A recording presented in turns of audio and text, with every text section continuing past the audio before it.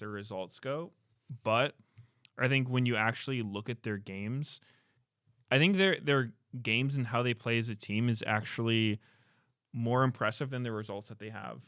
Because so when I watch Lyon, I feel like Licorice is having a pretty rough split. I think that like usually things are not going very well top lane, but I will say that I've been really impressed with Audieland and Saint. I think those two have been just super solid. You know, one of the maybe most solid mid jungle duos in the whole league right now. I think that you know, they do a really good job of playing together and creating advantages for their team when they're on like really high impact. So I would expect them to be better than Dignitas right now. I think Dig has looked pretty rough. A lot of struggles been going on with that team, you know, from an individual play to a team play. I don't think they're on Lion's level right now. I'm glad that you mentioned Audieland with Saint because obviously Saint has been going crazy and had some super, super big games. His like 25 stacks Medjai's Ari game, absolutely going crazy. But jungler credit needs to be given. Audieland has been really good in snowballing by getting these wins in these early skirmishes in the river by very small margins. I first remember it in the beginning of the split when he did it versus 100 Thieves, who are really freaking good at fighting these you know random skirmishes and these 3-on-3s. And they were able to get this big lead by, you know, getting like 2 or 3 kills in the first like 3v3 in the river. And he outplayed completely with Xin Zhao. And then he did it again versus Cloud9 earlier in their game and gave them some problems by winning a skirmish up on the top side pretty early on. And that like these are the other teams in the league that are really known for those early scraps. Like Cloud9 and 100 Thieves, very good at like skirmishing, good mechanics and stuff. So I think it's very impressive that they were able to, you know, win at least the early skirmishes versus those teams. I believe in both actually of those games, they ended up not being able to finish it out and win, which kind of to your point of it being a little bit of a tragic split for them. But their results have been really rough. They've had some insane throws and just some unfortunate match results, you know, but in order to get to the point where you throw it, though, you had to do some good stuff. You had to have the ball. You had to have some good stuff, do some good stuff in the early game to get there. And so, yeah, that's why I like that you shout out Audieland as well, because, yeah, Saint was doing some very, very, like, big carry plays. Some of them were very dangerous. He was definitely playing with, like, no fear. Like going in 10% Yone and stuff, and he won a lot of these fights, but also like his Ari teleport like into the middle of the enemy team, and he like dashes away. He's got like 10% HP again, and goes back in, kills like 2 people. I definitely respect that he plays with no fear in a lot of these skirmishes, and he's playing on the slim margins. But of course, then you have to mention like the throw at the Nexus turrets versus Cloud9, where they could have, you know, actually won the entire series right there. And so sometimes when you play on thin margins and you're getting super hyped, there can be a lot of variance. But I'm actually like really excited to watch Lyon games because I feel like they are good at fighting and they are gonna fight on slim margins. And I'm on that side too, where I'm kind of leaning towards them going into this match.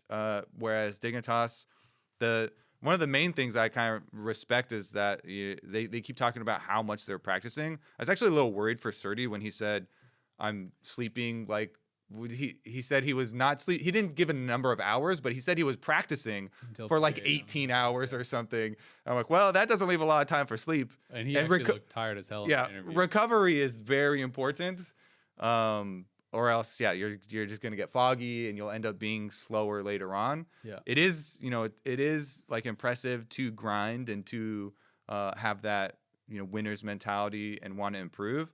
But you definitely still at least need to get enough sleep and like regular nutrition, as long as they can like toe that line between grinding to improve while not going crazy. One thing with Dig that's been pretty surprising is that coming into this season, Surdy and Shaden were 2 of like the top solo queue pickups, where, you know, Shaden had like so many accounts in the top 10 or whatnot. Surdy was the highest LP ever player, I think, like in the West or whatnot. But both of them are actually like, I don't even know if they're challenged right now. Like they're both way down in solo queue, and scrims. It can be a variety of things. It can be too many scrims. A lot of time, strats that are really effective in solo queue are not necessarily like that good for pro play. So if you're trying to like learn new champs or whatever, you're not going to be as high rated. Also, the ping, both of them played on like really, really low ping on the server, and so coming over to West Coast, you have to getting used to that 60 ping is actually just so rough for. Especially these high level games. So I think all that could definitely play a part. But yeah, I don't know. I think Dig still is not quite there as a team. I think that they're just kind of looking rough. They're not really on the same page, and I think individually they're struggling. Like I think Surdy and Caney both their solo laners have been having just like some really rough games.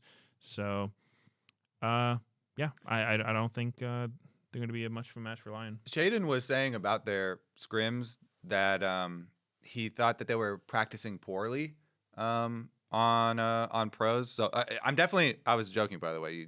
More scrims is good and more valuable than solo queue. But that definitely was something that was concerning. That they kind of hinted at they didn't have trust in their practice, and it wasn't moving them forward a lot as a team. I mean, that's really tough for sure. I mean, the solo queue versus like pro versus scrims stuff I think is interesting, but it's like I know I also saw an interview with Surdy where he basically said like he was rank 1 by spamming solo queue champs, and he's like, I feel like I could instantly get get rank 1 again by just spamming range stops and abusing that. And he's saying like that's not what I'm playing for anymore. Like I don't care about he's playing basically to like I'm going into this, I want to play this pro champ, I'm gonna blind pick it, I'm gonna play it no matter what, and like I'm just using solo queue to work on things. Yeah. I will say Dignitas, I felt like even though their results have been really poor, looked a little bit better this last couple of weeks. I mean, they got their series win against Shopify. Then the 100 Thieves series, I felt like they were in a position to win actually both of those games, even though they did get 2-0'd. They were like pretty competitive. And then, they got blasted by FlyQuest, but like, who's surprised? So I did feel like in the group phase, they were better than they were in the positioning phase where, like they were dropping all those games. So it's like, they beat Shopify. And I feel like Shopify is like of a similar strength to Lyon. And then 100 Thieves, they were very competitive. They were in positions to win those games, but they lost those. So I'm on the Lyon side as well, but like I don't think it's going to be like a clear-cut series. I don't think it's going to be a stomp by any means. And both teams clearly have a lot of problems. Lyon obviously had a really good start. They won all their early games against the kind of lower teams, but then they were on like a 6 or 7 game losing streak, right? And had been struggling for a while. So I do think like a lot of it's just going to be like who kind of shows up on the day. Like I don't think either team is so rock solid, but it's a pretty important series. Like this is playoffs or your split is done. So going to be pretty exciting. On Sunday, it kicks off with TL versus Shopify, which everyone was thinking this was going to be TL versus 100 Thieves, but 100 Thieves did not finish top 2 in their group. Thanks to the tiebreakers, Shopify had won more games. They had gone like 3 games, I think, in all of their series. So Shopify actually finished top 2, so they are guaranteed upper bracket. Wow. 100 Thieves is not. They're going to be playing second against DSG, which obviously they're expected to win, but even if they win they're going to be starting their playoff run in the lower bracket. So huge win for Shopify. I will say this one to me feels pretty one-sided because it's like, even though Shopify finished second in their group, like they won 1 series and I don't know, like I just feel like they have not looked very solid at all. And while TL has had some struggles, I still feel like these are 2 teams on pretty different levels. I would actually see this as maybe closer than really. You do. Oh, I think you're gonna say closer than the last series. No, not closer than the last series, but maybe I don't think it's actually gonna be that one-sided. Just because when I will start by saying I would still say it's TL favored. I think they're probably just better. However, I think that Shopify has been on a really good upward trajectory. I think Fudge has been turning around his season. He's been having really good games. Kind of like he was kind of gapping Whipple, even though their team lost. He was just getting the better out of him most games. I think he's been playing really well. I think Contracts has been playing really well as well too. I will say, I think Palafox is kind of not doing well, and he hasn't been doing well for a while. I think that's going to be a big problem for Shopify. I think he's been really struggling. Like statistically, he's like by far the worst mid laner in the league. Yeah, definitely. I mean, it's hard to sugarcoat it. Like, I like Palafox. I'm not trying to like rag on the guy, but like he is not playing to the level that he's played before or to the level the other mids are playing right now. So I would say that's probably the biggest issue for Shopify. And, anybody can turn around their season. Anyone can start popping off. Like Fudge had a really rough start and now he's doing better. So maybe it'll happen for Palafox, but it's been a while now at this point where I think everyone's kind of waiting because it's just such a huge contrast to how he was back on Energy, right? Yeah. It was like he was that guy. That's 2 years ago now, right? It is a long time ago. Last but year was rough too. It's just weird seeing it because yeah. he was so good back then. He was the guy that you would just know that even if everything's going wrong, he would still be solid. I mean, he was APA's father. Like he was literally like they were playing each other in playoffs, and they would play like one side of the matchup and then the other side of the matchup, and he would slam them on both sides of the matchup. Yeah, he slammed him at Worlds too. So it is super weird seeing him now. Like I don't know what changed, but I don't know. I think that if Palafox can turn it around, then I actually think this team's a pretty big threat. Go ahead.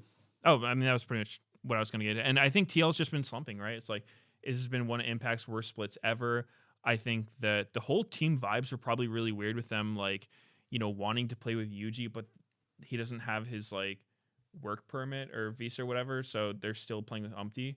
I think that's just probably terrible for vibes. Yeah. I mean, I think the one thing though that I feel like gives TL just a massive edge is this team just looks so much more solid in the mid and the late game. Like Contracts, I think has been playing really, really well. I think Fudge has been stepping up, but this team, like as much as when the split started, I was looking at it almost more like a positive, like, oh, like look how many games they're being competitive in, and like look how many games they're in these like winning positions. But at a certain point, when it's like every single one of them just results in a loss from some like bad decision or thrown team fight or whatever, I just have kind of lost faith throughout the split that Shopify can close out games consistently.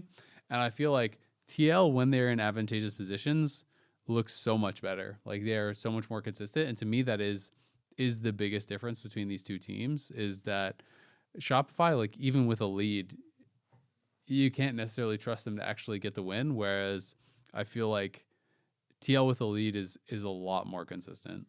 Team Liquid, I would say, are way more disciplined.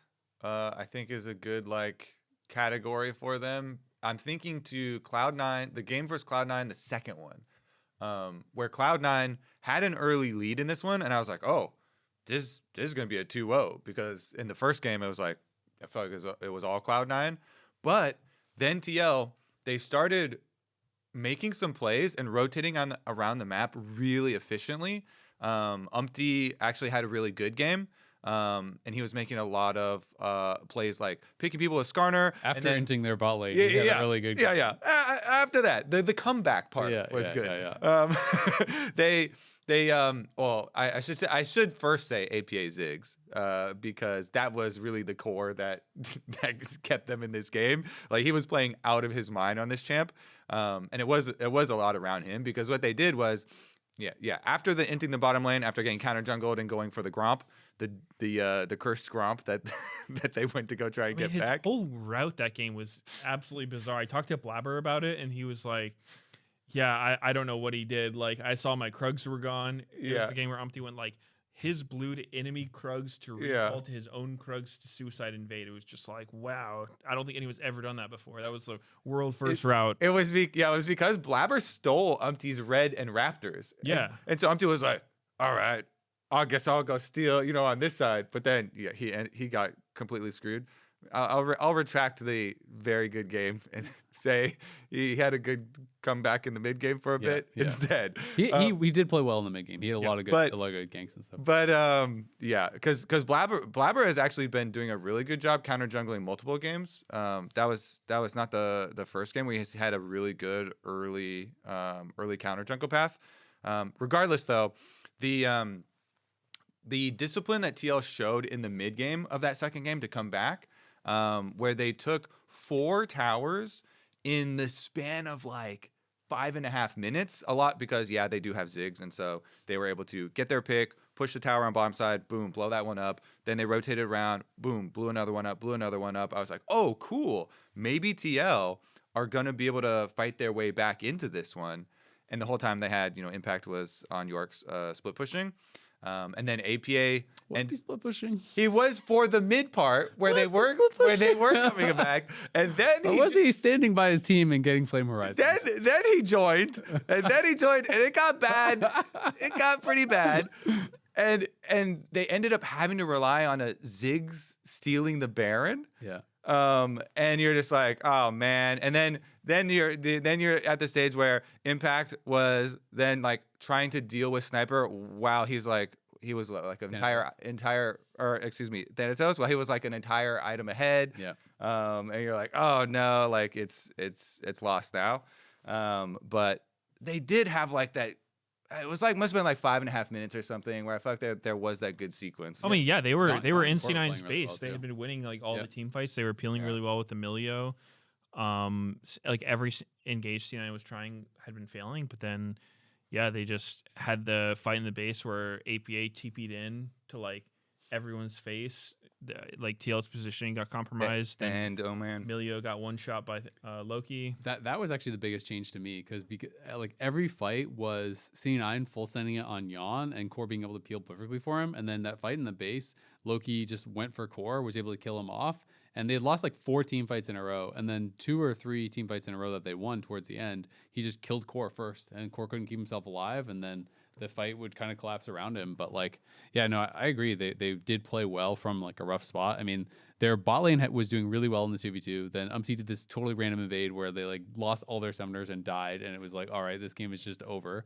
And Yon and Core, even from that spot, were able to play like quite well. Like the scoreline's not great, but who cares? Like he I thought still played really, really well in the solution, and they were putting on a lot of pressure, and APA was a monster on the Ziggs. So yeah, I mean, I think that this team is like a tough team to close out on if they are in a good spot, and if they are winning, I think they are pretty solid. Like they know how to win games, and that's really what I'm most worried for Shopify. Is it's like Shopify, I could totally see Contracts playing an early game really well, them getting it into advantage, but I'm just like, does that even mean they win? I don't know. Yeah, I mean, I still think Liquid will probably win, but I don't know. You mentioned they were disciplined, and I think that's a really good way of saying it, but I don't know. To me, it doesn't feel like Liquid has like the X factor right now. They don't have like the power of friendship. I feel like they have The like power of bot lane. they have like the coworker vibes. It's like, to me they feel like a team that like clocks in, clocks out. Like I don't know, like they're making roster changes within their team. They're not even playing with who they want to be playing with right now. Like that cannot be good for the vibes on the team.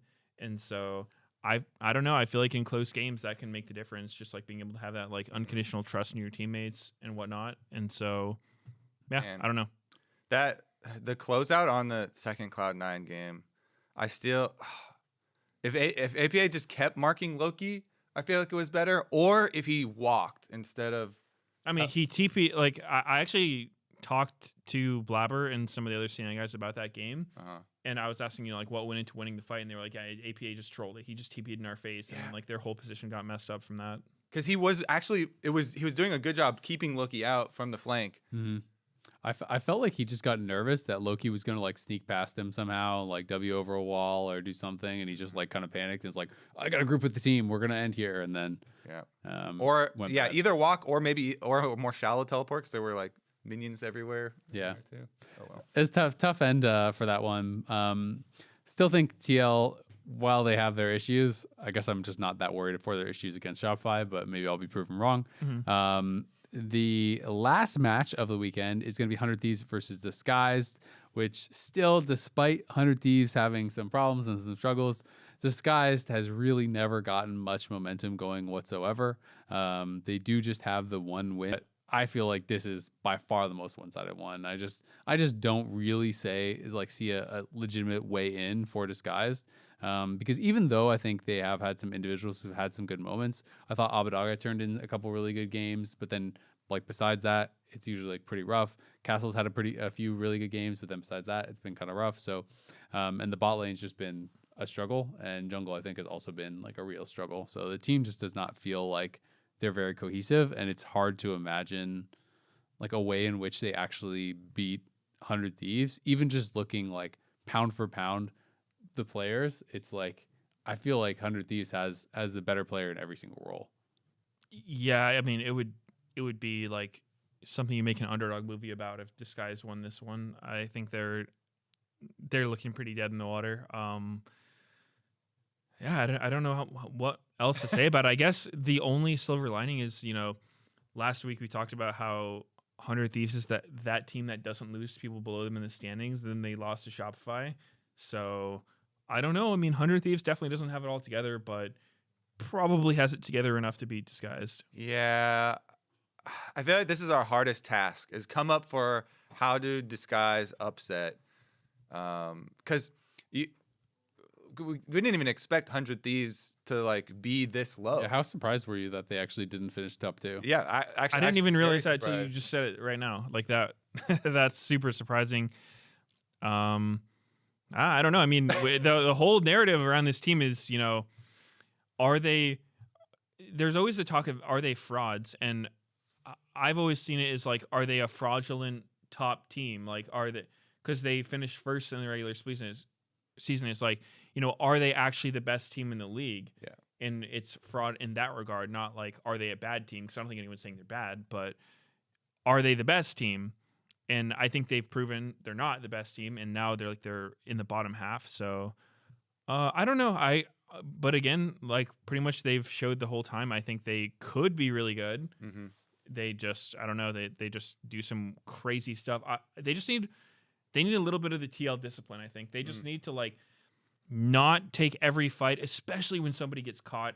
That seems to be their number one kryptonite. Is like lately I've been noticing Quid a lot of the time. Like he'll just get caught, and if I'm Quid, I feel like the thing that he needs to do is if he makes a bad play and gets caught, he needs to like scream at his team, being like, "I'm dead. Don't fight this. This is terrible. Go do anything else."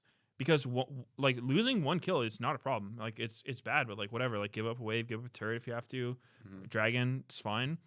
But giving up a kill and then everyone else TPing in and dropping everything they're doing to also come die is just, it turns a tiny mistake into a massive game losing mistake. So yeah, I think if they can sort that out, they'll be looking good. Yeah, I just think 100 Thieves will just win every fight versus DSG. So then I'm trying to come up with a strategy for DSG, and it's How like, do you win without ever fighting? how do you win if like you can't win fights? Plus Crazy draft gap. plus their Biggest macro, draft gap. their macro also hasn't been good for DSG. So it's not like you can say like, oh yeah, they've been in all these good spots running around the map. So, Get all the OP champs and have 100 Thieves troll pick. yeah. Were you I guess like worried for 100 Thieves after they lost against a Shopify? Because I saw even like David Shynock and some of the like the hardcore 100 Thieves fans that were like, even they were like, like we suck, like what's going on, like what the heck, we lost to Shopify, like what were these games? Yeah, I mean, it did make me more worried for sure, but it didn't make me worried that I'm like, they're gonna lose a bunch of fights to DSG, right? Yeah. And I keep coming back to like, okay, so even if like they come up with this game plan, I feel like 100 Thieves will just go and take the fights at the objectives, and now that it's Dragon is bottom side, there's nothing you can trade on the other side. Mm-hmm. I feel like 100 Thieves are in a much better position to be like, okay, we didn't troll draft, and we are strong enough individually that we are going to be able to go to this fight and we are going to be able to win this fight. Dragon, boom, that's done. 5 minutes. Okay, 8 minutes. Now we're up at the top side to the new grubs. I'm like, well, they can be stronger up there and they can win that fight. And so for DSG, I'm like, maybe they should try and do some of these, comps where teams have been getting a bit more. I think teams have been actually getting more out there with some of the strategies. Like we've seen hard commitment to poke comps, hard commitment to split push comps, hard commitment to like these counter matchups, and then investing lots of jungle pressure. And it's actually one of the times where I feel like the strategy, people have been willing to more like diversify and like hard commit to more out there comps. And it hasn't always been successful, But I think that's kind of what you have to do when you know you're the underdogs of the entire league as DSG. You just kind of have to pick something and full send at it. Even the Shopify series was like a good example of the, you're talking about these different strategies. Even like one of those games was Aurelia as the Nora counter pick plus Nocturne clearly trying to hard commit to this split push. And then we have a Xerath on the other side who like literally isn't even farming because he's not safe in the side lane. So he's a Xerath getting Flame Horizoned, but still doing more in the team fights. And it was, you know, we have had some pretty wacky games. And winning with Xerath is really crazy. Like, that's so crazy. 100 Thieves lost to Xerath. That can't be a good omen. Yeah, they used their poke really well. And 100 Thieves kept grouping. Why would you ever group against this team? Because their Aurelia was losing side lane as well. I think the game went really just bad. Report him and go next. Like Contracts had a really good counter Play gank. through Quid. Or not even counter gank, weak just side. like a lane gank, I guess. When Sniper had the early base and then Fudge walked up and Contracts was there and he died and lost his flash. And I feel like when you get behind his Aurelia, you are useless. I feel like Sniper did absolutely nothing the entire game. Yeah, when I saw the pick, I was like, oh man, they're gonna like, you know, go up there and try and kill Gnar early. And, they didn't even gank for him much. But they didn't go up there. Yeah, it was weird. It's if you pick a kill matchup, then you gotta go kill. Yeah. Yeah. And Contracts went up there instead of River, so killed the other way. Jungle Diff, GG. All right, well, these matchups are going to be really exciting. I'm very much looking forward to this weekend. We got some bangers, absolutely. We are going to go to a quick break, and then we're going to be back to talk about Brawl, the new mode that is out now. You can go check it out.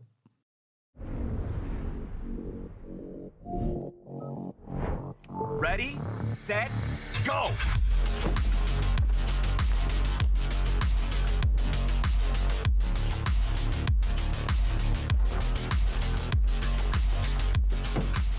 I'm at 47%. Oh, I'm on 63%. Man, I'm at 50%. Boom! 80%. Winner! The Kia EV9 can go from 10% charge to 80% charge in just 24 minutes with DC fast charging. Welcome back to The Dive, driven by Kia. We are now joined by BK from Riot to talk about Brawl, the new mode that is actually out right now as we speak, right? Yep. Yeah, it just came out this morning, actually. It's live in EU and a couple other regions right now. Goes to NA soon, but by the time everyone's watching this, then it should be out everywhere. Awesome. Do you want to talk to us a little bit about like the premise or, you know, kind of like what niche this is actually supposed to fill in the game? Yeah, so Brawl's kind of meant to address like a bunch of different angles and a bunch of different audiences. The main one that felt the most important was new players. We kind of have this experience right now in League where it's like you, as a new player, right, you do the tutorial, you're kind of like, okay, I vaguely understand what this game is. I click around, I can fight people, sometimes they die, sometimes I die, cool. And then your options are co-op versus AI or normal games. Or go get right? flamed. And so it's like co-op versus AI. The experience of co-op versus AI, I don't know if you've like seen a new player play co-op versus AI recently, but it's basically they're on locked camera, they're in bot lane or something, and they're kind of like, you know, interacting with their opponent, usually losing. They hit them, the minions hit them back. They're like, oh, this sucks, I'm dying. And then their lane opponent just disappears. They just go away. And they're on locked camera. They don't see anything. Their opponent's just gone. And then, so they're like hitting minions for probably 5-6 minutes, slowly pushing with no one on their screen. And then their camera pans to the enemy nexus to reveal the Tryndamere, who has been farming the bots in their base the whole game. And then they're like, okay, I'm never playing that again. Yeah. Right? Like, why would you ever play that? It's like not even a video game, right? It's not like, oh, I lost. It's just doesn't make sense. And then normal games, you get your teeth kicked in by a Darius Smurf, and then we're like, get out there, champ, do it again, or we'll ban you for being AFK. It's like, okay, cool. So yeah, basically, their new players are doomed, unfortunately. And so the best thing we got is ARAM, but there you can't pick your champ. Yeah. Right. And it's like, okay, you have to read a novel at the start of every game. It's like, oh, I found that champ. They're really cool. I liked Misfortune. Well, good luck. You're not getting her again. And so we really wanted to address this with new players and say, here's a place where you can find what's cool about League of Legends. Or at least the things you can understand that's cool about League of Legends, which is going to be like finding a champion you like, that you like the look of, that you like the feel of, the gameplay, jamming a bunch of games on them and getting better, enjoying just the action, being like part of your first team fight win, part of your first ace, getting your first double kill, right? Like contributing to a pentakill, stuff like that. And for that, it's really important that like there's a lot of action, it's low stakes, and people aren't mad at you all the time. And the action We'll see happens. about that. You underestimate People are me. less mad at you all the time. But the action happens on your screen because they're locked camera. And so that's one of the main things we did here. We're like, we have to make a small map. We have to make it really about fighting. We have to have like a lot of core league systems, and we have to find a way to take kind of the ARAM ethos of like, this is pretty chill, and allow you to pick your champion. It's like mandatory, you can pick your champ. Separately from that, we also think there's just a group of people who are like, I just want to pick Riven and Frag, right? It's like lane phase can a lot of times be like, I pick Riven. Okay, I'm against someone who beats me early. I'm against a ranged matchup. I'm gonna like get D-shield and slowly CS under my tower and wait 10 minutes. And by the time that's over, I can finally play the game. But unfortunately, bot lane 0 and 8. And so it's like that player being able to just like get right into game on Riven and go like test their mechanics and try and skill check people and fight to the death. I'm like, that seems like a really big value. And then also just shorter games. We don't have anything that's short. We've tried to make shorter games a couple times. It never quite works out. Or like with a new map, starting from scratch, seemed like a good opportunity. That's cool. Yeah. The second one that you just mentioned with people just being able to get in a game and just, get kills and actually play, I think has applications for literally everyone who plays League, because our pro players, when they come in before games, they practice by playing Arena. Oh, really? FlyQuest always loads in, and they're God. always all just like playing Arena and stuff, like warming up and getting ready. So I'm actually pretty excited for this mode, just to be able to get in and like kill people, and like in game, in game, and like play fast though. I think definitely has been something that's been missing, because I mean, I played Swift play. I queued up because I wanted to play Gragas. I waned to play Gragas 3 times but yeah. It was definitely more yeah. Swift than a regular Summoner's Rift game, but yeah, I'm definitely excited for this one because of the speed. Yeah, it's pretty different from Swift play in that like one of Swift play's goals was to be like, how do we get the authentic Summoner's Rift experience as fast as possible? And with that constraint, it's like that's a worthy goal. There are players who are just like, I want to play SR, but with that constraint, it's really hard to make the game actually fast enough. There's just this long loop of like, you need to build incremental advantages in lane by killing people, by getting more farm to like get gold so you can be stronger, so you can kill them more decisively, so you can take objectives, so you can start taking towers, and like eventually you start moving the game towards its end. Whereas here we're just like, you killed someone, got points. The game is now closer to the end. That like we cut all that middle out, and all that middle takes time. So when you compress it, it just feels like you spend the whole game killing towers. We've tried this before on SR, it just doesn't work. So how fast is a Brawl game supposed to be, like the average game? Brawl is, the average game when you were measuring on PBE was 11 minutes. Okay. Our target was 10 to 12. Okay. We're seeing some games that are above 12 when folks get like really, nervous around those last couple kills and are like, oh, we just can't die. If it gets too long, we'll probably have to do something about it. But as long as it's staying mostly below 12, we're pretty happy. That's cool. Yeah. When you talk about being as like a gateway to the game, kind of like something for new players, something I actually used to really enjoy about ARAM, like when I first started playing, I mean, I played the game when it was in beta, but like I didn't actually start playing much until, I don't know, season 5 or something like that. And when I came in, one of the things that felt so overwhelming was team fighting, right? Like I'd played a lot of Dota 2 and I was very good at that game. So I felt like I picked up laning and stuff relatively quick, but then you go into a team fight and it's like, I hit my stun, but I lost. I don't understand why, right? And ARAM actually really helped me to learn team fighting because it was like kind of nonstop and you got the repetition in. And so something I really actually valued about ARAM in the past was that ARAM balance was the same as SR balance. So if my combo killed you in ARAM, it killed you in SR. That's no longer true anymore in ARAM, which is something that I actually really am sad about because I no longer think it's actually a good way to learn team fighting and learn the game, because there's as big as like Akali takes 16% less damage and does 16% more damage and is hitting someone who takes 10% more damage, and all of a sudden just basic abilities one-shot you. So are you guys going to do like Summoner's Rift style balance on Brawl, or is it going to be more ARAM style where it's just like a completely different game? Sure. Yeah, so I'll say, regardless of which type of balance we do, if it's different from SR, you're gonna get some of that effect, right? Yeah. Where it's like my combo killed you here but didn't kill you here. Brawl also has a lot of just like different properties when it comes to like how much gold people will have at different levels, right? Like if you have a mode where people get their first major item 2 levels earlier, then in SR you're also going to be like, my combo killed you here but didn't kill you there. So I think those nuances are kind of impossible to capture in a mode like this. We are doing ARAM style balance. We want to be lighter on it, right? We started with nerfs to Seraphine and Sona because they were very obviously overpowered, and we wanted to launch with some to set the precedent that we're going to do this, actually to like not get the hopes up for players like yourself who are like, I hope they don't do this. Crushed my dream from day one. Well, it's a lot better than just, I didn't want to see a bunch of Reddit posts. Go being, screw yourself. Thank God they're not doing ARAM balance, and then like the next day we ship ARAM balance. I'm on the other side though. I hated ARAM for the longest time when it came out, but now I like it. I think the ARAM balance is a big part of it, because like you look at like some champs like Seraphine, Sona, Ziggs, Xerath, whatever, like they're super nerfed in ARAM, and even then they're still kind of annoying. But it's just like if they weren't nerfed, the game would not be playable. So I could go on a whole ARAM rant. Yeah. I'm holding it in. No, it's like I don't know, like it's I think they're good. I think they're necessary, and I think without it, it would suck.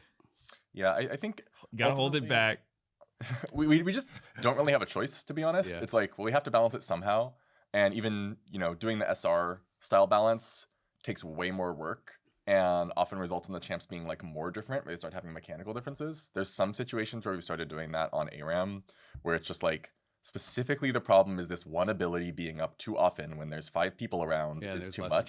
And so it's like, I think that makes sense to start doing that kind of thing. I think with regards to kind of what you're describing about like wanting to know, oh, my combo kills here, stuff like that. Ultimately, this just isn't really the mode for that, right? The thing we want to, I guess to back up a tiny bit, it's like when you're talking about new players and new players learning the game, I think there's a common misconception that's like the thing League is missing is a way to teach new players how to play the game.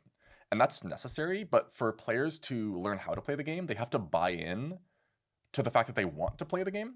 And so the thing I actually want to teach them with this mode is why League's fun, like why League's worth learning, more so than them actually learning and then being ready to play SR at like a high level because of this. I want them to say, wow, winning fights feels really good, and I like know how to control my character. I've learned some like basic stuff, like I can control my character, I can do a combo, I like know what a good team fight looks like. I have a character I'm familiar with, and then they can take a new like love for the game and enthusiasm for the game to SR, where relearning won't be as painful because they're like excited about it and they have a baseline of like even just like how to move around and stuff. I think we forget sometimes like how bad new players are. It's insane. I've tried to introduce so many people to the game, they're so bad, and I'm like, oh, you should trade like this. And they're like, I literally can't move. My character's like in the corner of the camera because I'm trying to play on locked camera. The person hitting me's off my screen. They're like not worried about their combo doing 10% less damage. How that makes me think of immediately like how's the matchmaking and stuff for this mode, because one of the big things like with normal games and stuff is there's smurfs and so you're still probably gonna see roughly the same amount of smurfing and things like that. I think that one thing that's notable is this mode actually should be, I believe, a bit worse to level up in, just like efficiency wise. And that's not due to anything intentional. It won't be flooded with bots. Yay! That's the hope, because it's not due to anything really intentional. It's just like leveling up is a function of how long you spent in game. We use the same formula as SR, and when you have shorter games, you spend more time out of game by some amount, right? So even like a small difference in efficiency there, I'm hoping can lead to just like fewer bots, fewer smurfs who are trying to level up. You're gonna get some. I think ultimately to really address that problem, we'll need to do like a bigger push at some point to actually get new players, because the way you prevent that is not by, I mean, you should do some stuff to eliminate smurfs, but really the way you prevent that is just having enough new people that smurfs are now uncommon, right? It's like it's a ratio thing.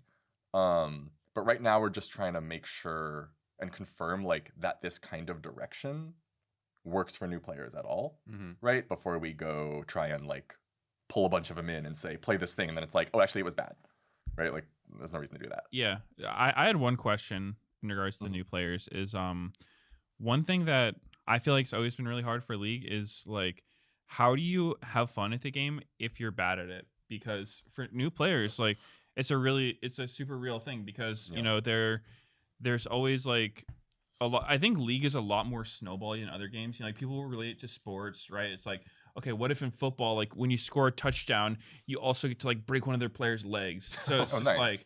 it's like, oh wow, now like LeBron dunks on you and then he gets a foot taller. Yeah, it's like you're winning, but now it's also easier to keep winning. And so I think that it kind of like amplifies the skill gap between players. And I think that I guess my hope for something like Brawl would be that it's not super snowbally, because in my mind it's like what I hope for in a deathmatch, actually, like I haven't played Brawl yet. I've seen the show match, but I haven't played it myself. Is you know, being able to just like lock in your favorite champion, whatever it is. Like, say I'm a Zed player. I started playing because I saw the like season 3 Faker versus Ryu Zed 1v1, and I want to just like go in and try to solo kill people with Zed and like not care at all about anything else.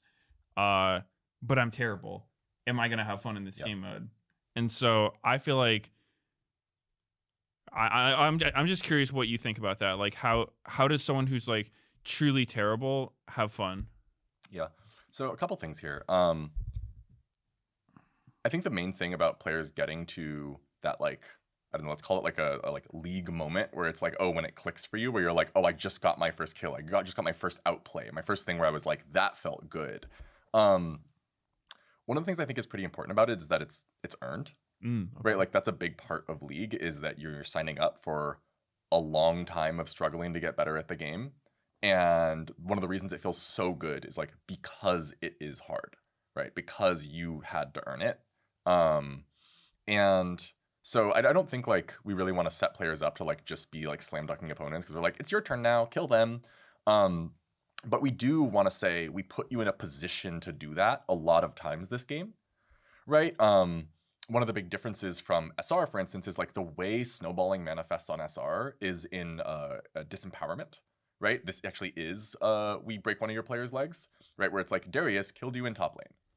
Now you should never interact with Darius again. Every single time you try to fight him, you will die immediately, and you'll say, what was I supposed to do? And the answer was, you weren't supposed to die at 2 minutes, idiot. Yeah. Right? And it's like, you're gonna wait 25 minutes at least to get another chance to not die at 2 minutes, idiot. Yeah. Whereas here, if we're saying, yeah, we're gonna keep you, you know, we still have snowballing. We think snowballing is like pretty core to League. Having that like character growth journey and having a game where you're like, I was so strong, like I was one-shotting people, that was awesome. That's like pretty important, I think. But we're gonna keep you in that range, and because there's more people on the screen, there's more variance, there's more opportunities for someone to already be low. There's times you can just like see someone over there and pick them off with an Ezreal ult, even if you're not good, and it'll be like, oh my god, I got a kill, right? Like, and just having a chance to guaranteed play a pretty strong version of your character who like will get to 3 items, and then a lot of fights for you to have a chance to have a good fight means players can earn their first League moment. Plus, it's only 10 minutes, right? So you're not locked in jail like once you mess up at the start, because it is definitely really punishing for new players in that way. Yeah, I mean, I would just hope that if I'm trying to show the game to somebody, because it's been so weird for me, you know, like being a longtime League player.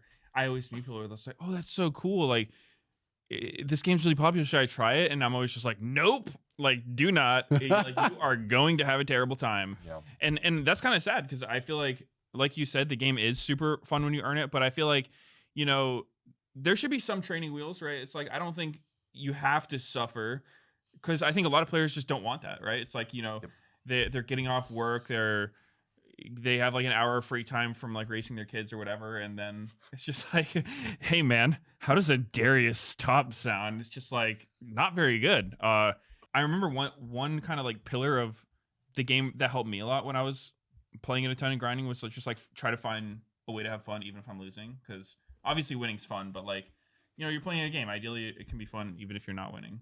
Yeah, no, totally agree. I do think it's telling that your picture of a new player to League in 2025 is someone who has 1 hour of free time after raising their kids.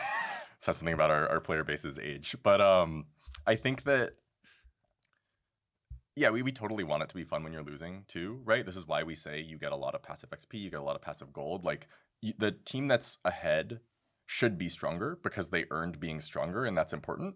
But stronger doesn't mean you guaranteed win. Stronger doesn't mean you win all the interactions. Like what we're seeing is it's a ton of back and forth. The team that wins early can totally start losing later. And we also have some like snowball protection in place as well. Basically, if the points get too far apart at any point in the game, we give the losing team something we're calling Yordle Magic. And it just increases your damage dealt, decreases your damage taken by kind of a flat amount, and then has a scaling effect on getting more points for kills, which will bring the game back into reach. It will never slingshot the losing team ahead because it will turn off once the game gets close enough again. But that's intended to be there to say, yeah, you are behind. And it's very clear to everyone that you're behind. That's like when it turns on is when it's like, okay, that makes sense. That was our razor for that.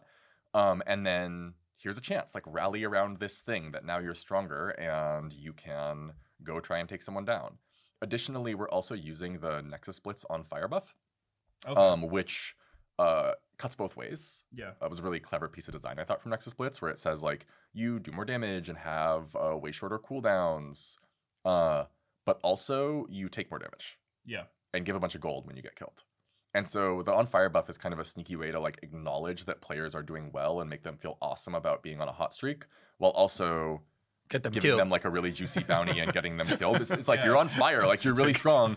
Play carefully because you're gonna get one shot, right? And then it's like a way to like get back in the game. Yeah, because one thing that ARAM has that I always thought was kind of a cool, you know, kind of like I don't know if I'd call it like anti-snowbally, but the fact that you can't recall, and so in Brawl you can recall. Yep. Because in ARAM it's like even if you're hard winning, eventually even if you keep killing them, they're coming back getting stronger with items, and you have to die before you can get your items, right? And so in Brawl, it doesn't have that.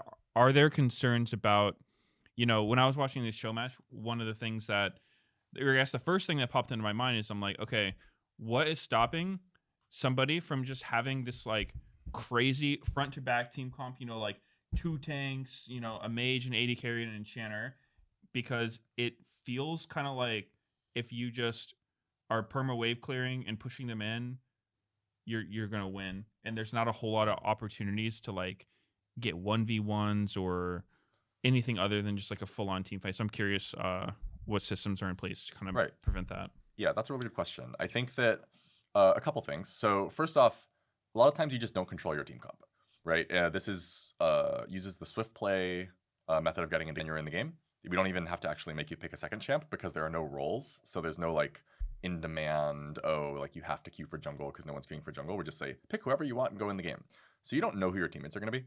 So it's like pretty uncommon to end up with a really insane team comp. That said, if you're 5 stack or if you just get lucky, you can have a really good comp. We kind of shaped the map to have like different methods of winning the game, different types of things all sorts of classes could be good at. So it's like, I mean, you're totally right where it's like, just in mid lane, in an ARAM style brawl, front to back comps are probably going to be really good. They probably get, you know, countered out by poke comps, for instance, in that environment. But also, skirmishers, assassins have a lot of opportunities on the side to go take the gromp, take the buffs. These give a ton of gold, and they're going to be way better when the fights get a little more spread out, right? Like one of the purposes of the way we designed the map was to like pull apart team comps like that. So you're front to backing really strong in mid, but you can't control top and control bot at the same time. You're going to be giving up a lot. And so you're going to end up with like really, really strong Kazakhs on the other team. Like this is actually what we saw in the show match with Inspired, was it was like, he was actually against a pretty good front to back comp, but he was just so fed because he just was totally controlling all these camps. Okay. That's cool. So yeah, I just like the idea of being able to, you know, play with anything, because one of my ARAM experiences I feel is horrible is like I never pick a melee champion ARAM that's not a tank unless there's a tank on my team. Because if your team is, you know, like 3 AD carries and a mage, and then you want to play like Yone or something, it's like you're gonna have the worst time ever. Like you're actually just gonna feed, like, and it's not your fault. There's nothing you can do. So that's cool that there's more options to like, get these 1v1s or whatnot. So Do you have any concern about, it's like you're talking about, okay, the counterplay is there's this huge importance on jungle camps and like avoiding the fights and, getting these. And it's like, that sounds almost somewhat counter to like what you're talking about as far as like, okay, we're going to like go in as like 5 new players and we're going to fight them the whole time and we're going to win. And it's like, actually, I'm playing Nunu and all I'm doing is stacking camps and then I'm coming back and I'm Thanos because I'm 3 items ahead. Like, is that a concern? Thanos Nunu? Yeah. So I think the situation you're describing is one where the Nunu is like better and more savvy than everyone else in the game, right? So if you're like queuing up with a bunch of new players and you're the only player who knows that the side camps are valuable, then you will probably win. And you will probably quickly climb an MMR to a point where the other people in the game also know that the side camps are valuable. Because what we see is, even with experienced players, it's like when they come into Brawl for the first time, the first couple games, they're playing like ARAM, right? They're like, they're like forgetting they can recall. They're just dying. But also they're like not really understanding the value of the side camps. They're mostly hanging out in mid, just fighting there. But once people start taking a side camp and realizing like, oh, that gave a lot of gold, or they just like have a game where they do that and say like, wait, I actually got 6 items. That's crazy. They start playing for it more. This kind of happens for everyone around like late game 2 or in game 3. And then at that point, it actually becomes kind of just a really like dynamic, constant skirmishing environment instead of like the constant 5v5 environment of ARAM, which I think was the intent. And I think it's like played out pretty well, where Nunu can only do that if his opponents don't know Nunu is doing that. Right? If they're not like, we should stop him. Like, we should be meeting him at these camps. We should be going and hiding in the brush and ganking him. And then Nunu's like, my allies, you got to back me up. I'm going for these camps. And then it's like, cool, now you have a skirmish or even a full-on team fight. And so it really kind of scales, I think, pretty naturally with like the skill level of the game. And also it's a fun thing where it's like, I think one of the important parts about League is there's a lot of different axes you can learn and improve on, right? It's like, you can get better at laning, you can get better at CSing, you can get better at warding, you can get better at team fighting, right? You can get better at just like map movement and paying attention. And one of the risks when you make something that's like, it's just team fight simulator, is we're losing a lot of the like random parallel learning of like, I just learned that this thing is good. It wasn't even what I went into the game to do. I was like here to practice my CSing, but I put this ward down and it spotted the jungler at level 2 and I lived. And it's like, oh, neuron activation, I just learned something. I got better at like, it's like, if you have like a bunch of skill bars, they kind of surprise you and like one randomly goes up, and that's very satisfying. And so we wanted to have some other stuff you could learn that would be like immediately satisfying and be like, oh my God, I should be doing this. And then you do that for a couple games and feel really strong. But then it's like, oh, someone starts fighting you at it. And it's like, well, you can learn how to deal with that. But at the same time, you're also learning about good vision play, or you're learning how to like do a good flank or whatever, right? Cool. That's actually I was going to talk about, because we have a lot of viewers that are sweaty tryhards and not new players. I was going to say any like early learnings or tips that you've observed for people, not myself, of course, that get to the top of the Brawl ladder. that want to win games. Yeah. I think the main thing here really, it would be 2 things. Fight for the camps, don't die. Right, like dying is very painful, in the sense of like winning the game. Right, it's not that painful. Like you're gonna be fine. Your mental's gonna be fine. You just like get back out there. But that is how you lose the game. Primarily is by dying. I also would say actually don't sweat the minions too much early, like the minions in mid. The minions are like a little bit fake through like the early portions of the game, because they matter. They like give your team some amount of gold. Like they matter some amount, but it's pretty much guaranteed to get down to a relatively even game if the teams are somewhat evenly matched. By the time it's getting down to like 50 points each or so, because you get points for killing enemy minions, and then you stop getting those points once you get below a certain threshold. Right, and this is meant to be like, we want to push the game forward, we want to keep it going forward, and at the end we want you to earn your win. And so it's okay to let a wave or 2 go early if it's like securing you control of the sides. You probably don't want to totally back off if you think you could like win a fight. You should at least be killing some of them for the gold, but and for the early points. But really, I would think about it like kind of similar to League, honestly.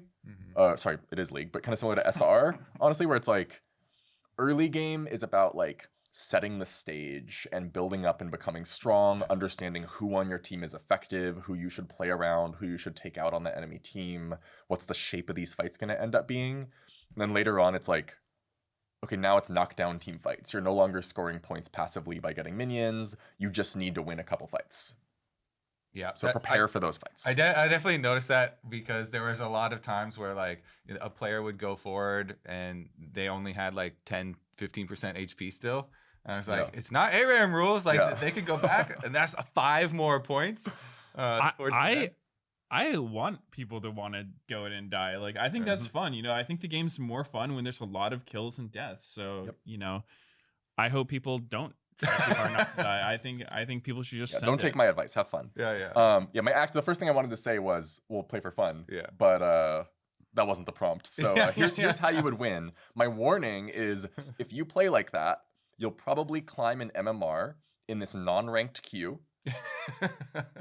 And for what? Like, you're just going to end up against other people that are also really sweaty tryhards. And it's like, there's going to be some upper echelon group of players who are really sweaty brawl tryhards. And I think that's awesome. I like love that all of our modes are like worthy of being played seriously. But at the same time, you know, unless you really specifically enjoy the fact that you are a sweaty tryhard, you will probably have more fun in the kind of games Medios is describing, right? Where it's like, yeah, everyone's just fighting and dying and it's wacky. So don't be too eager to climb here. There's no ranked rewards or anything. And we very much do not want to, like, we expect some meta to emerge in like the top 1% of play or something that will probably be degenerate. Currently the plan is to not address that for the most part, unless it begins to like trickle down in terms of meta, because that's just ultimately not the primary audience for this mode. For SR, it's like really important because it's like we have that pro ecosystem. It's very aspirational. Like, you're supposed to want to be the best. For him, like, you should want to be the best at having fun, right? Like, pick something that's cool. What if I want to be the highest rated brawl player of all time? Then I hope you have a 5-stack that's willing to play really degen comps with you nonstop against other people who are also playing really degen that sounds comps. so fun. Oh my god. That's my League of Legends. Very aspirational. Awesome. Well, thank you so much for coming and chatting about Brawl. We have the show match that you guys were referencing is actually out now on the LTA North YouTube channel. It's the first ever pro Brawl show match. So who knows? Maybe that's get some tips from there. Inspired definitely looked like he was cooking. I was going to say he's a sweaty tryhard. Yeah. FlyQuest played against Team Liquid. They each had a coach involved. Definitely a lot of fun. Kobe and Flowers were casting it. So check that out. BK, thank you very much for joining us. And I'm looking forward to trying Brawl when I get home later today. And that'll wrap it up for us here on The Dive, driven by Kia. Remember, if you're watching us on YouTube, hit that subscribe button so you don't miss an episode of The Dive. You can also check us out on Spotify and Apple Podcasts. And the LTA will return this Saturday, May 17th, where C9 is taking on Fly.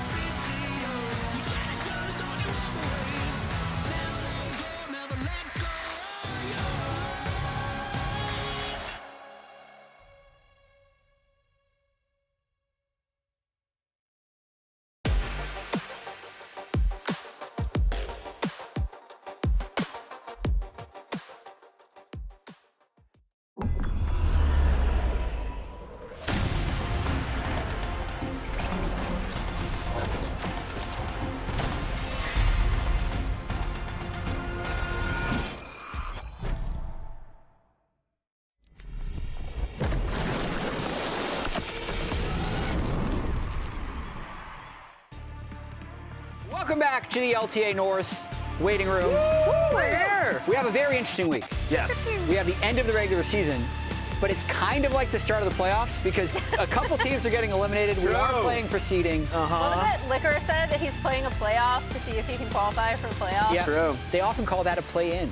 No, true. That's not what this is. That's not what this is. That would have been a good name. Okay, let's bring up the standings to show what's happened and what is going to happen this week. We are done the group stage, which means the number 1 seed from each group are playing each other for the top seed in the playoffs. The number 2 seeds are playing for seeds 3 and 4, and then 4 cross-plays 3 in both groups to decide who gets the last 2 playoff spots and who goes home. Also decides which group is just better. I'm sorry. Like, we've been talking about group being better, but if they just win out, then...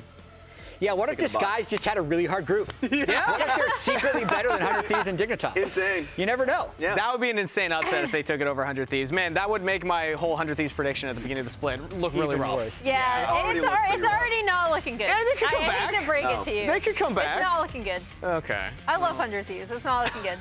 Your pride from tier 2, though, would be through the roof. Oh, you know what? That's a good True. point. Yeah. Flip the script, even though it's a completely different roster.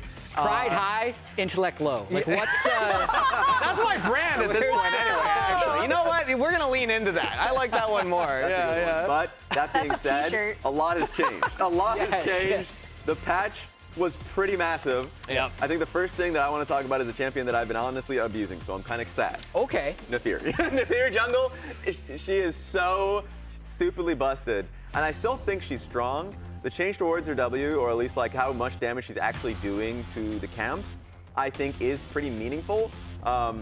She was being used by a lot of top players, of course. Like Blabber was talking about how broken she was, but also we've been seeing Contracts play her pretty aggressively throughout the split. Yes, the damage has been lowered. I wonder how much that's going to impact the level of play that we see from her. Theoretically, it's clear speed, right? So you're not going to be clearing quite as fast, not power farming. So maybe that puts you a little behind on some gank timers or some certain timers that can be impactful. It was already kind of annoying clearing as her because the little dogs are just like keeping the camp where it is. The only way you can pull them away is by eating away. So it was already like a pretty annoying clear in my opinion. Yeah. But we'll see how the players actually view him. Yeah, I think we might see some Senna this week as well, which is a champion that hasn't seen play in a while, but it's because of specifically the buff that happened. So the drop rate when she last hits a minion has gone to 14%. In the history of Senna, it's never been higher than 10. Oh, wow. So it's 4% higher than it's ever been, and because of the crit chance per 20 stacks, you're capping on crit at a fairly early point, so you really only need like RFC and IE as your 2 crit items, and a bunch of stacks are going to be at 100% crit. So the champion, I'd say, is weak against some lanes, but if we get to game 3 of a Fearless, I think you're locking in right away because it's insane scaling. Yeah, we have some Senna players in here. The thing I'm super curious about is whenever we have seen these buffs, farming Senna has still not been the thing. So will people... But it's never been at 14. Exactly. So now I'm really curious to see if we see her. But it's technically a buff even for fasting Senna, just because you're 2% more crit every stack. You know. So that's like all of those are pretty interesting to see, and I wonder if we're going to be seeing like 80 carry Senna or just like still the same like Senna Tom Kench. The biggest elephant in the room are the AP changes. Like the AP items, like it feels like across the board, except for a few bits and pieces, got buffed. Like for instance, last patch we already had the Roa nerfs. Leandri's got nerfed, but every other item either got a slight AP buff or in some cases just like got gold reduced. So it's like cheaper to go There's for. so many. Look at that bar at the top. That's a lot of items. There's a lot up there. So we wanted to be able to talk about the biggest winners and losers of the patch. Give us some of your biggest winners. For me, the biggest winner coming into this one is, I'll just start with Rumble. Yep. Hey, really? Hey, boom, boom. Just because, yes, the Leandri changes was a big thing, but also like Rod of Ages, Bloodletter's Curse, like I feel like these changes actually work quite well for Rumble in the long run. And then sadly, even though we don't see much Swain, that's a nerf. You actually did so well with Leandri's, and the same can be said with Lilia. Goodbye. And also Zyra, where are you? So like all the champions that I felt like, you know what? Like all the champions that really There's a lot of Zyra. I have a slight disagreement. So I would say, for your jungle champions, the Leandri's ones, like Lilia while Leandri's is worse, Bloodletter's is better. True. So I actually put that more neutral. I'm fair with that. Where my boy Amumu goes, he goes into the losers because you're literally only building Leandri's and then other tank items, and it's just worse. Yeah, you know what? So it depends. Like if you can access the whole gamut of AP items, I would almost say that it's like, oh yeah, by the way, like everyone is just going to be a little bit better unless you're strictly reliant on the things that have been nerfed. Yes. The one thing that I will say is even though it's listed here as a mana like nerf or something for the shield. The shield, but it's actually just based on max mana for somebody that already goes Roa. Rai's going to be happy with that. I think he's going to be receiving a little bit of a buff. But like, wait, that's the loser side, Raz. Yeah. Oh no! You want him on the loser side? Erase that thing. Yeah. You know what? Put him in his rightful place. But the biggest loser of all of this, I'm sorry, AD mids. Oh, Yone just represents them all. Represents every single one of them. Yeah. Represents every single one of them. We could go on and on and on, but I think you get the point at this point. You know what? Yeah. Emily, the big thing that I know that you were talking about, that's a creative passing right there. You're talking about basically all of the mana items, you know, with things like Malignance, things like, I mean, Bloodletters is a big one, but I'm looking at Malignance plus the Rocket Belt. You put Annie up there. I want to see Annie come in because I feel like that's going to be such a powerful combo. Yeah, the big thing for me is I'm actually surprised we haven't seen Annie because it was being played in the LPL and then more recently in LCK as well. So since it's been played in both of those regions, I was kind of surprised that teams weren't picking her up like last week. And I think these itemization maybe like pushes her over It's a the big edge. solo queue pick too. I've seen a bunch of LTA mid laners played in solo queue. I think it's just a matter of time until we see Annie. Hopefully, and maybe they may be the big winner when it comes to fantasy because fantasy has been something we've been tracking heavily. Maybe if the first person that picks Annie takes it, I just want to see what the best fantasy roster for week 6 would look like. So let's pull this up. Yeah. I have a cheat code for how to play fantasy. I'm ready. And Is it the same cheat code you've revealed the past couple of the weeks? best roster from week 6. Tell me how many of these players played against DSG. Yeah. Oh, okay, I see. But I thought it switches between DSG and Dig, right? Like, I mean, I thought so. Interchangeable. So last week I tried to pick all FlyQuest players. Yeah. Masu ended up being the highest ranked support, I believe, but it wasn't actually. Lions and Satan both played against DSG. Oh, yeah. Whippo did give a good number of points, but I would say, and this is before multipliers, this is before picking the exact champion that you'd be able to play. So this week, 100 Thieves is affordable. I have 500 Thieves players. Oh! Yep. Yeah, I was gonna say it's definitely 100 Thieves. I think I did the exact same, and I had like 10 extra points left to spend. It just felt wrong, but I agree that like it's the best matchup to go for sure. I have not changed my team in 3 weeks, and the last time I did, kept they were all forgetting. 100 Thieves. Because I was already. I lucked You're into gonna catch it. up this week. Well, it looks like we have most picked players for week 7, so I'm wondering how many people are on this follow the DSG hype train. By the way, I'm winning the Dignitas League. Oh, you are? Yeah, I'm winning within the fantasy. Really? I'm first place in Dignitas. You're actually King Dig. There's only 250 of us, but I'm up there. Oh my God. Wow. No one followed that. I'm going to pass to everyone.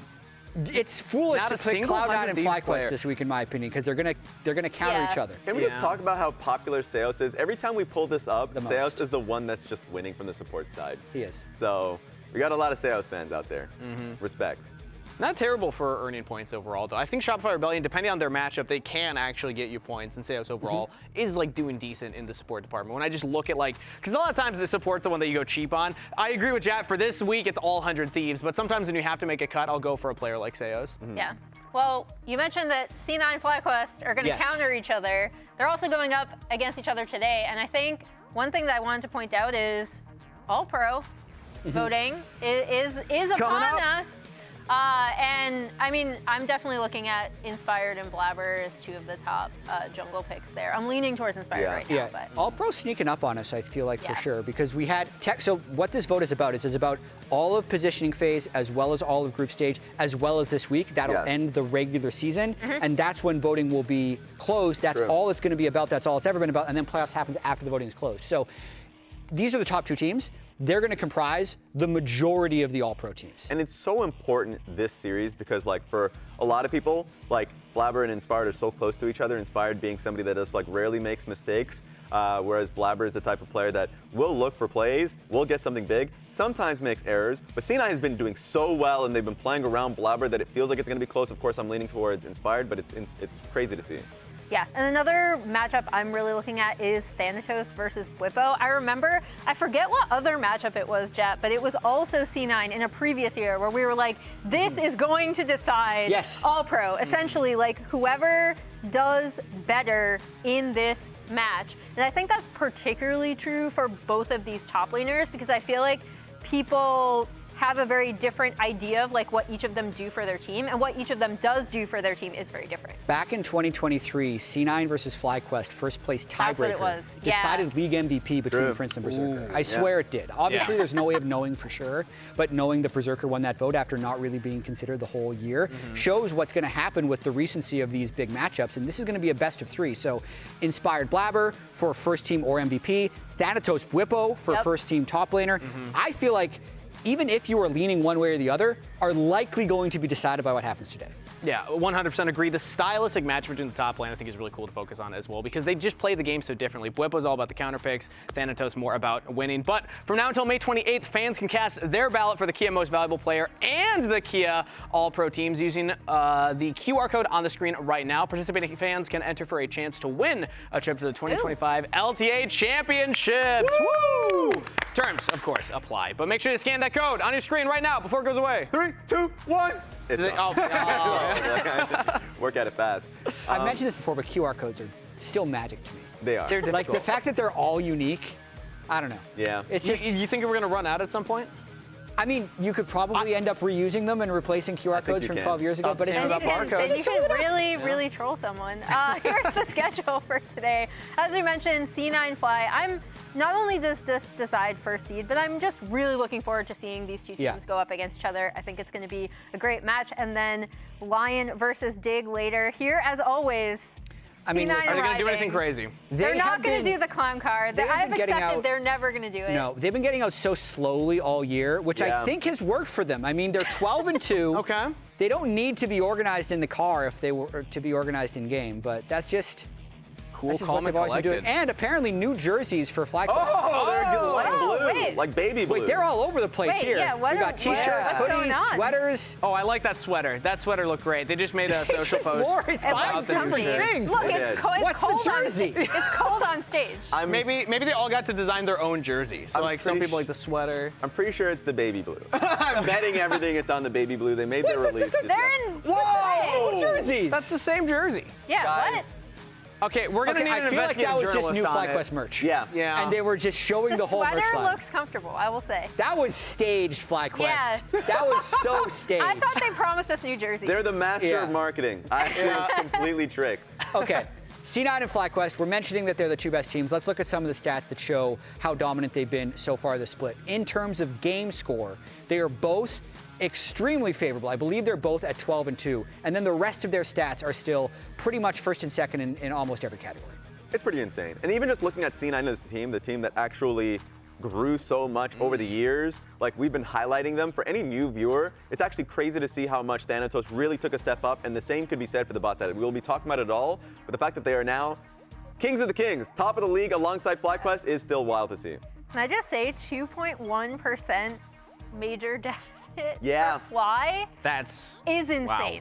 Yeah, so for people that don't know what major lead and major deficit is, it's the percentage of the game that you have 51.5% or more of the gold for a major lead, or if the opponent has that, so more than 1.5% total gold lead. So it's like they've never really been behind. Got to be the Shopify game, I'd guess. I'm a little shocked for C9 because they're the team that went really far behind versus Lyon and really far behind versus TL. But those are 2 games only, and they still came back. So pretty crazy to see, and it shows a little bit of the resilience as a team. So overall, excited to see both these teams play off against each other. But we talked about this a little bit last week. I want to bring it up again because if C9 are able to 2-0, they 2-0 Team Liquid. Now if they can 2-0 FlyQuest, this is their all-time organizational history rankings here. So you can see where they are currently in win percentage on the far right. That's how we're ranking these. If we ended the split now, they would be 4th, tied for 3rd. But if they can win this series and also just get a 2-0, they actually jump up. They might even take 2nd place. I haven't run the numbers exactly, but they would for sure break into the top 3 all-time regular season finishes. Yeah. That's pretty cool. It is insane. It's kind of like snuck in there. It's really surprising to look at this. I asked Sven about this in the interview last week, and he's like, nothing is going to beat 2020 spring. Because that was 17-1 and the title. I think that's the biggest thing, because you can see the team right below the team that is currently here. That summer team, no one considers them one of the top teams because they didn't win. So I would say even if they win this 2-0, if they don't get a title, it doesn't matter. And the biggest thing for me that has fallen flat in the last year and a half of C9 since they lost in that final to Energy is they have looked good in the regular season and they have fallen apart in playoffs. So they'll need to prove it in the playoffs. Even that 2020 spring that you see that is so celebrated, that 17-1, guess who they lost to in the playoffs? Santorin's Lilia FlyQuest. They got boomed by FlyQuest. 2020 spring? That in like one game. Well, it was then they series, won the split. No, that was summer. Oh, yeah. They lost summer. I'll look back at that one. Check the tape on that At one. least that series versus FlyQuest, they got boomed by the Lilia, and it was tough.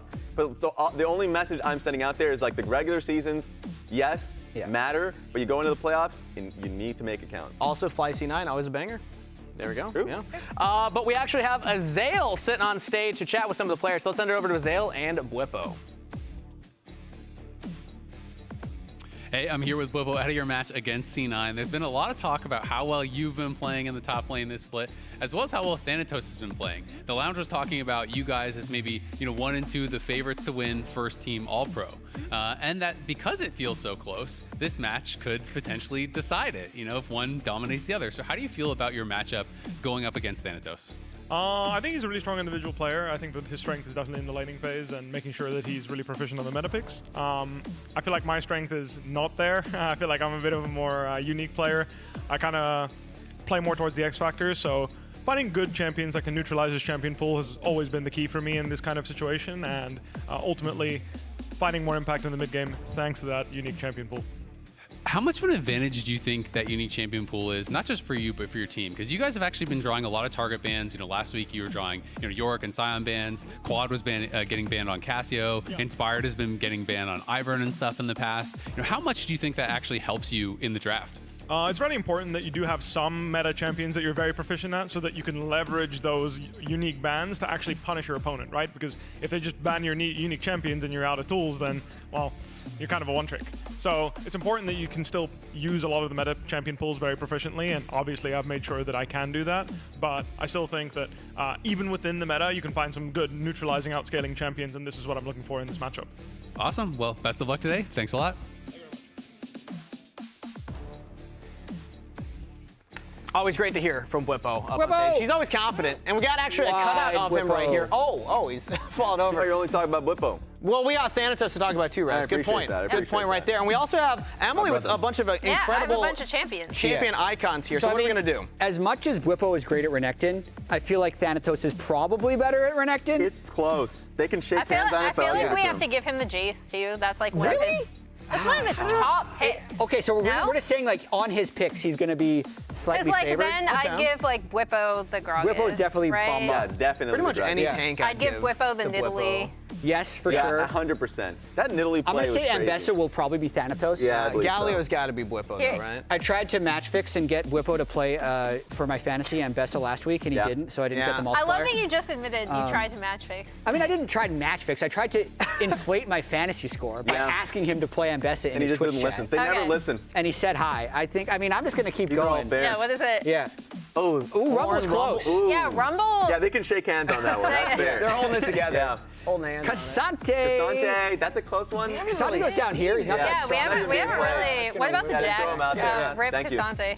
Jax also kind of there, but I think Thanatos is probably better at Jax. Yeah. And then we're out. Bwipo's going to be mad at this, actually. He might. I think I'd do that to Thanatos. Where's Yorick? Where's production? Where's all the other ones? Because I think from the core meta champions, Thanatos is going to be there, but Bwipo's got a much wider pool, I'd say. Look, he even doesn't look like it here. I love the expression they picked because Bwipo is just in disbelief. He's like, you guys are slamming me. What the hell? If Bwipo is doing this tier list, this is what he's doing. Yeah, he's taking a few. All going to be over there. He's taking all over there. Bwipo is just saying. Whoa! You're robbing me blind. This is if Bwipo is talking about it. Okay, well, you think Thanatos is not going to have a response? Bwipo would. I'm going to hide him. We're going to protect him. Oh my god. I think Bwipo would actually still give Casante over to Thanatos, though. Potentially. I think that one would work. Yeah. Yeah. Another big matchup here is Sven and Masu, and for me, with Sven, he's had such a cool split because he was so good so long ago, almost took a break, and now he's back. So this is just the split 2 stats, where Sven has been dominating the league.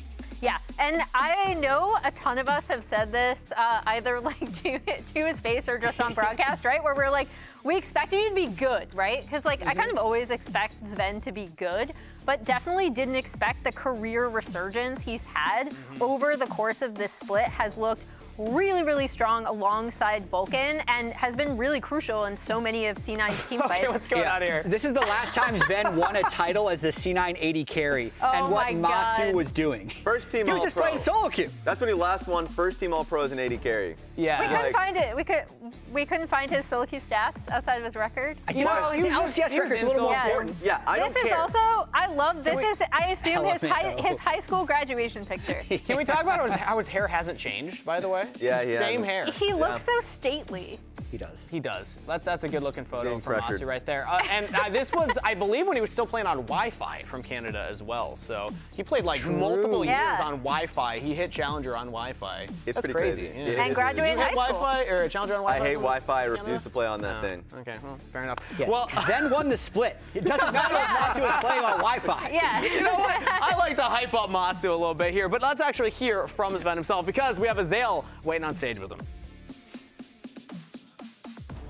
I'm here with Sven on stage. The Lounge was just talking about how last time you won first team All-Pro as an AD carry was back in 2021. But now people feel like you are on that level again. You're playing some of the best league of your career. You have been so good for so long. How do you reflect on the different eras as Sven, and how do you see your skill level now versus kind of in the past? I mean, obviously, any player who's playing now is playing someone who played 5 years ago, right? That's just how it works. You just constantly get better. But relative to everyone else, I think I'm playing pretty well. I'm in the top 3, I'd say. I think Jan and Masu are both pretty good as well. And I think Henna and FBI are also up there. So there's a lot of competition in this split. But I think me and my team are playing well. I just happen to be in a better team, and my role is the most team-dependent role in the game. So it's not all me, I think. So ADC is just team gap. I mean, not always, but a lot of time, yeah. All right, well, this iteration of Cloud9 is looking really, really strong. Definitely a championship contender. You've won a lot of titles on a number of different teams over the years. How do you compare this Cloud9 roster to some of the teams you've actually won titles with in the past? I mean, I think we had a bit of a slump last 2 weeks. We didn't play so well against TL or against Lyon. I think in 2020 spring, we were kind of unrivaled. There was no contest at all. So that one's probably the best C9 roster I've ever been on. I think 21 we won a title as well, but we weren't actually that good. I'm not sure. Yeah. Hard to say, but definitely looking good. How do you feel about your matchup going up against FlyQuest? Obviously, first seed on the line, and you're going to be able to, if you win, choose your opponent for the first round. Yeah, I mean, we don't care so much about whether we beat Thieves or SR in the second round. It's like whatever. But we're playing for ego today. FlyQuest is like the only team we ever lose scrims to, and they know it. We know it. So it's kind of like an ego battle today, more than anything. Yeah. All right. Well, I'm looking forward to it. Good luck, man. Yeah. Should be a fun one. Back to you at Lounge. I like his take, just foolproofing it. AD carry is the most team-dependent role. Like, if I don't play, if the game we don't win, it's just because of the team as a whole. Like, True. Yeah. That's not what he's saying, but I'm his lawyer. That's how I feel. Yeah. I love the ego battle as well at the end there. Just talking about how they also see it as the top 2 teams. It's been happening in scrims. It's what's happening on stage. Yeah. So often we hear like, oh, scrims don't matter. It's all about stage. No, scrims are usually relatively correlative to success. True. And that's what we're seeing here. But there's a couple more players we want to talk about. Loki and Quad, for me, has been a very interesting mid lane dynamic this year because Quad, I'd say, peaked last year, but has fallen back a little bit this split. And for me, I'd say Loki has been much better than we would have expected. 100%. I did not expect Loki to come in with the split that he's had. I thought when he got brought in split 1, I thought it was going to be like a bit of a slow rise.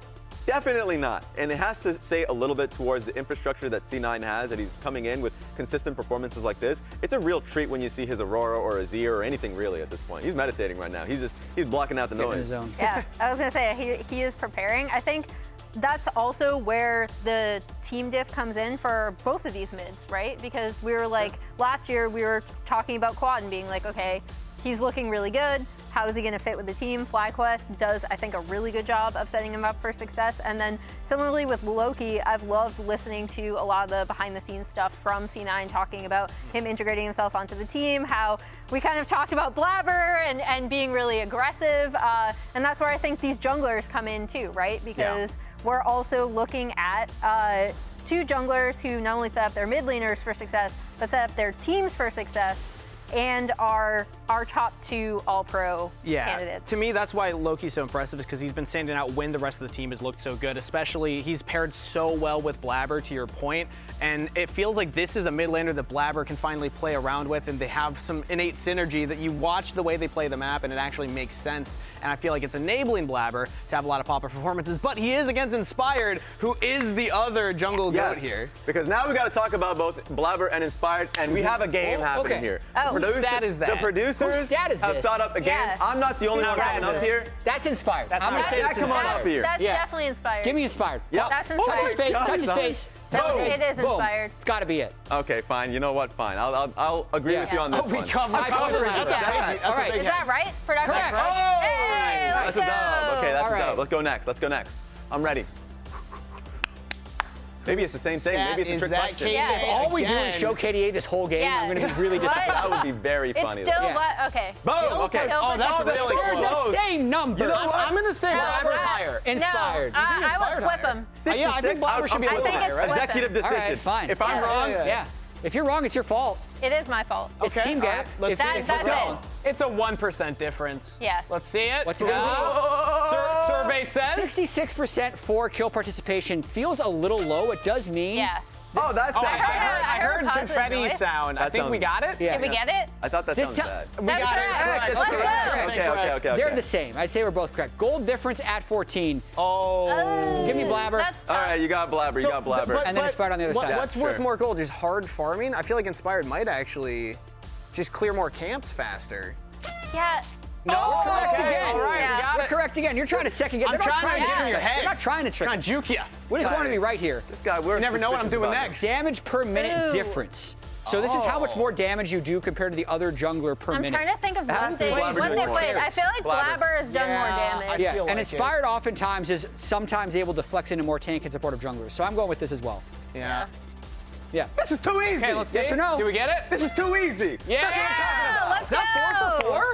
We know our jungler. I think that's it. Or is I there- think is we there got another it. One more? One more. One more. Okay, One last more. one. Okay, Last okay. one. Last one. We got to preserve. We got to get 5 for 5. Gotta CS preserve per the minute. streak. CS per minute. Inspired has to be higher. No way. Blabber is going to be high. Inspired plays more with his team, right? Yeah. Yeah, I think so. You're putting the power farming jungler lower on CS. I'm trying to think You of. don't think Blabber is a power farming jungler? Oh! 5 for 5. That's what I'm talking about. All right, You know I'll what, take 3 Kangas? for 5. Team Kangas. I only got 5 from the aggregate. I don't want to hear it, Kangas. Wow. They're all discussing right now how bad Kangas is at guessing. To me, what this also shows is both of these junglers have been very dominant.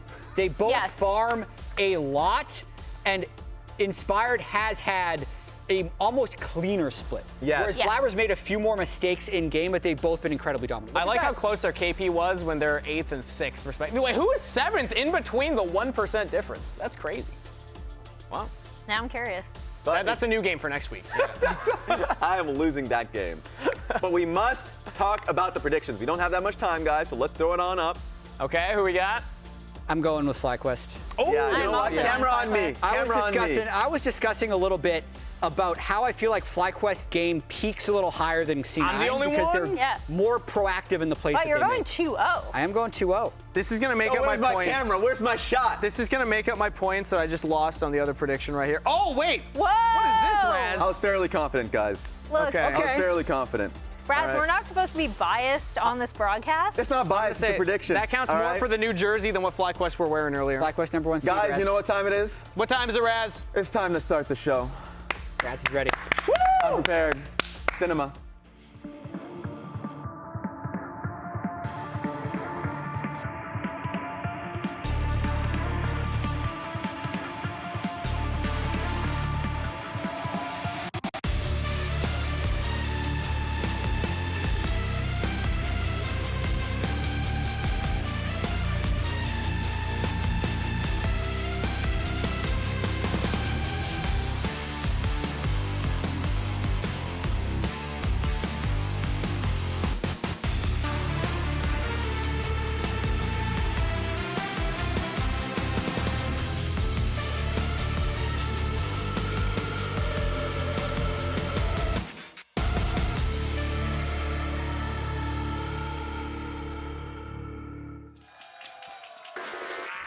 Welcome back to the LTA. This weekend, our top teams play for seeding in the playoffs, while our bottom squads fight for their lives to avoid being the first teams eliminated from Split 2 competition.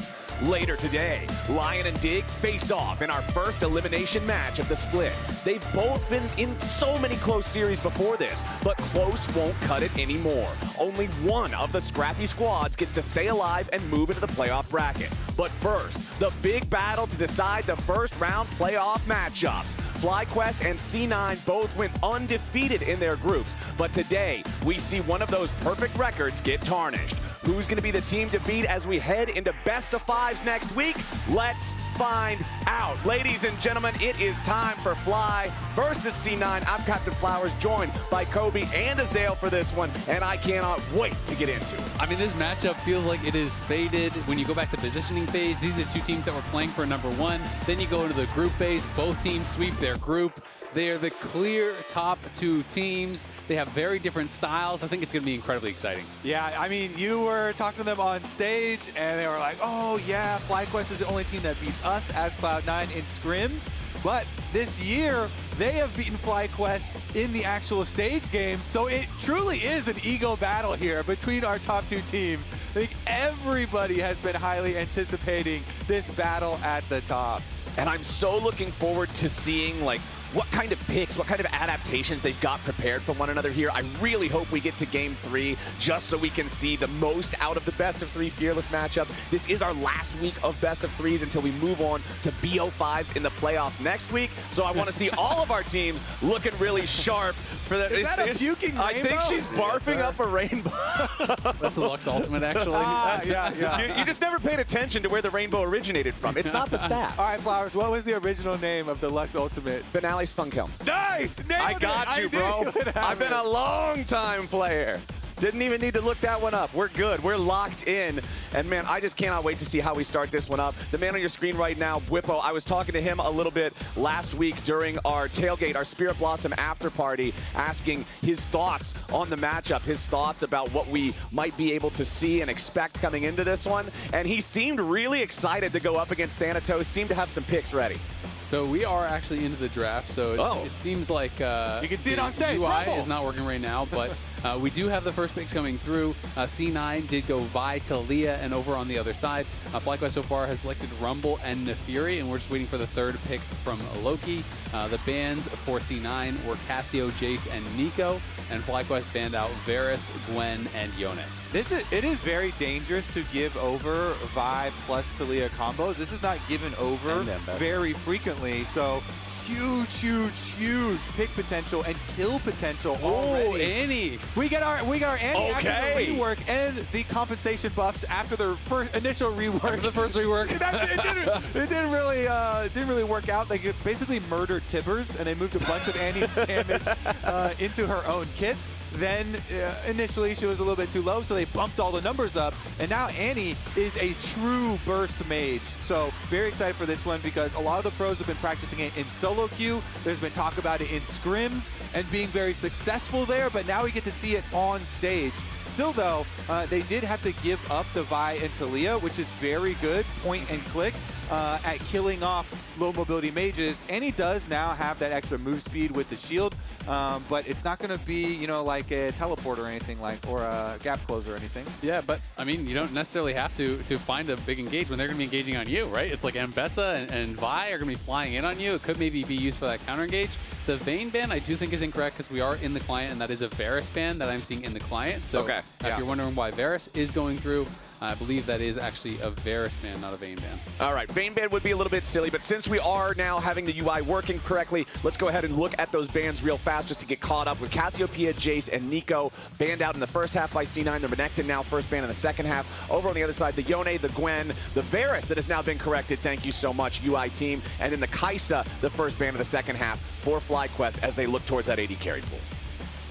Yeah, everything else does look to be correct, and we still are looking at the massive amounts of engage.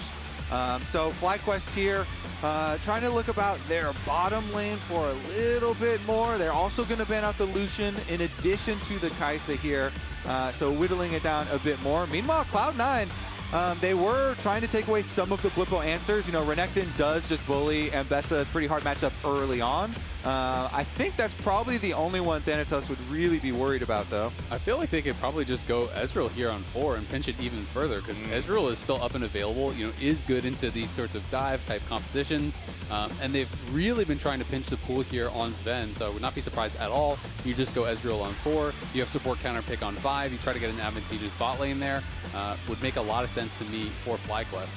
Like an Ezreal plus Leona or something like that, so you get some more engage as well with the Annie, would be quite nice.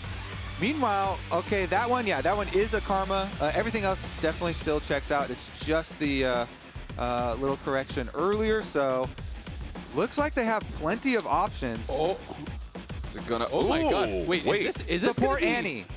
Is it going to be support Annie? Are they like, how much are they cooking here? Is it going to be support Annie and they're moving things all around? Like, do you think this is volley jungle for sure? Or do you think it's volley top for Blippo? Like, they're kind of cooking because there's a lot of potential flexes here now. Annie could be mid or support. Volley could be jungle or top. You could have Rumble. You could have Rumble mid potentially. You could have Nefiri what mid is potentially. going on? You can have support Rumble here too. There's a lot of flexes. Okay, so with that, they do.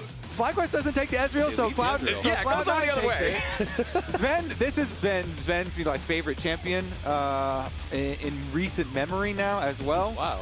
And they've used it super well because Vulcan has been highly effective on the roaming champions. Of course, the Ezreal plus Bard game that they played was super, super well played from the Cloud9 bottom lane, but this time around, they do need a bit more hard engage, and they are going to grab the Alistar for it. Vulcan has been so good with that one. Now, let's see.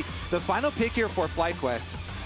Okay, I'm really curious about this. C9's draft, you know where everything's going, but this FlyQuest one, man. Yeah, I mean, I honestly got no clue. I mean, Annie has been pretty much exclusively played mid lane in pro so far in the major regions. It did have one game of its top, one game of its support, so it has mostly just been mid. Nefiri, of course, you were expecting to be in the jungle, but then, you know, Rumble, like, is it actually going to be it's either Rumble support? Yeah. I think it is going to be Rumble support. This is kind of wild from Busio. I've definitely been seeing him cooking in solo queue. He plays a lot of different stuff. He plays some of these really kind of more niche picks and is very, very good at them. I've seen him carrying on all kinds of different champs. But this would be the first Rumble support globally, like not even just in the top regions. So definitely wild to see this actually come out, and we'll have to see how he makes it work. I mean, you can think back to, remember him playing Azir support back with Doublelift? Like, he is cooked on some stuff. Yeah, and generally when you do see the Rumble support, it's like really good damage early on. So you have to be really, really careful of some of the early damage. Paired with a Jhin, that is a deadly lane. Like running you down, harpoons plus Flame Splitter, and being able to root people. This bottom lane has a lot of playmaking, the mid lane has a lot of playmaking, and the top lane is a very big winning matchup for FlyQuest. Volibear is a very, very, very tough matchup for Ambessa early on. So I think FlyQuest, like, they have so many volatile lanes in this game. The junglers are going to come up huge. I mean, it is really interesting, right? Because Vivo on stage, I was just interviewing him. He said that Thanatos' big strength is the lane phase. His job is to neutralize Thanatos today in the laning phase. So they pick this Rumble early. You're thinking, all right, blind Rumble top. You're giving Thanatos counterpick. Nope, they are flexing the Rumble to support. They are then putting Volibear top there for Whippo, one of his marquee picks, to try to neutralize this Ambessa. And honestly, I've got no idea how this game is going to go. And I would put my money on Volibear doing more than just neutralizing Ambessa. This should be a winning matchup to play off of, especially early on. So I'm definitely going to be very excited to see where the junglers go early, because Vi is definitely a scaling jungler, Nefiri a bit as well, but they'll have their options open to them. All right, Cloud9 going with some tried and true combos like Vi and Talia, the Ezreal and the Alistar combo for the roaming support, plus the self-sufficient AD carry, Thanatos on one of his trademark picks, and they're going to need that against what FlyQuest is cooking up. What you're seeing on your screen right now, a historic record for recent times between C9 and FlyQuest. As you can see, C9 having a slightly more than 2/3 win rate against the FlyQuest squad. Has been a lot more even, though, in recent years. This new era of FlyQuest obviously so strong. They're looking for an invade here.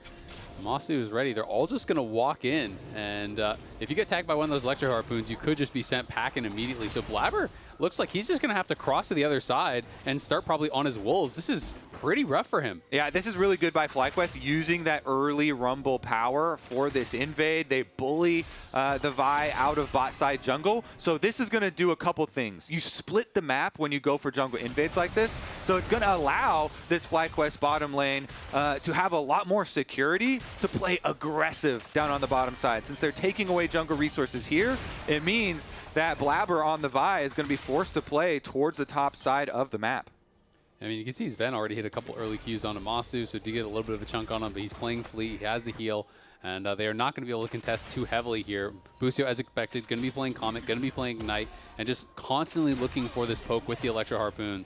And you have to be careful. I mean, when Rumble overheats, support or not, you have so much damage. So the potential of the all-in, if C9 overextends, is definitely there. Plus, the jungle is just going to be such a huge lead for Inspired. We've actually seen Blabber doing a lot of early jungle invades in the past couple of weeks. But now, since FlyQuest were able to use that early advantage, Inspired crosses over to his Raptors, into his red side. And so he's making Blabber have very few options. And Blabber's going for a super early recall even here, level 3 on the Vi, after only being able to get his blue quadrant. He cancels it because Bwipo is proxying though. Yeah, Bwipo trying to proxy this wave, but over the wall comes Blabber, and now FlyQuest got to be a little bit cautious. Thanatos flashing to follow, needs more lockdown to secure the kill on the bear though, hits the slow. Bwipo now a little bit more damage from the Sky Splitter. The shield's not going to block a whole lot as Blabber goes in for the Vault Breaker flash. Bwipo is still on the run. The bear is an endangered species at this point in time, but he stays alive for now. Thanatos, he got the it! last hit to guarantee first blood for C9. Had to run a marathon to track that one down, and it was so meaningful because if Bwipo had escaped there, he would have wasted so much Cloud9 time. Blabber was so delayed, and the wave was going to be pushing back towards him. But Cloud9, they do barely clutch it out, and they do get the kill onto Bwipo, and Thanatos can teleport back with the pushing wave. Thanatos did lose a whole wave, though, chasing that as well. And Bwipo is going to hold onto his TP, so he runs up there. I mean, that was risky, though. You knew that Blabber was going to be on that side of the map. You knew that he was going to be clearing there. Thanatos did take a big chunk, though, after TPing back, and Vulcan could be in some trouble. Right now, you're seeing exactly what the support Rumble does. Immediately, you're tagged with the Electro Harpoon, bound up by the Deadly Flourish, then the Flame Spitter is cooking you for the entire duration, and Vulcan loses 2/3 of his health bar, has to pop the heal. Catching back up to Inspired, had the jungle timer on Raptors, of course, so he goes back for the 4-minute respawn on those Raptors. He took away second Raptors as well from Blabber, so continues his counter jungling and keeps up the jungle lead for the Nefiri.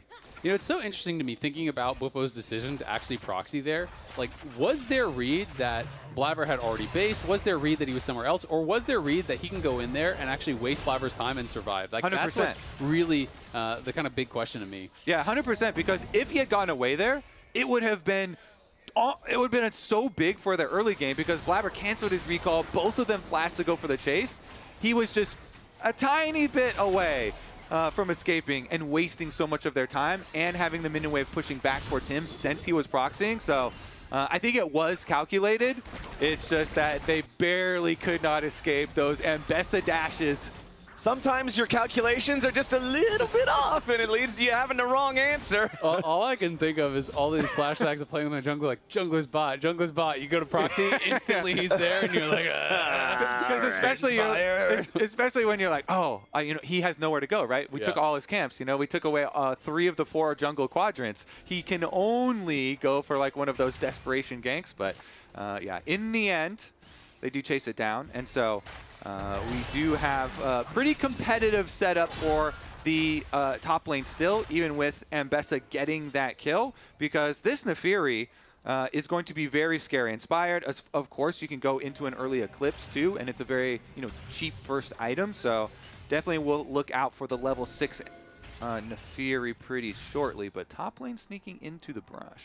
Yeah, I'm really also interested in the fact that we have both teams swapping their bottom lanes up to the top side on the same timer that they used to before the grub changes came in for Season 2 of the 2025 season, right? Like, used to, everybody swaps up at 5.5 minutes to fight for the grubs at 6. Now that grubs don't spawn until 8 minutes into the game, you're usually seeing later swaps, but not this game. Both teams want to make sure they have a point of power around that top side. I'm hoping this means teams. We get a big fight for the grubs, but Inspired again. Kobe, he loves this Number chicken 3, pit. baby. He loves these chickens. Number 3, respawn on the chickens, and it is level 6 already for Inspired. So that's why, you know, Bwipo wasting a lot of the Cloud9 jungle plus top laner time did actually have some ramifications, and it's going to be Inspired who pays the team back. This is a carry champ. We have seen what this champion can do when it gets ahead. He's just going to start up this dragon and should be able to effortlessly take it as well. The Grubs still have another minute on them, but Blabber trying to see what he can find. Again, since he's been kind of starved out in this game, there's a little bit of delays on all these respawns and not quite as efficient. And I feel like you hit the nail on the head earlier, Isaac, when we saw Inspired do that chicken pit invade. He was already level 6, now securing the dragon, another boost of EXP. Blabber's going to have to make sure he puts in the work to try to hit that level 6 ASAP if Cloud9 really does want to fight for these grubs. Otherwise, that is a distinct advantage for the enemy jungler. Yeah, I mean, he's more than a full level up right now. You know, it's going to close the gap a little bit as Blabber does finish his camps on top side, but still, it's definitely a big deal. And when Busio, if he can get 6, you know, he's like a similar amount of experience as Blabber. He's the same level as the Vi. Yeah, it's kind of crazy. Quad now obviously has the early Sork boots. You can see Loki grabbing Null Magic Mantle early on here. You are going to need some magic resistance against the Annie. You're definitely going to need Merc Treads against that point-and-click CC to not just be getting 100-0'd. And we always talk about how Rumble is so good around these early and mid-game neutral objective fights because of how AoE heavy he is. Annie's been out of the meta for quite a while. Annie is an absolute terror in these types of fights as well, where your opponents have to find themselves in these narrow corridors, and Annie can just get a massive combo to immediately win the fight. Quad having Tibbers and Flash both ready is a scary prospect for C9. As Inspired and Quad both ready to walk up here. Busio still not close to level 6. Grub's already started up. Vulcan going to zone Inspired and Quad back a little bit here. 6. Okay, Vulcan 6, Blabber 6. First grub already secured by C9, but FlyQuest thinking about maybe performing a pincer attack here, but no, they back away. So FlyQuest ends up bringing a lot of manpower only to allow the objective to go all 3 grubs C9. They have no vision on Thanatos, so I think FlyQuest was maybe worried that he had already walked up towards there, and they're saying, okay, we'll just trade for bot lane plates. But Thanatos was actually just running straight back down towards bot. Bwipo should be able to get the demolish and get 1 plate there, but that is all they get paid for. Quad now on the roam. There is definitely potential of a dive if Thanatos stays around. Yeah, Volibear ultimate, you can just turn off the tower. Right, it's coming too. Oh boy, yeah, this is about to be a bad time for Thanatos. Let's see how bad that time ends up being. As Bwipo immediately starts off with the stun. Quad wanted to follow with a flash Tibbers, but Thanatos fast on the flash fingers himself, gets out of the danger, and now with that threat negated, he's not under any sort of threat from the tower dive at this point. Yeah, that is huge for Thanatos there, able to just flash as they're coming in. And even though Quad does have Hex Flash on Annie, still not having the real thing greatly reduces the big playmaking potential of this champion that is all about these big burst moments coming in and a lot of playmaking. Absolutely. I mean, the flash is so important, you know, Tibbers or not. You know, you're a little bit less reliant on the ulti than you were in the past. You know, it's kind of more power obviously put just into the base spells. So you do have more damage without Tibbers. But that being said, the AoE CC from Tibbers is still so incredibly important. And having flash to get it unless they face check you is pretty much required. I mean, it's the iconic Annie play, right? The flash Tibbers to start the team fight to win the game. It's just what all of the Annie players lock the character for.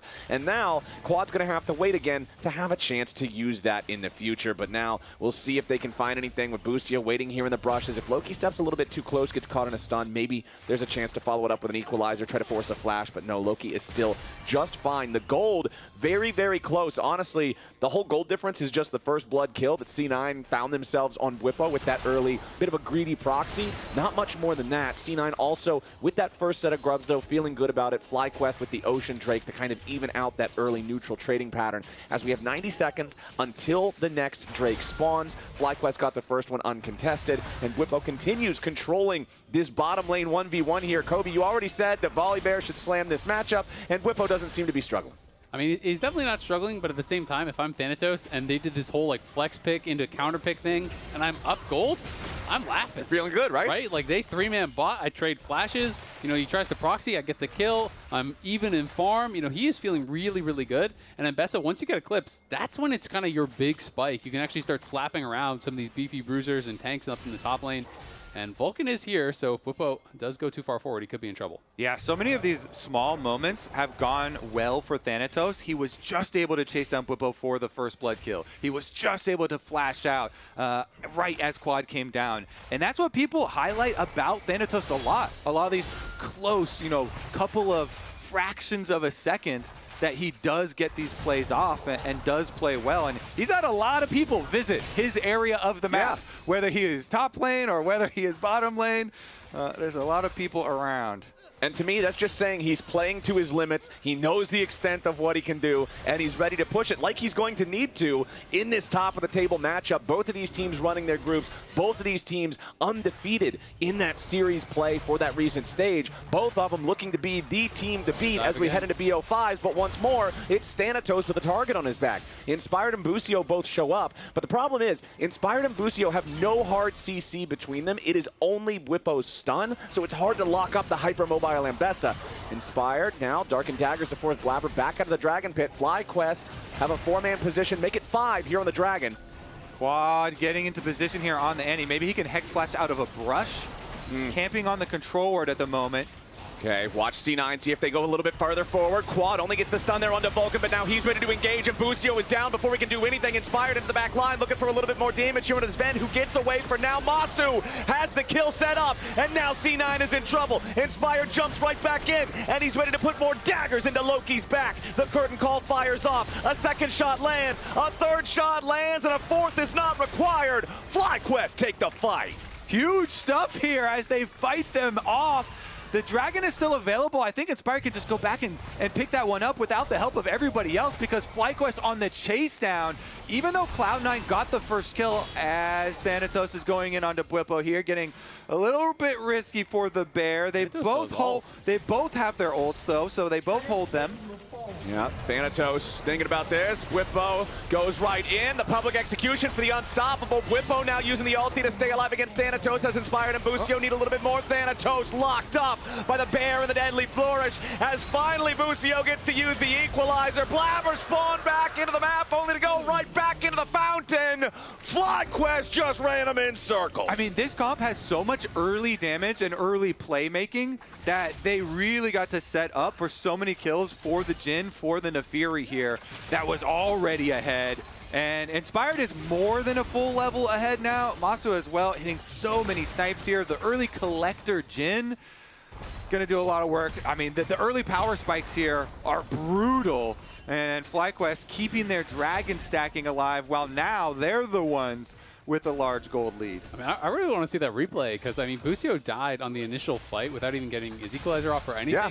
But because they committed so much to him, it just felt like Masu and Inspired and Quad just ran over the fight. You know, Bwipo was having a 1v1 off on the side. Well, here we go. Rest them out. So let's watch it one more time. Quad was looking for this Hex Flash play. He can only find the stun onto Vulcan, but he still has his tippers. And then Q Flash, they spend everything Seismic Shove onto Busio, so that's a lot of resources spent. And Inspired says, you got nothing left for me. He just dives right into the back line. Masu flashes forward with his 4 shot to be able to finish off Sven. And they just spent too much to kill off the Rumble support. Yeah, I mean, the Nefiri diving in on Sven, chunking him low, setting up for Masu to finish off. And having all these chase tools to grab the extra kills, which is huge for FlyQuest. Then, as you know, we saw this this entire thing. This one is just going to be an extra kill on top, but they both had their ultimates still. Bwipo does end up also having to invest flash because he ulted the other way, but FlyQuest able to push their early skirmishing advantage. And if we get back to live pretty quickly, they're going to grab Rift Herald on top of that second Dragon. Big smiles from Bwipo as they were able to get that kill onto Thanatos. And now with a Rift Herald, you just get to accelerate the game. Towers go down, Dragons continue stacking. Ven and Masu has been one of these battles at the top for these two AD carries. Ven, I think, has been playing excellent this split, and Masu just absolutely got paid off that fight. The last time Sven actually won First Team All-Pro was back in 2021 when Masu was in high school still. Here he is. He's just hanging out. He's getting good grades. He's got his diploma. He's got his diploma. Graduated from League University. He's good to go, man. Meanwhile, Sven up there talks about it, 2021, getting that victory. But in the early skirmishes, I mean, the early collector Jhin was doing a lot of work there. How about an early IE coming up? Oof. Yeah, that is going to be some nice pain. Pretty good 2-item power Some nice pain. That's some quality damage being dealt right here. No kick shaming here, right? Nice. All right, back on Summoner's Rift. Also worth pointing out, FlyQuest got themselves some new and enhanced boots with that recent claim on the Rift Herald as well. Was their third neutral objective alongside being first 2-3 kills. As Thanatos and Whippo, this just continues being these even trades back and forth. They both got a lot of sustain. Our next neutral objective is under 2 minutes with that third Drake spawning. Now, C9 aren't so far behind that they're going to feel suffocated out of contesting these fights, but they've got to know and remember how bad that last one went and have a better game plan. Yeah, absolutely. I mean, I think it's just simply you can't spend that much on a support rumble, right? Okay. The reality is, you have to be taking down one of these main threats. It's pretty much Inspired and Masu that I think are going to be the consistent damage dealers right now for FlyQuest. Busio has been spending so much time hovering these lanes, trying to see if he can find angles, but really hasn't been able to find much of anything. They don't really have a lot in the way of hard engage besides like a flash Tibbers or something like that. So it's going to be more about finding picks and being able to counter engage. And C9 kind of gave them the perfect opportunity to do that in the last fight. And there's a reason why I was tracking this to Fury from the very beginning of this invade. Like, Inspired is up to 1,000, or was 1,000 gold lead individually. Close enough, 960. As he continues to collect all these Krugs, like, when the Neferi gets that early lead, and he did the 3 repeat Raptor steals, plus getting that kill, it's already 2 items. Sojin, it does so much for this champ, because a lot of the damage is ability damage with Neferi. And now he can shred for Masu. So you've got the Black Cleaver shredding for the early collector Jhin. It's just very early power spikes here. And I like not only the play that they've done with these champions, but also the builds here that they are going, because they're trying to ride that wave. Meanwhile, for Cloud9, you got to look at the comeback potential for these guys, because they do have some of the more scaling. Quad's already going in with the flash. Tibbers looking for Loki because Inspired is waiting right there, ready for him.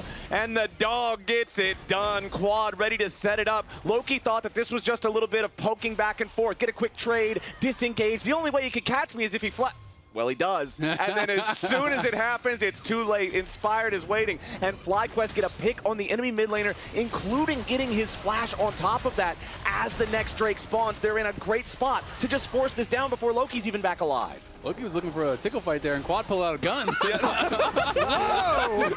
That is not nice pain, by the way. That's what not nice pain looks like. You guys are out of pocket today. I don't know. Let's go back to the Dragon. Blabber's ready to try to contest it, but Inspired's already got it secure. Deadly Flourish ain't going to hit Vulcan.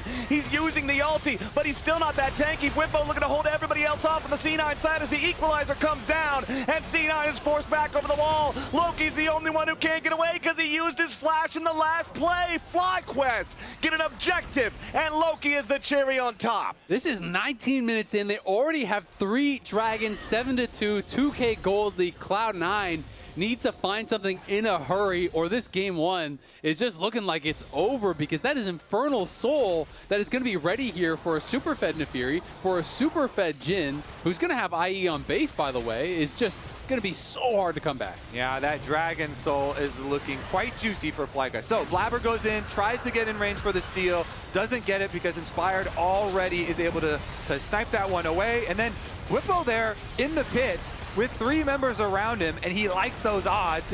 Even while Vulcan was tanking everyone up with Alistar ultimate, FlyQuest were able to chase through, and Loki has 0 escape.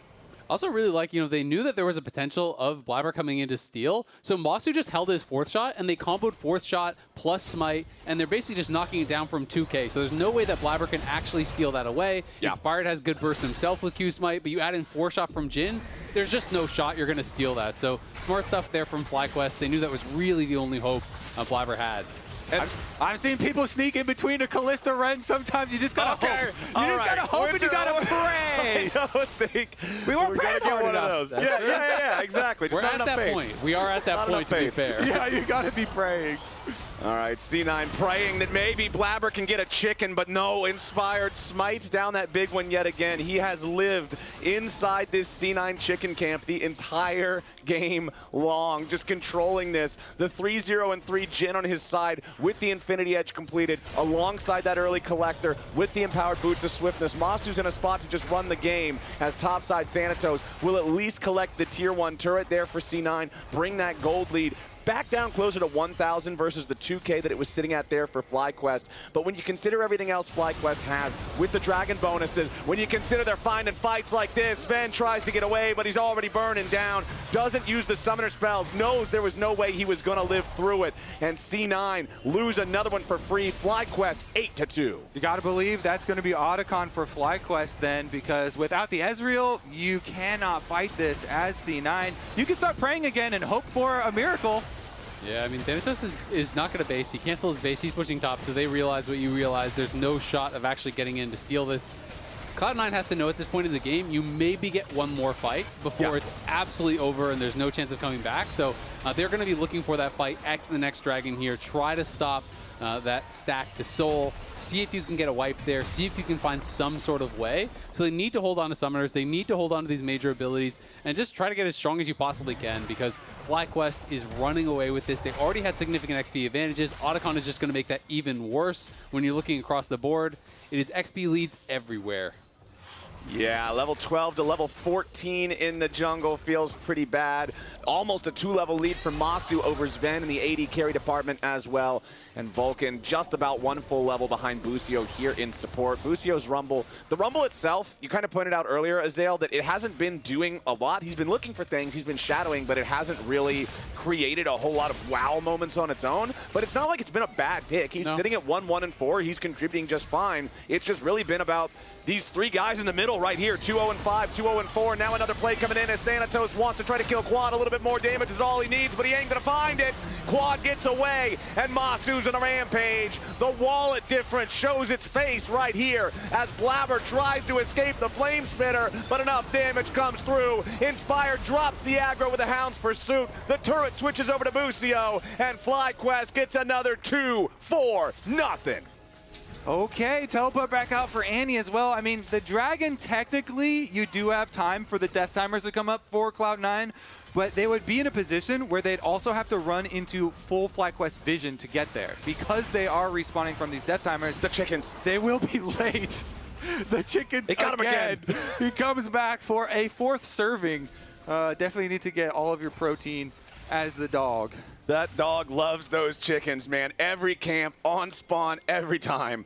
And Busio on Rumble here. Career record, not so great, but this game's looking good. It is looking good. And while it hasn't been played this split in pro play, he has played it in the past. 1-5, though, you're flaming him for solo queue.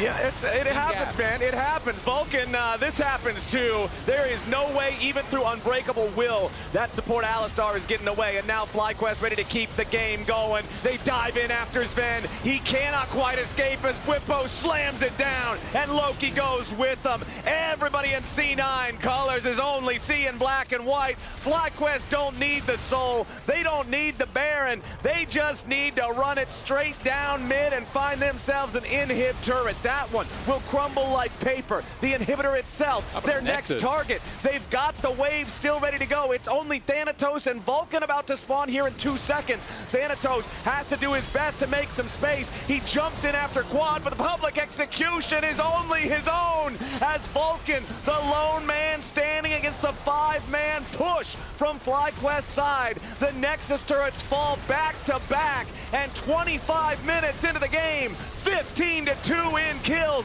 Might even just be more than that. C9's respawning, but the Nexus won't. FlyQuest take game 1. What a game 1 from FlyQuest, man. They were cooking in the draft, and they were cooking them even harder on the Rift. They coming out here with the Rumble blind, looking like top, looking like normal gameplay. Flex that to support, bring out the Volibear to neutralize the Ambessa, and they're going crazy. First LTA, Annie mid. Inspired looking great on the Nefiri. Masu slamming him on the Jin. This was FlyQuest looking amazing. Their game plan and how they executed it in game 2, taking that draft, going for the invade, splitting the map, fighting the early skirmish, is wow. That was a beatdown in game number 1, so I hope that Cloud9 are going to be able to regroup after this game, and we can push this to as an exciting series as we were hoping and building this up to be, because right now, FlyQuest are saying, nope, we are the #1 team. I think unlike Kobe, Cloud9 didn't enjoy that pain. No, they were not having a good time with it. Nice. They're going to need some icy hot. They're going to need an ice pack. They're going to need something. It was not a good time for C9. But attention to all y'all LTA fans. From now until May 28th, fans can cast their ballots for the Kia Most Valuable Player and the Kia All-Pro teams using the QR code on your screen right now. Participating fans can enter for a chance to win a trip to the 2025 LTA Championship. Terms apply. Now, let's hear from FlyQuest before we head back to the lounge. Yeah, Bessa has ult though. Yeah, I will flash it, or whoever gets ulted maybe should flash it. I can just stand behind you guys as well. Blocked it. He gets down, maybe go Drake. No. We can wait still. Just Alistar. We have no way. Just towers. Oh, okay. We can end. I can ult the people in the base, but we got it. Did he? Nice, yeah, you can ult the base as well. Yeah. I'm killing Alistar, kill him, dude. No flash. Oh shit, they're alive. Oh, Rob. GG. Nice job. I've loved listening to team comms. I love the whoever gets hit with ult should flash it. Great advice. Perfect. They're trying to pad the fantasy stats, yeah. FlyQuest dominated that game. They destroyed that game, yeah. They were cooking. They were. The draft was crazy. Yeah. You know what time it is? What? Time to cook. We're cooking? Oh, God. All right, I'm hopping back there, too. Oh, my God. Give me something. I'm not jumping over the couch. This is what happened in this game. I'll give you this. So, what we're doing, I need something to cook with. Okay. We have a burner First, we back need there, ingredients, right? We have to, put them in there? Well, basically, this is how this draft worked. We had Rumble. That started cooking. Yes. And if you have the Rumble and Bessa matchup, somehow they, stirred this up, added, some salt, and came out with Volibear. It's just... I don't understand how that recipe works. Who drew that? But this was Emily. Emily random. If anybody was surprised true by random. that, actually. But the thing that surprised me with this comp, and Emily mentioned this while we were watching the game, FlyQuest made it feel like it was this insurmountable lead. Yeah. But when they cooked together Annie, Rumble support, Volibear, it is this super early game comp. Yeah. But they just accelerated the game so well that it made it look super clean. Yeah, and I think the big thing for me when you're talking about these teams, when you're talking about being fearless or, being able to cook in draft, I think a lot of it is putting together something that's cohesive. We have so much. And I don't even want to know what's going on back there. But seriously, putting together something that's cohesive and not just oh, we can play these, understanding what your opponent wants to do, and then also in this case, having enough setup for something like Masu's Jhin, right? Who ended up being such a huge difference maker in a lot of these fights with the setup you're getting from the Annie, from the Volibear at times. And when it comes to FlyQuest, usually I'm concerned about the draft when it's the top set of the map, about Blippo's picks in particular. Usually it's not the bottom side of the map. And by the way, just got words, fastest game of the split. Wow. Speedy. Very quick game. Cloud9 could not keep up. Usually I don't think about the bot side of the map at all, even though Busio has picked something like Pyke, but it reminds you of the first pick that he had when he was in competitive on the 100 Thieves side when he goes for Azir. He is a very flexible player. And a reminder that was starting with Whippo dying in between turrets there, trying to proxy farm, and FlyQuest was still able to bring it back. So awesome to see right there. Yeah, now let's break down this week's Pagoda moment featuring Masu's curtain call. And this was, for me, just how cohesive all of FlyQuest was playing throughout this game. They got, to me, insane Jhin value in this game. This was when he flies in at the very beginning with his fourth shot to execute Sven. All the cooldowns got burned onto Busio's Rumble. Masu's able to execute Sven, and they seem to, the thing with FlyQuest is they seem to always all be on the same page for what's happening. Yeah. Yes, Rumble gets one shot without ultimate. A lot of teams think that was bad, and they just kind of abandon the situation, whereas it was so clear there that FlyQuest decided to fly all the way in.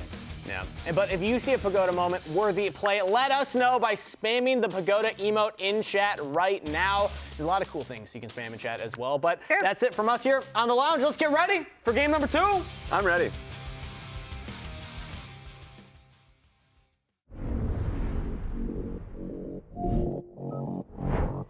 Ready, set, go!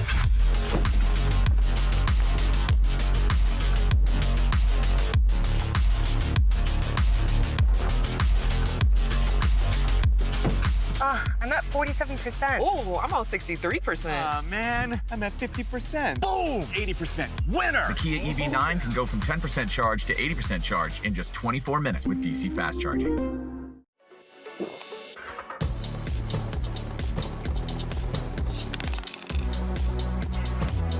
Red Bull gives you wings. Rich in the ground before Dub can even get there. In time to try to knock out as Impact gets burst. Don't feed.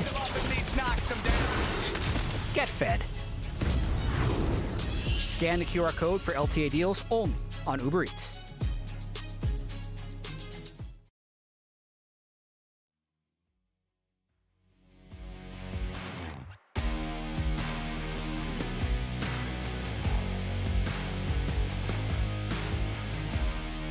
Wait, look, he's gonna lose. Alistar no flashed.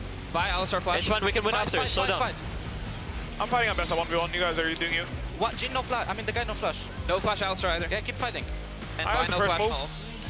Nice job.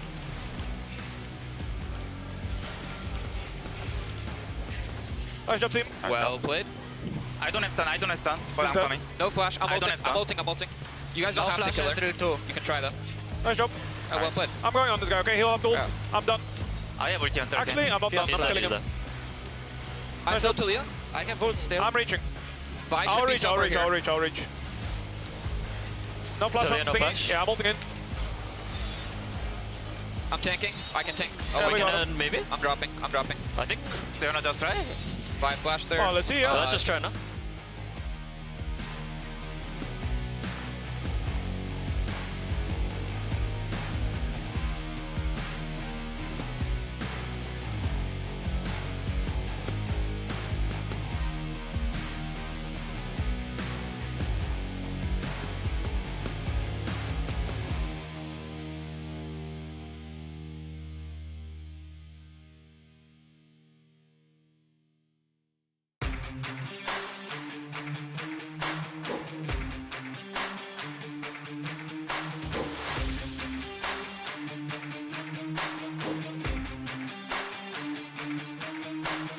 Running through every block, we cannot ever be stopped. Put that on everything.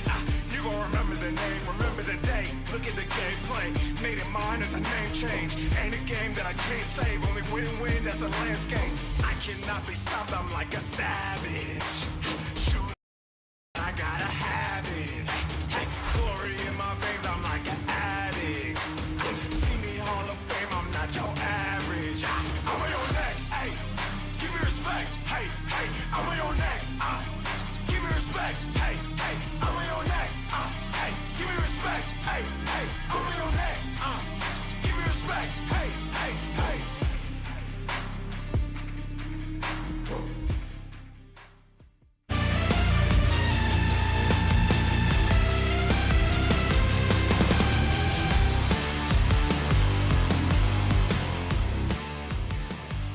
Hello, I'm Masu from FlyQuest, and we're going to be doing some early scouting on Cloud9.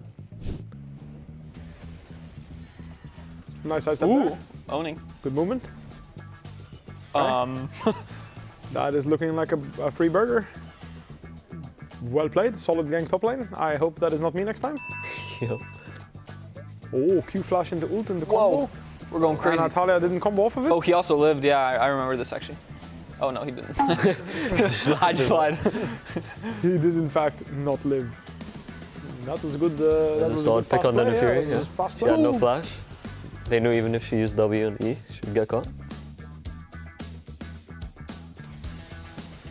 Oh. Umti's going hard. He's gone, surely. I mean, General Fish Umti. got caught.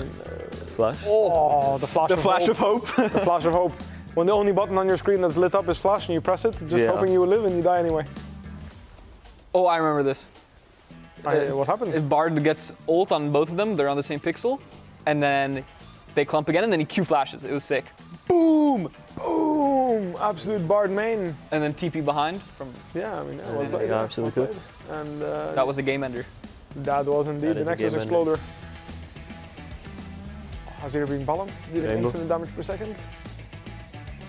And there's 2 Big Macs waiting under the tower to die. The one Big Mac's on the run. Depends what a Big Mac is. A Big Mac?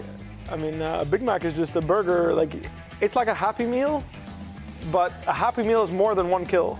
So a Big Mac is just 1 free kill. Oh! My Big Mac top laner, let's see. The top laner might be a Big Mac here, yeah, I remember. The jungler's the Big Instead Mac. of taking his flash and being happy, I was like, I turned around, you know? It's a Big Mac exchange. Okay, blocking the Q. No, I just didn't W. No, you were the Big Mac in the end, right? Yeah, I was the Big Mac in the end. It's because I didn't W. If I W'd right now, I would have killed him. If I W'd, I would have killed him.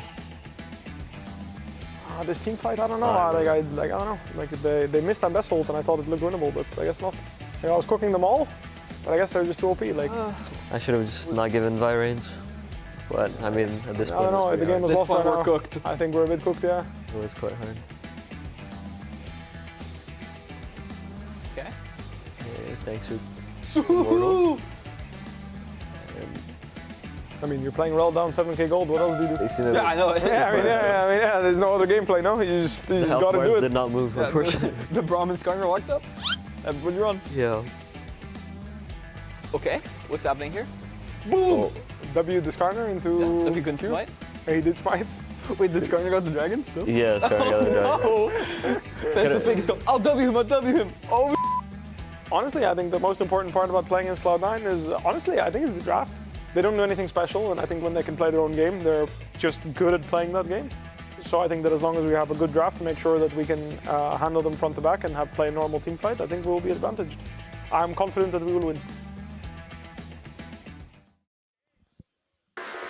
All right, that was a little bit of FlyQuest comms talking about the last time premonition. they played up against C9. Yeah, the draft, turns out draft is pretty important, as we saw in game 1. I mean, we had them watching the highlights. Bwipo literally just said, yeah, I think the most important thing playing against them is the draft. And they cooked them in the draft in game 1.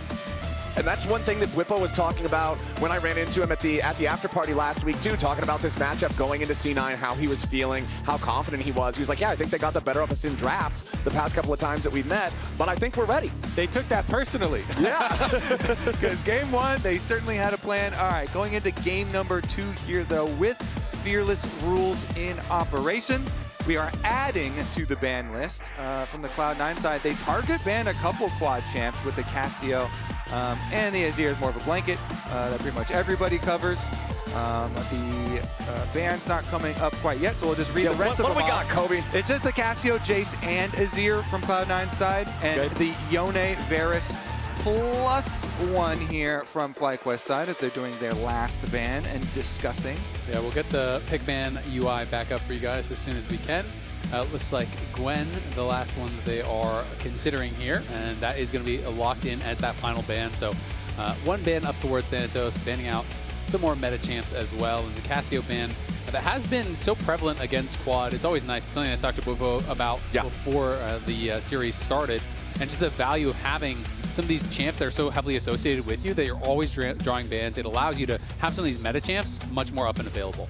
Okay, so we've got the Xin Zhao first lock in here for C9 and for Blabber. I feel like we always talk about both these teams so often in terms of how much they rely on their junglers to be an engine early game and get things rolling. And Blabber just never really got things rolling in game number 1. The early invade, the constant stealing of chickens. And also looking over here for FlyQuest, we've got the Nico locked in immediately. This was banned in the first round of picks in the previous game. Exactly, and I'm expecting this one to go to Busio. I've been seeing him play a lot of this. He is very adept on the pick. Of course, there is potential of a flex, and I feel like after what happened to you in game 1, you're a little bit traumatized. You're a little bit like, wait, where could that go? Like, is that mid lane? Is that top lane? Is that...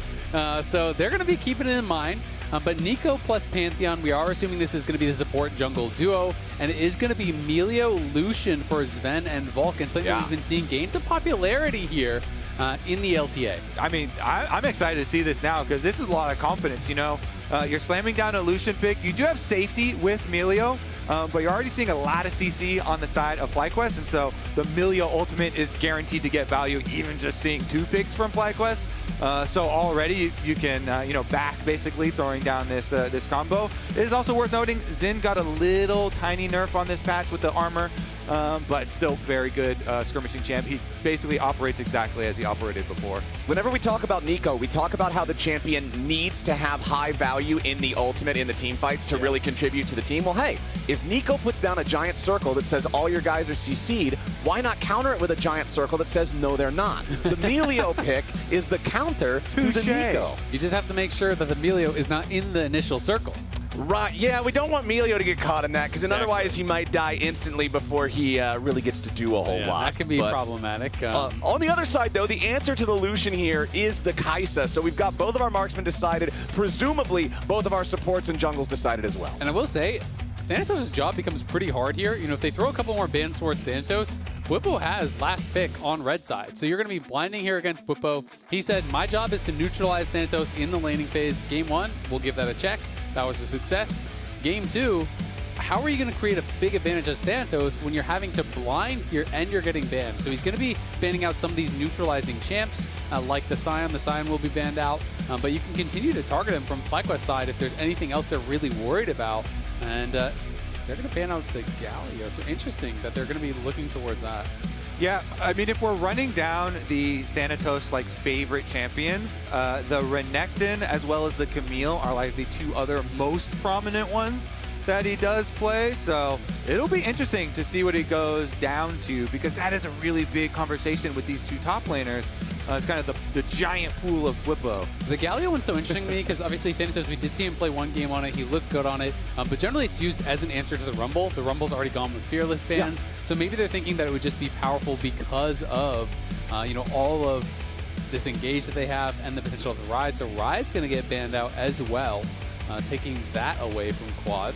Yeah, they're a little bit worried about some split push from FlyQuest already. I guess anytime there's like a Pantheon ultimate, you have to be a little bit more careful of your side lanes. So the Renekton is left up, and it's taken away by FlyQuest themselves. Bwipo going to opt to blind pick. Exactly. They're not going to leave that there as the counter on red 5 for Bwipo going into Thanatos. Instead, they want to give the final pick of the draft to Quad in the mid lane. And I think it makes sense. You were talking about it, Kobe. The two kind of big champions that he has less, that he likes to play a lot, Renekton and Camille. And Camille generally is not going to be doing very well early against the Renekton. It's much more of a scaling pick. So if Bwipo says, all my job is to neutralize you, then blinding the Renekton makes a lot of sense here. But Thanatos is going to go a very different direction, a scaling direction. He's going to go towards the Ornn. He can be the neutralizing factor up in that top lane and look to be that X factor in the team fights, have that big engage for the squad. And they're going to pair it with the Ahri. So Ahri, Xin Zhao, a lot of skirmishing power. The carries, not necessarily the best scaling carries, I would say, on the side of C9, but they do have good engage. They do have this Enchanter support. And it is going to be a pretty spicy game because both sides, there's not like a tremendous amount of scaling.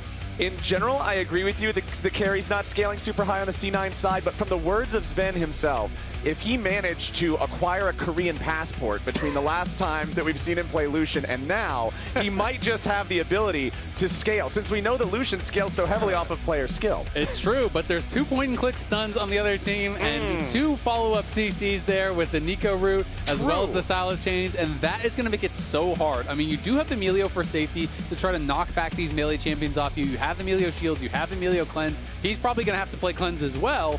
But even with all that, it is tough because you can cleanse the CC, you can't cleanse the damage. Yeah, and he's also going to have to be good with his kickbacks on the ball because there's a lot of people that are going to be like dashing the in. real life animation you did there. Yeah, Kobe's ready. Too bad the fans didn't get the get the visual on that one. But Melio is a very good disengaged champion. But as you say, if you have threats coming from all sides, can't actually peel them all. I will say though, Thanatos. On the Ornn, they're opting for him to go for a tank status. He has 8 Ornn games total in his career. He has 50% win rate. Okay. 4-4, has been okay with it.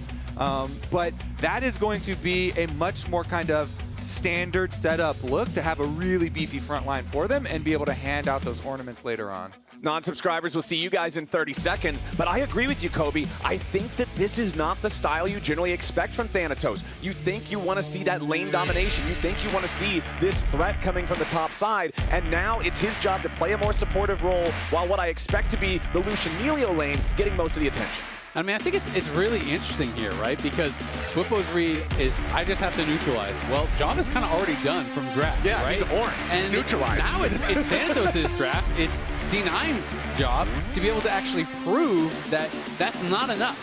Just holding Thanatos down in lane, making him not get a big lead there, is not a guaranteed victory. They need to show that they can actually just have him scaling and playing these different styles and having the team show up and carry as well. All right, let's do it. Game number 2. C9 does not want to allow this one to get away from them as quickly as game number 1 did. It was really that first fight in the bottom side river where they lost a 3-for-1 against FlyQuest, and after that, they just never recovered. That was the last kill Cloud9 got in the entire game. The only kills they got were the overextended Bwipo proxy farm at level 3, and then the one kill that they got in the 3-for-1 in the bot side river. That's it for the entire game. When you say it like that, it's look, man, I got it. It's tough love, all right? I want our good teams to be good. I heard the tough, I didn't hear the love. Well, they're going to have to earn that part. So let's see if they can do that here in this second game. So I do want to point out that both Inspired and Busio are starting with sweepers this time around. So they did have some options for some early, invades and early plays, but a lot of times junglers will start with the sweeper when they just want to clear out any Raptor wards and don't want their early path scouted. So I'm very curious to see where Inspired does go with this Pantheon, because there's a lot of options. We can see the differences in champion pool here, that we're going to have to add the Orin in on the Thanatos side after this one, as that is a new champion for him. They do just have that Renekton and Galio shared. The Galio is banned. He takes away the Renekton. A lot of these champs have it already taken off the table, so really trying to thin the pool for Thanatos. Bwipo has been the guy who has really been cooking on all these different picks. Thanatos is expanding that pool, and we'll see if he really can show up, and more importantly, if Cloud9 can take advantage of it, because no matter how well you play on Orin, you're not getting the game across the finish line. You're just kind of that force multiplier. You're setting up your teammates. You're giving them the ornaments. Loki and Sven are going to have to do a lot of the heavy carrying.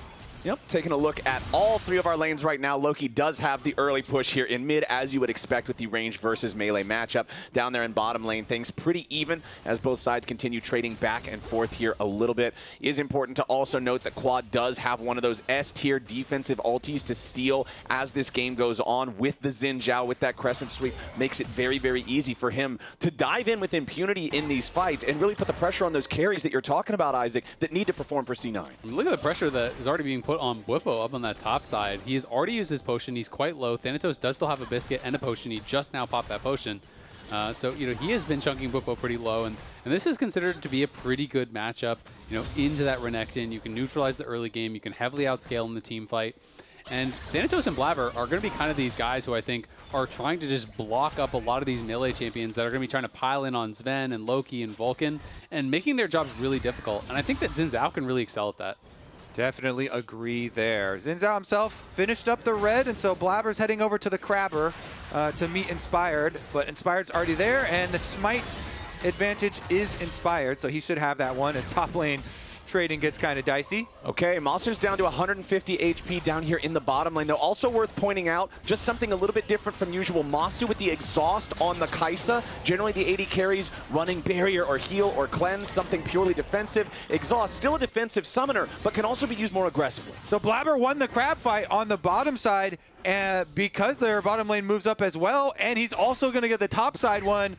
Blabber in double crab games is a force to be reckoned with. What is the win rate for Blabber in double crab games? 1,000%. 1,000%? Yeah, he wins 10 times every time that happens. Whoa. This is kind of a surf and turf jungle series because the first game Inspired has taken all the land critters with the chickens, and now Blabber's got total control of the crabs in game number 2. It's just which part of the menu are you trying to eat from? Well, Cloud9, they've dedicated themselves to the crabber lifestyle. Okay. They've got seafood. They have dedicated merch for it. Yeah. FlyQuest have no chicken merch, Oh, true. So they're going to have an in-game emote. They're going to, yeah, exactly. They're going to have to step up the FlyQuest chicken game. Blabber, though, this time around on his first reset is going to get jumped on by Inspired. Inspired jumping in there, but critically, Blabber ends up getting the kill on the Gromp, despite the fact that Inspired tried to smite it. He smites it a little bit too early, and Blabber's pet plus red buff tick ends up killing it, so he does not lose the golden EXP on that. Crab. So now we know. Because the frogs are aquatic, and you are like, oh, is it land or is it sea? Well, it's still seafood. It is sea, it counts. Yeah, we've crabs got and to, frogs. Cloud9 only is eating water critters today in the jungle. As FlyQuest, I like that Inspired goes for that move. Unfortunately for him, just a fraction of a health bar separates that from really working out or not. As Thanatos honestly doing a great job in this top lane matchup, like you guys have already talked about. He's dead even on the farm. He's surviving the early Renekton. And you can see Bwipo not that concerned about it, though. He went Cull, and if you watch Bwipo's stream, this guy is a Cull enthusiast. He's going to be buying on every champ. If he feels like the game is just going to be a chill farm lane, he's not going to be able to push the pressure, then he's just going to sit back, he's going to farm, he's going to try to get those advantages. But they're going for the all-in. Ooh, flash out from Thanatos, summons up the second part of the Oran Horn, but he's completely out of mana. He cannot continue chasing after Bwipo, even if he wanted to try to combo those double brittle procs. So Bwipo gets himself back away. It's ult for flash up there in the top lane, as C9 trying to clear out some of the vision of the FlyQuest bot lane duo down here. And I mentioned the bot lane duo specifically because of the fact that last game we had already swapped our bot lane duos up to top side at this point, not in game 2. This is actually really big for Thanatos. He just got the honey fruit. Bwipo actually went to try to check for it, didn't see it, and didn't go all the way down. And then Thanatos goes over. Ooh, Quad in some danger here as Loki jumps forward using the flash to try to get this combo started, but it doesn't quite work. So Quad can disengage. Flash still intact. Okay, I want to see Inspired go for some ganks here. There's no flash or ult on the Ahri, and that is into a Sylas lane, and the Sylas having flash advantages. Really good setup. First up, though, is the Dragon. After they're resetting and running back from base, both Inspired and Quad on the way. Blabber working on this Dragon. It's kind of annoying to work on Ocean Dragons because of the slow of the auto attack, but they're burning it down quickly. Inspired's on the way, ready to come here for the smite fight. Immediately stolen away by Inspired. It's tragedy for Blabber as Quad is ready to chase him down over the wall. He goes, and the first blood, the first objective, both go to FlyQuest. Oh, that is so painful for Blabber and Cloud9. The earlier reset from Quad, because Loki used everything and then stayed to finish off that minion wave, Loki was still in base, and so the earlier reset comes from Quad and Inspired getting there just in time, Flowers. They steal it, and then they kill him. Yeah, that's rough. I mean, he spends so much time working this Dragon down, and not going to really be, let's see, 860 W smite. Wow, it was down to 575, so you almost had that perfectly timed. The W damage would have been perfect on it, but Inspired just snuck that smite in between. Nicely done from Inspired and FlyQuest. Immediately starting off the first real opportunity for a scrap the right way. And once again, look at Inspired. He's always in Blabber's face. They're recognizing that they have this topside pressure from Bwipo to play off of. Thanatos is always forced underneath the turret. He's always having to spend cooldowns to trade with the Renekton. And so Inspired and Quad can use their advantage now, force their way into the enemy jungle, steal away not just the Gromp, but the blue buff too. Okay, Gromp, blue buff, and Dragon. Everything. All taken away. All the stuff. The frog, the rock, and the lizard. All of it. They're getting whole payment habitat for those early frogs. The grubs, though, being started up as a big chunk onto Loki here. Okay, Loki down to 1/3 HP. Yeah, he's still got Spirit Rush, but you really don't want to be joining in a whole lot of fights on low HP here with the Ahri. And yeah, FlyQuest now with total control over this topside river, feeling great about starting up the grubs. The first was already taken by C9 though, so C9 at least they don't have to give away the ability to spawn the little Void Mites this game. They've got that at least in their pocket, but FlyQuest are still going to get credit for 2 out of 3. Yeah, that's still really, really good. Just go aggressive mid lane. Loki didn't want to use the Spirit Rush because he's saying, I need to have this if we're going to fight. But if you don't use the Spirit Rush, you lose your health. You can't fight anyway. And down on the bot side, Thanatos went down there. He was actually just swapping him down and is going to be able to try to get the push as Bwipo was looking to match over by those grubs. But does have a nice advantage. He's looking for it all in. Okay, Bwipo immediately starts it off for the Empowered Call to Meek. Now the slice, where's the dice? Nice stun, and Inspired shows up to say TY for kill, stabs him in the back real quick, and it's easy peasy for FlyQuest, second kill of the game.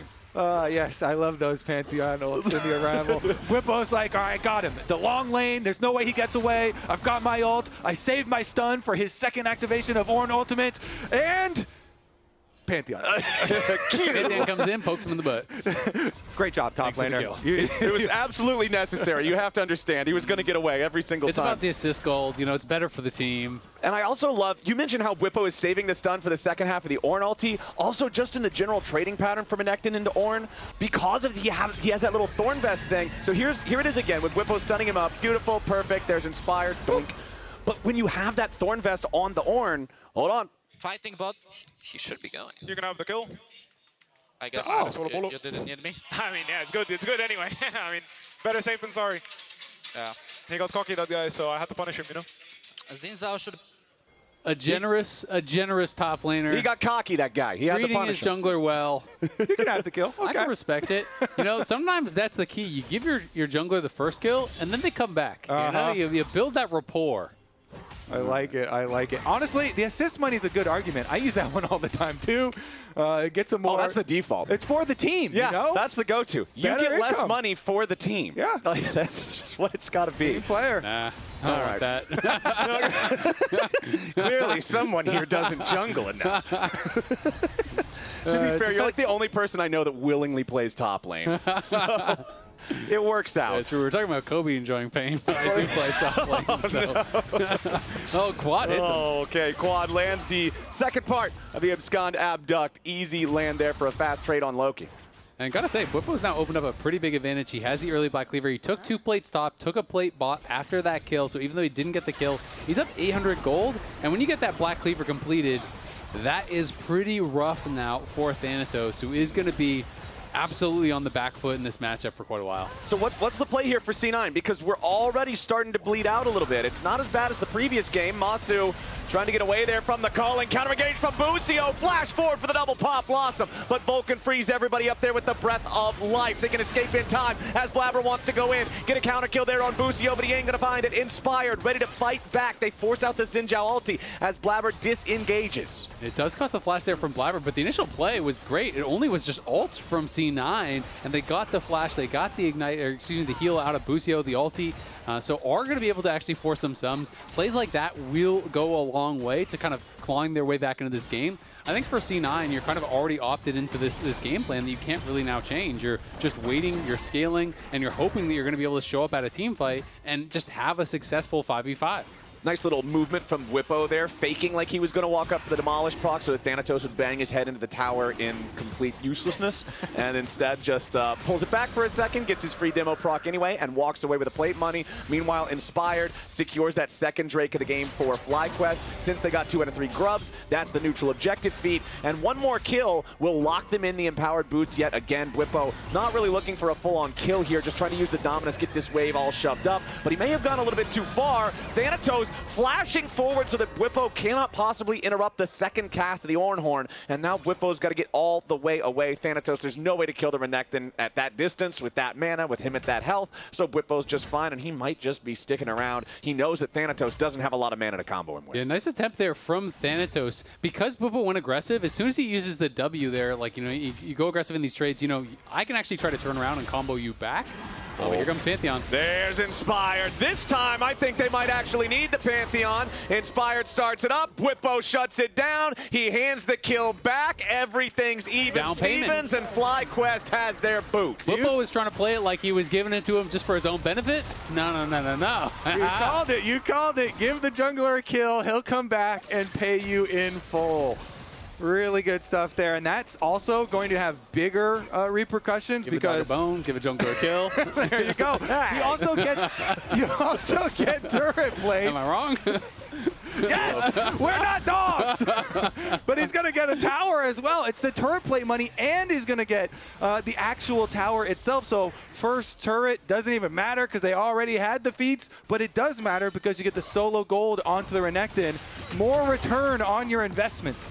Nicely done there from FlyQuest, now ballooning what was a 1.2 thousand gold lead into a 3,000 gold lead. They've got everything in this game. It's looking so much like the first one, man. FlyQuest have C9 figured out. I will say, though, the difference this time is that the gold is all isolated in one person. It is all Bwipo, right? So if Bwipo is stuck in a side lane with Thanatos and you can have a 4v4, the 4v4 is actually very, very even and super winnable for Cloud9. And eventually, you know, Thanatos will still outscale, will still have those ornaments coming through. So honestly, I still like their position in this game much more than the last, where there was advantages everywhere, it felt like. So, you know, Bwipo, he has pressure on him to continue extending that advantage. You know, he is their gold lead. Exactly. That is a Renekton with Black Cleaver and Spear of Shojin both completed before 15 minutes on the clock. If he does make it into a team fight, he is pure raid boss status. It is so hard for the C9 roster to deal with this guy. But they're going to go ahead and start up the Rift Herald themselves. See if maybe they can start clawing their way back into the game with this one.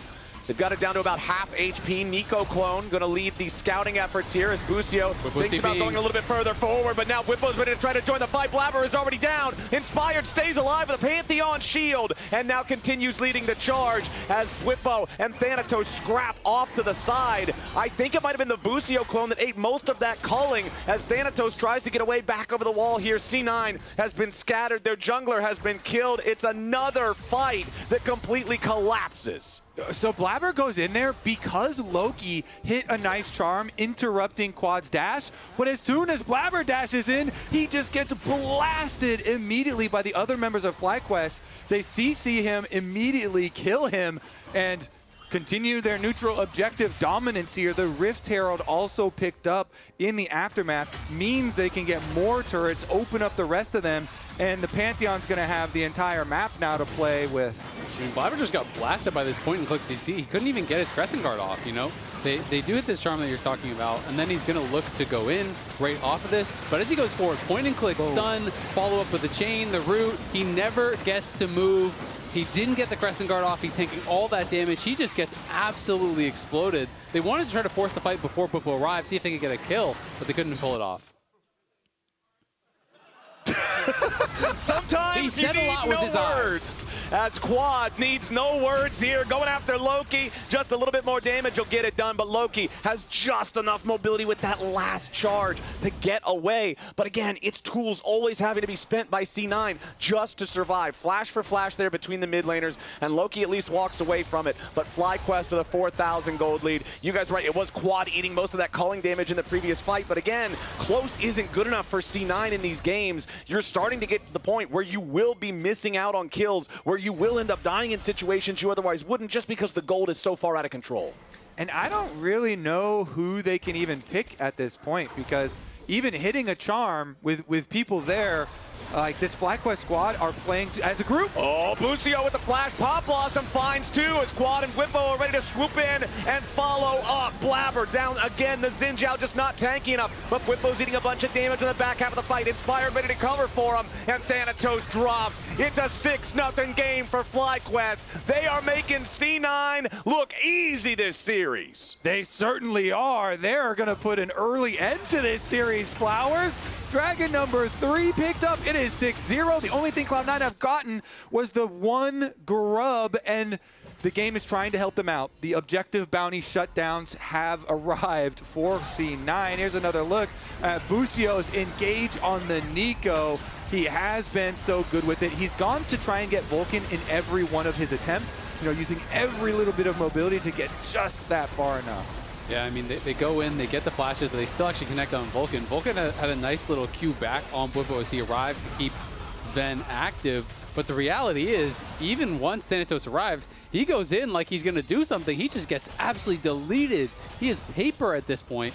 Had no MR really before that fight, you know, just the Merc Treads. Now he picks up an extra null magic mantle. But there's, you know, a fair bit of magic damage coming out between Busio and Quad, plus all these physical damage dealers are so far ahead, and there's the Black Cleaver on Whippo, so he is looking like paper. And, you know, I pushed back before saying it was still closer than last game.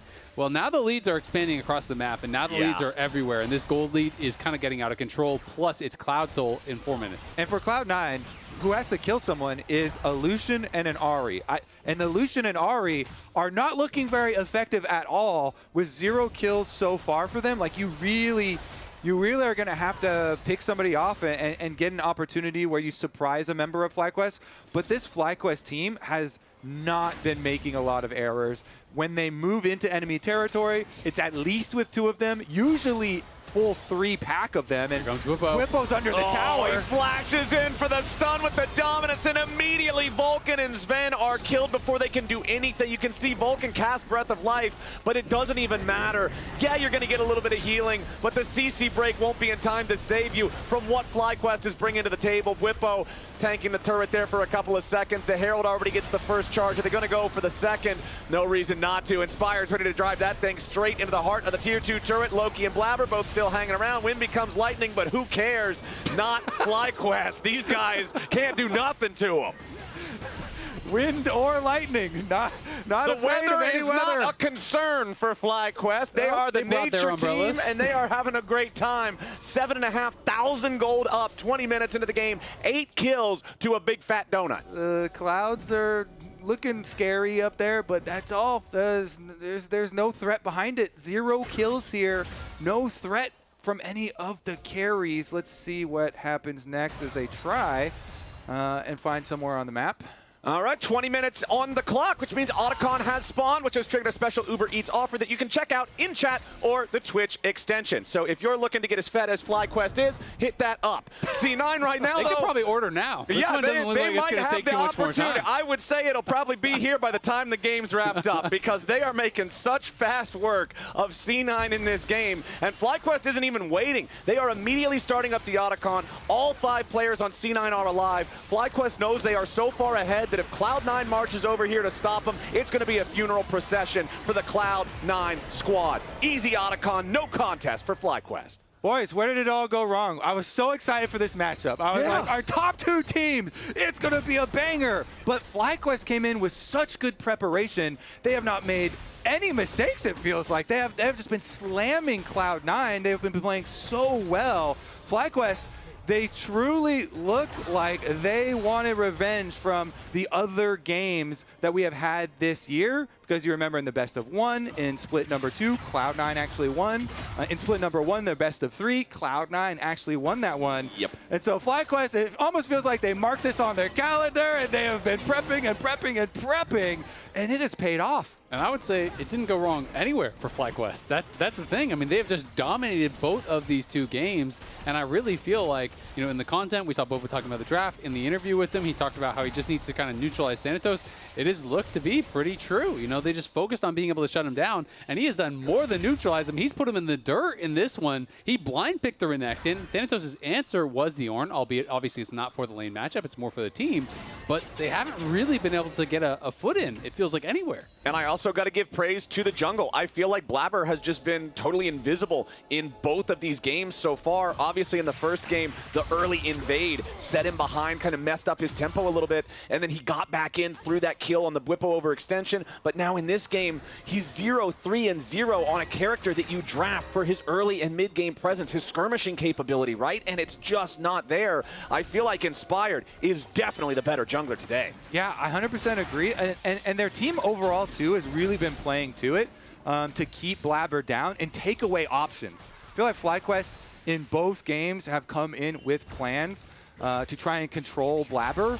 Quad as well has been playing really well. A lot of these playmakers. The Annie was a cool pick, but also on this Silas, you know, timing his recall with Inspire to go with him, help out with some of the steals. Cloud9, though, they've got one more chance here. Cloud Soul is on the menu, and FlyQuest trying to save the game. Okay, Whippo just hit level 16 while he was pushing up in the top lane. That might have been what he was going for, and yes, the teleport is about to arrive right now, as Inspired immediately jumps in, and Sven has already lost half HP. The Dragon down to 3,000, but Inspired might just be killed. Boost here with a pop blossom for the save. Inspired goes back in, he wants to try to find the smite, and he got it! They're not even gonna kill him! Everybody on C9 is already dead!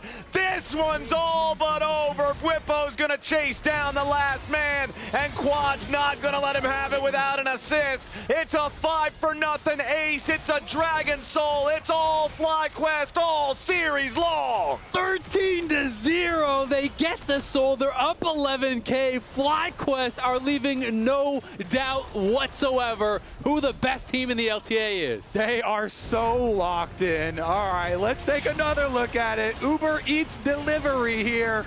Cloud9, you know the reason they make this choice. They're desperate at this point. They're falling so far behind. They just have to fight on the soul, so they go for it. They call in the Ornn ultimate, but in the back of the pit there. Quad is 2v1 versus the bottom lane, while Busio goes and gets his lockup on the rest of the squad on the other side. Quad, by the way, won the 2v1 in the back of the Dragon pit. They work. Annihilating both of them. And so FlyQuest will be able to take their victory march straight into the FlyQuest base. You can see Nuke Duck talking to Mithy here, so we're going to be higher in the standings, and they're going to be lower. That's Sven, where I picked the Renekton. as Sven tries to get away from Whippo. Whippo is 1 versus 3, and he's forcing them to run away as he nearly one-shots both Sven and Loki. Goes back in over the wall. Whippo might be the first kill C9 gets all game. Takes 1 turret shot there at the very end. Stealing away the Ornn ultis for the double kill on both carries. Runs over Loki and Sven. FlyQuest has forced their way into the enemy base, and no C9 carries are alive. Thanatos goes for an R2, but it does not matter. Now he only bonks a clone, and FlyQuest have the first inhibitor about to drop. The second inhibitor turret is falling at the same time. C9 carries are still 20 seconds out. Quad is the GOAT for that one. He is styling on them inside their own base, taking away their Ornn ultimate. Oh my goodness. Cloud9 don't have a lot left to defend, but they're going to try. Yeah, they're going to try, but FlyQuest looking like the Harlem Globetrotters out here, man. They're just dancing around, jumping in and out of the base, killing you with your own ultis.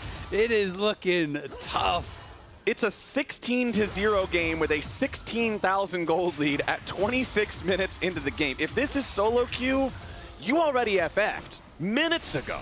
This is just such a impossible position to play for C9. It's okay. Ornn has an ornament. Okay, we have one We're ornament. scaling. One ornament for the tree as FlyQuest are just shoving down that last remaining lane of turrets. They've already got 2 inhibs down. They've still got their Baron for a little bit longer here, and we're going to see them just continue to use that. Whippo pops the dominance. It's time to go. Inspired lands with a grand starfall, and Thanatos is dead by the time he does. Inhibitor turret number 3 is out of there as FlyQuest continue their push forward. They'll take out the third inhib. You've got the super minions from lanes 1 and 2 already crashing into the Nexus turrets now, and FlyQuest are ready to keep it going. First Nexus turret already about to fall. C9, what? What? Nah. Now? What? Oh, Busio DC'd, it looks like. So. Oh, okay, never mind. That's forgiven. Okay. If somebody spilled water at the game-ending fight, I was going to be pissed. Where's Masu? Is there coffee on stage? Yeah, please no. I would bet you they still win, even if they play with him DC'd. Yeah, I mean, I would. 45? So the gold lead is 16,000. Yeah. So unless Busio has more than 16,000 gold, they still have a lead. Whippo's worth at least a couple of them at this point. How many Busios is Whippo worth at the moment? Couple. All right, we'll let you guys know as soon as we figure out what's going on. It was just the DC, as they called out. So Busio's reconnecting right now. So he got kicked out, but he is getting right back on. But, geez, this is very nearly a perfect game. I don't know if you count the one grub as making a not perfect game, but we are back. Oh, they do get a shutdown, though. Quad dies right there at the very end, which will be the 1 kill of the game given over to, or wait, is that even showing up on the scoreboard? Never mind, Quad is already down as C9 scrambles to try to defend Pop Blossom onto the remaining defenders of C9. Sven is dead back into the fountain steps. FlyQuest 20-2 will dominate this series and secure first seed heading into playoffs. That is your best team in the LTA. And it ain't close. Yeah, that was a stomp. FlyQuest came out here, really good drafting, really clear game plan. But beyond that, just fantastic gameplay. They were locked in today, really well coordinated.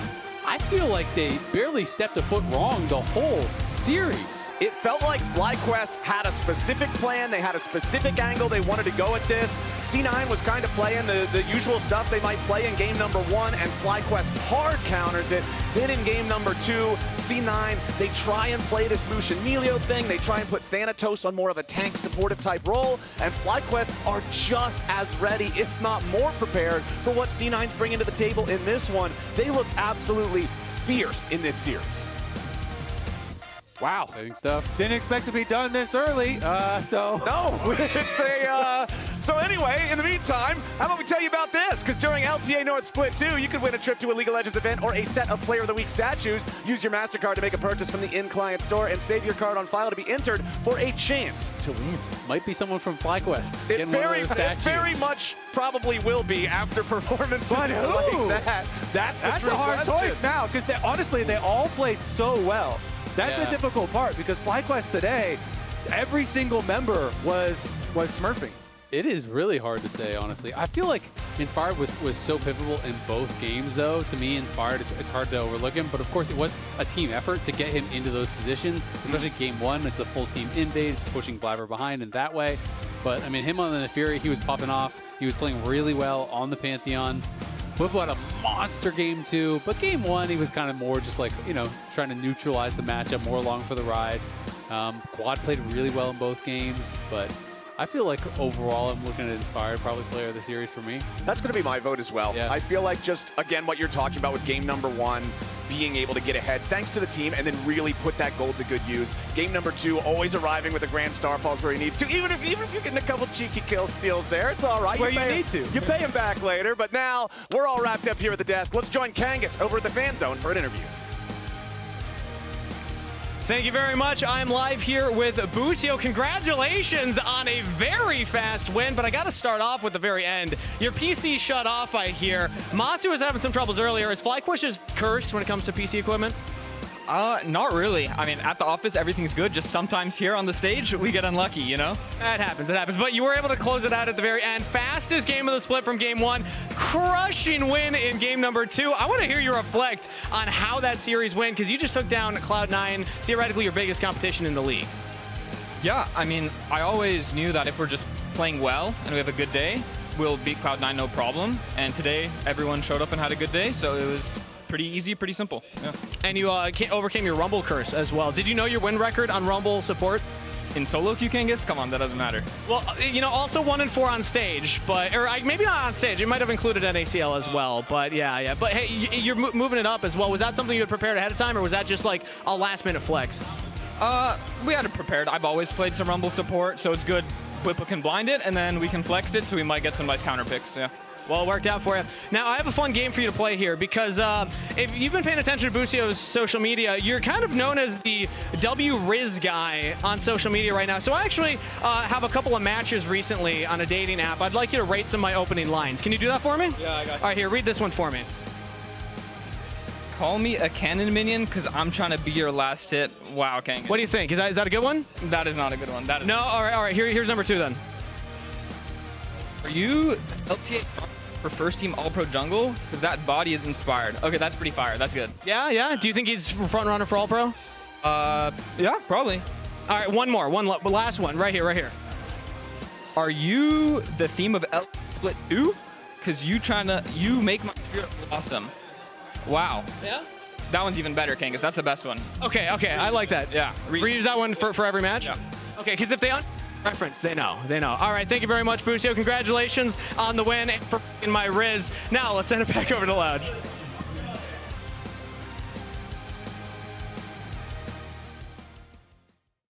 AT&T has a new guarantee, because most things in life are not guaranteed. Like common courtesy. Really, Brenda? I know you can see. When they say, I'm on my way. No way. Pretty blue, though. Or a fun night at the movies. Yeah, that's not guaranteed. Yo, hold on. Let me put you on speakerphone. You know what AT&T guarantees? Connectivity you depend on, the deals you want, and the service you deserve. Or we'll make it right. That's the AT&T guarantee.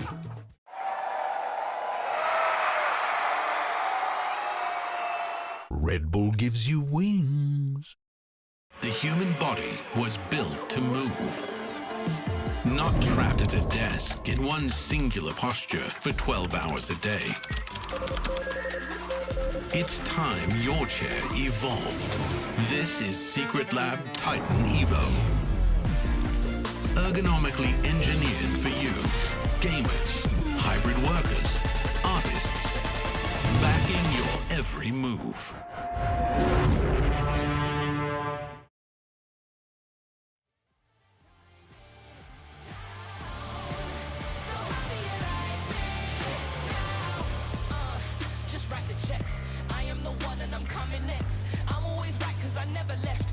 should bow down and show respect. Stacking the weight, mounting the pressure enough on my plate.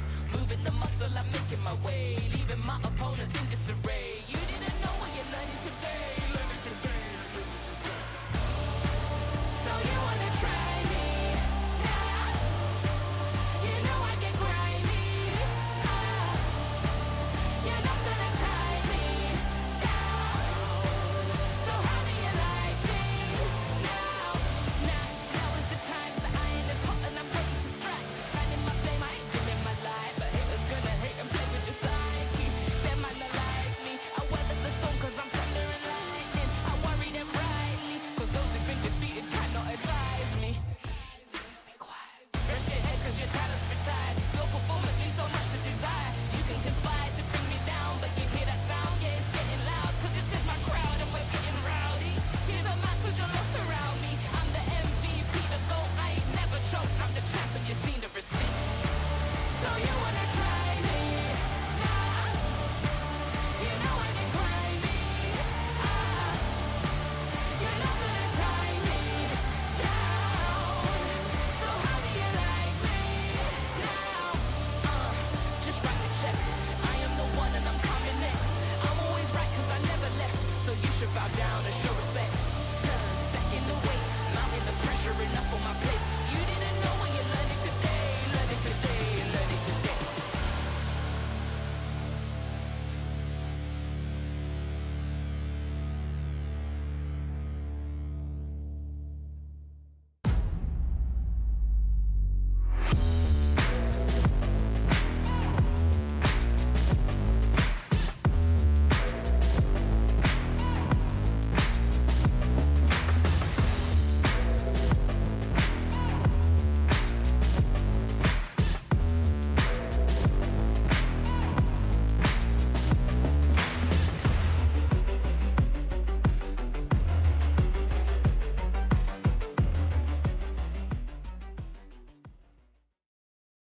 Just one of you.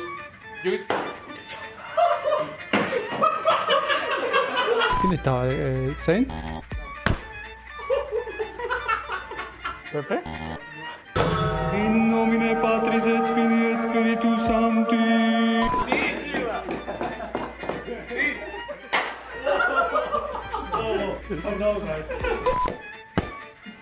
Two people.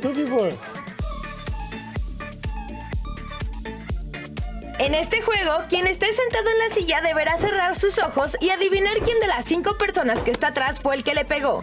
¿Qué no? Si adivina, la persona que fue atrapada deberá tomar su lugar en la silla. Eric.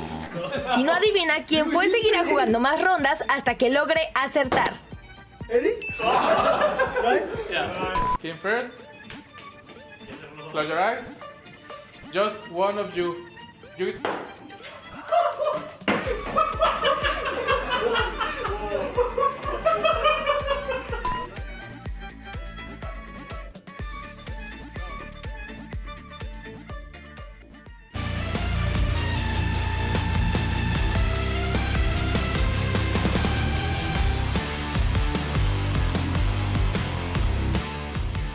Welcome back, everyone. We got Lyon versus Dignitas, but first, we got Inspired. What's up, brother? You just had perhaps the fastest series of the split. How'd that feel for you?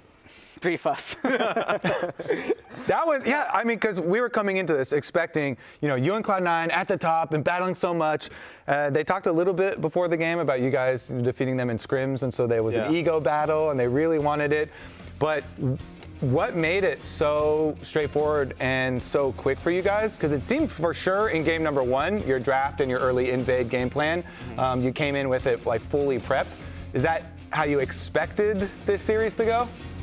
I don't know, I didn't expect it to go that way. I mean, honestly, I think we just drafted better than them, and the games were pretty simple to play. I think we had stronger champions to fight, and they were fighting us. So, like, if you have stronger champions and they still fight you, they don't really like try to look for better angles. So, I think they just made a lot of mistakes. I think we just played standard game, and they just kind of gave it away. You say you play a standard game. I mean, game 1 was crazy. Also, I got the confirmation. Fastest series of the split. Like 6 minutes is crazy. But like that game 1 draft with the Rumble being flexed, like all these things are happening. Like, tell me, is this something that you're prepping specifically for Cloud9 or something that you guys have just been doing just generally? I mean, the last time we played against Cloud9, we picked Rumble and we didn't even consider flexing it. So then I said after the game that maybe we should start considering flexing Rumble. So yeah, then we were like, yeah, we can try it out. And we tried it out today. So it worked out. Now, I wanted to try something, of course. All pros, a huge conversation that's happening. We've been doing jungle tier lists in general, and we haven't done the jungle tier list yet. Yeah. So I want you to hold this, and I also just want you to be able to pick through the jungle, talk about your thought process going through, get Masu out of here. Masu would be down there. So anywhere you want to start, you can go straight for it. You can even start with yourself if you want. I mean, I think these two are probably up there. I think I can be there.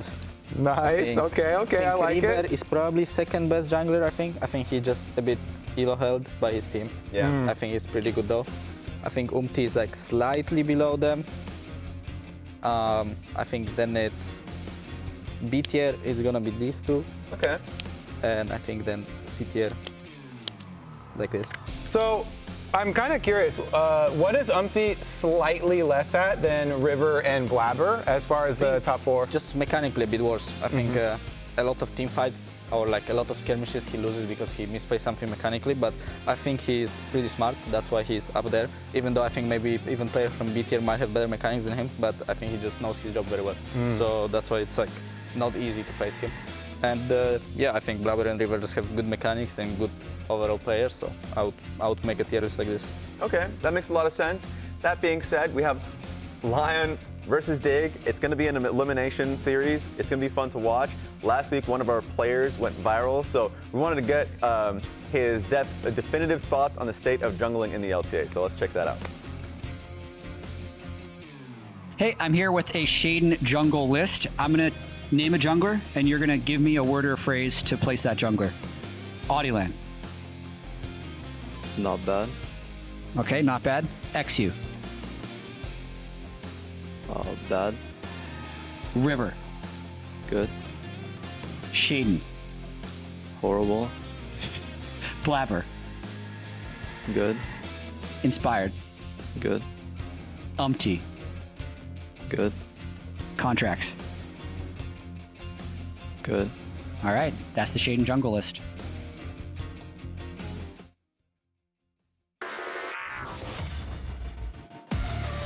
See the Shaden breakdown. I think he's a little more down on himself there, Jad. Word or phrase. Yeah. Afterwards, he was like, why did I put myself Yeah. as horrible?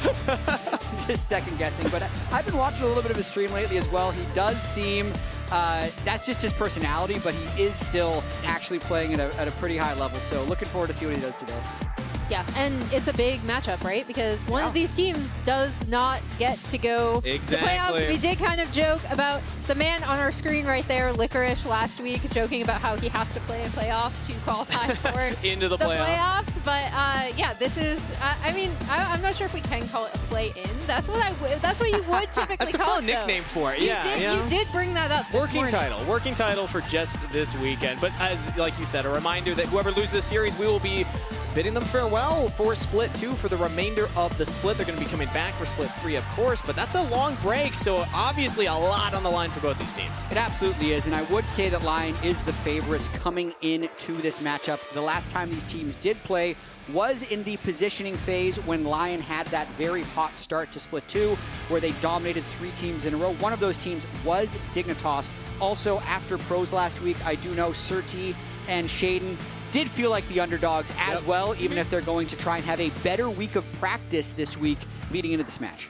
And by contrast, you have Lyon, who lost a lot of really, really close games against some opponents. They definitely want that C9 series back.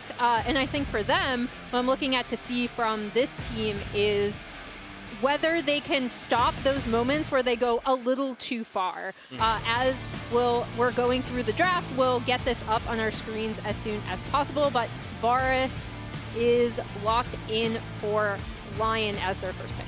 Yep, and just to go through some of the bans, since we seem to be having a few issues, we have Lyon, who have banned Nefiri, Azir, and Rumble, and then we have Dig, who banned Pantheon, Vi, and Yone, and have just locked in the Ezreal to match up against Lions who first picked Varus. Still the Ezreal v Varus. Every game won, nothing's changed. But now we're getting it out. Still. We're getting it out of the way. True. And this is a fearless at best of 3, so we will not get them for game 2. We will still have El Clasico for right now. Still with that Xin Zhao as well, even with the minor changes on the last patch. See what the rebuttal is next up here for Lyon. Yeah, with Vi being down and Furia being down, a lot of the cookie cutter AD junglers are out of the picture. But with Varus first pick, you really have so many options since you can build Varus with the attack speed or the poke variant, so you can really go in any direction that you want. Yeah, he fits into so many team compositions. We see the Gwen coming through. And Sejuani. So again, like something playmaking. I do think Audi is a jungler who does know really well how to play around his lanes. Just incredibly experienced with a lot of these looks. So nice start here for Lyon in terms of what they like to do, which is get involved early. I'm not going to take an effort at reading that one, but I appreciate you for drawing it. Fan If it was French, I'd be able to read it. Yeah. My Spanish is terrible. And it's going to be Jack's answer here for Dignitas. 30 into, presumably, Licorice piloting that Gwen. With the AP itemization changes, expect this Gwen to be very good if you're able to get to that 2-3 items there. I mean, I'm just a little bit surprised to even see the Jax locked in. It had really fallen out of the meta. We only have one Jax game currently this entire split before they lock that in, but it looks like Surdy wants this matchup into what he is presuming to be Gwen top lane. Yep, and as we see, Jace? It's a great bard right there. Oh no, okay, so it was a hover. Karma ban coming through for Lyon. A few Karma bans popping up here and there in terms of looking at kind of pushing bot lanes, pairs really well with the Ezreal, and is something that we have seen Tomo and Isles pilot previously. So, and then we have the Jace ban coming out. Yeah, Isles pulling out the Karma 2 different times. He usually goes for more of those engaged champions, but might still have to lock it in this time as they don't have exactly hard engage. But Jats, to the point about seeing the Jax into the Gwen, I want to highlight Surdy as a player and what this kind of tells us about him and his confidence right now, because he's a player we had a lot of hype for coming into the year, kind of the solo queue savant, you know, topping LP records, you know, smashing the tier 2 scene, and then he really has not flourished so far in tier 1, but it's because of counterpicks like this that he was able to gain all that LP and really make a name for himself in tier 2. So it's setting him up to have that type of performance here, but can he deliver now is the question. It's definitely the performance that he wants to have. I like that they picked the Talia with it as well. I feel like whenever you're trying to do a carry versus carry top lane matchup, oftentimes it's decided by whichever mid laner can move better. Talia is definitely there. Great to see young children at the LTA as well move that next generation. But for Surdy, he has had a issue with lane swaps and early game map movement. I'd say he hasn't necessarily actually been like outplayed in the traditional laning fence sense. He just is getting a different game is getting played against him. So this he ain't just solo hasn't been able to follow the map movements, and he'll either dive or have bad teleports. Like those are the big decisions that I feel like have been costing him games. But it's also how other teams have really dismantled Dignitas. It's either taken out Surdy or Caney, one of these solo laners. So the Jax and the Talia, but now it's answered by Nico and Ari on the side of Lyon. And we're just off of Saint having an insane Ari performance in his previous game. We all remember that teleport in, go back out, go back in, and then Alistar locked in. That was great. I need a signed copy of that later. I'm going to find you after the games. That is great. All right, so the Alistar engage for Isles here. Understandable based on the draft that they had, but I'm definitely liking what I'm seeing online. It feels like a lot of the strengths of the team, Anilan on an engaged jungler, something to set up plays. Saint on, like you were just highlighting, that Ari that he had such a breakout performance on last weekend. So I'm liking what Lyon has picked up here. And again, this is only game 1, but loser will go home for the rest of the split. So these players should be playing their hearts out today. Yeah, and then by contrast, Dignitas, I am, to Jat's point, really looking to see what they can do with the Talia, maybe try to make some lopsided matchups. They're coming off of a pretty crushing defeat at the hands of FlyQuest, and we do know that Lyon can get out to some of these early leads. It's about overextension from then, but Dig have actually been able to fight back in a lot of their series, kind of save the FlyQuest one. So I'm really, really curious to see if they can kind of create those mismatches using globals. Non-subscribers, we'll see you in 30 seconds. But for everybody else sticking around, get ready, because our first elimination match of the split is about to kick off. One best of 3 ahead of us, one team continuing into the lower bracket of playoffs. The play-ins, if you'll have it, start now. And I want to watch Surdy early on in this game, because when you look at everything that Dig drafted here, all signs point top. Everything is moving top lane. Even the Alistar Ezreal is a bot lane that the Alistar can leave and roam to try and make something happen in the top lane. So whether or not they can generate pressure through the Jax's lane is going to dictate so much about what Dignitas can do in terms of winning the actual match. And I don't think that's a bad call from Dig either, right? Like Shaden and Surdy, we've talked so much about their pre-existing synergy together. And then also Licorice has been having a bit of a rough split, I'd say. So trying to target that early potentially could also be very good for them. And we also talked about Saint and how dominant he was last week. These are just some of the highlights. The Yone, which was banned, by the way, to make sure he couldn't have that again. That insane solo kill he had against the Rumble. And then this Ahri fight where he just teleported in. Could have been a total disaster, but then it ended up being a game-winning play were some of the standout points. Incredible performance, and you can see it's reflected in the stats as well. Very rare that you see over 1,000 damage per minute, but when that happens, you know that was a pop-off performance. Saint absolutely capable of delivering those. But like you had highlighted, this game, we expect more action to be happening on the top half of the map. So I'm happy that the observers are already showing us that, because Surdy versus Licorice here, Licorice, his consistency in making playoffs to begin with, very, very high. Incredibly rare when he misses those playoff opportunities. And this would be a huge win for Surdy if he can stop that from Licorice. For sure, such a veteran. Taking the Ignite on the Gwen, fairly common to be flashless on Gwen because you have the extra mobility from your dashes, and you also have the ability to move your W shield around once you have a few levels. But that does mean that you can be a little bit more vulnerable early on in the game. Looking at the jungle path, so both junglers are pathing top to bot. I don't think they had good vision on each other's starts, so it's going to be a little bit of a guessing game. So maybe we won't see super aggressive trades up top. We'll see what Surdy and Licorice end up doing. In the meantime, Lyon have taken control of that bot side wave as well, pushing in on Ezreal and Alistar. Usually you do see this with the range matchup versus the Alistar, so no surprise there. It's going to be, more about that mid game or getting out of lane where we really see Isles start to come up.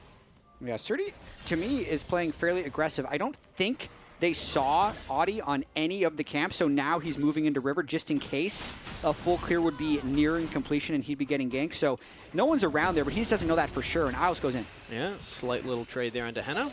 Not going to amount to much. Otomo can't get in range. This is the thing about the Nico, is that you're always threatening. Anytime the engage support goes in, you can just trade your CC with the AD carry. Stop them in their tracks. Adi, I think, might have been spotted there. Yeah, he would have been wrapping around in the jungle. So Shaden can actually make a move here on that bottom scuttle if he so pleases. Yep, and as we'll see... Oh, Adi's actually going to go for the steal? Ooh, I don't think he got it. Yeah, Shaden does get that one. Doesn't have to burn the smite either. And now Adi's out of there. Yeah, Shaden was fairly low in this clear, though, and Adi is trying to play off some bot prior. We might have a fight here over the crab and top lane. What about the top lane? 1v1, Surdy flashes out, almost wins that one, though, through the Ignite of Licorice. So he actually does win this in a sense, because the wave is coming into him. Ignite is down, so the kill pressure is lower. But I guess with the flash being down, the Ignite will be coming up sooner. The wave's in a good spot for him to reset and teleport back, though. The damage on the Henna right now as Lions will push Isles back. Nice damage trade, and Henna might actually fancy himself a fight here. Flashes forward, first blood to Henna! Can't have that type of stuff happening if you're Dignitas. It would mean to me that Isles might be making an earlier exit from this lane as he wants to maybe set up some early roaming, but CS had been going well before that disaster of Tomo going down. Yeah, they'd found windows to kind of reset, which you also saw a little bit in the FlyQuest series, right? From their early laning, where even when it seemed like they were getting pushed in, as I've believe, okay, this is going to be, I was wondering if we were going to see how they lost all of that health topside. But yeah, first blood onto Henna, which, I mean, Henna has also been, I think, quietly compared to Saint, just because Saint has had so many standout performances. But Henna has been consistently really, really good for this team. And a little replay of some fishing up in that top river. Tranquil, if you will. I feel at peace. I've never seen that, actually. I love fishing. Like, actually, in life. Oh, really? Fun. Yeah. What's the biggest fish you ever caught? You know, I don't remember. Oh. You know, you're not the type of person that takes a photo with the fish afterwards? For different reasons. For the tranquility, not for the not for the sustenance. Not for the photo you get afterwards. Understandable. But as we did see, to your point, Jet, when you set up the top lane, right, that did end up being very positive for Surdy, was able to push that in, get some plate damage. So that is another good point that Dig could potentially play around as we see Audi and Lions headed down here. Yeah, I mean, I do find this game a little bit odd in the fact that a lot of the early jungle has been all around the bot side. Now that we're 6 minutes in, it makes more sense that they'd be contesting around the Drake. I just thought by this point they would have tried to dictate that top lane matchup a little bit more, because I think as the mid game approaches, whether or not the Gwen or the Jax wins in side lane is going to dictate who gets first set up on a lot of these plays. But for now, it's just been a 2v2 and a 3v3 bottom lane, which should be in Lion's favor. Ooh, Saint actually walks away from Shaden right there, gets the control ward down. And to your point there as well, Jet, maybe that changes as the grubs start to come up at 8 minutes, but often we also see, you know, top laners swap down to the bot lane swap up there for that fight, so we might not get a lot of action. I mean, Dig is just so on their back foot there. Shaden made a fast play there in the river, couldn't even stick around for the control ward because he didn't know where Sejuani was going to be. So if Sejuani sneaks up on him, he would have died on that control ward, and then he just had to babysit thinking Sejuani was coming anyway, but he isn't getting anything done, and they've completely ceded control of the river. And he's also a little bit behind in the clear, so theoretically Audioland will get level 6 first. They're saying with a big trade there on the Cani. Wins out just slightly, but with no junglers nearby, no one's going to go for the all-in. Instead, Audioland's on that top scuttle. See how close he is to level 6 here. Should be getting it shortly.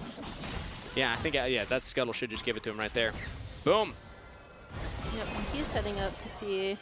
Good timing on this game. Okay, flash forward with the ultimate Licorice, the benefactor of that one. I mean, I love what Audi did in that entire sequence. He was basically not spotted for such a long time, got full control of bot river, and then instead of spending all of his tempo on Drake, he went to try and deal with the lane that's going to matter the most. As soon as Licorice goes in for that all-in, Audi flash ults and secures that, what I think to be a very crucial kill. And Shaden was just trying to power farm and get level 6. He was on the Krug, so nearby, but not close enough to actually impact that. And because Surdy didn't have the flash from the earlier trade, yeah, he goes down. Rough spot for Surdy to be in at this position now. Yep, and as we see the usual lane assignments, I'd say, coming through, but this should also give Lion control over the grub area if they want to start it. And this is something that when talking about Audi and his experience, like this is where I feel like he does draw on experience, does know how to play around his lanes and with pressure very, very well, especially on something like the Sejuani where she is a playmaker and has multiple options with the Gwen and the Ahri.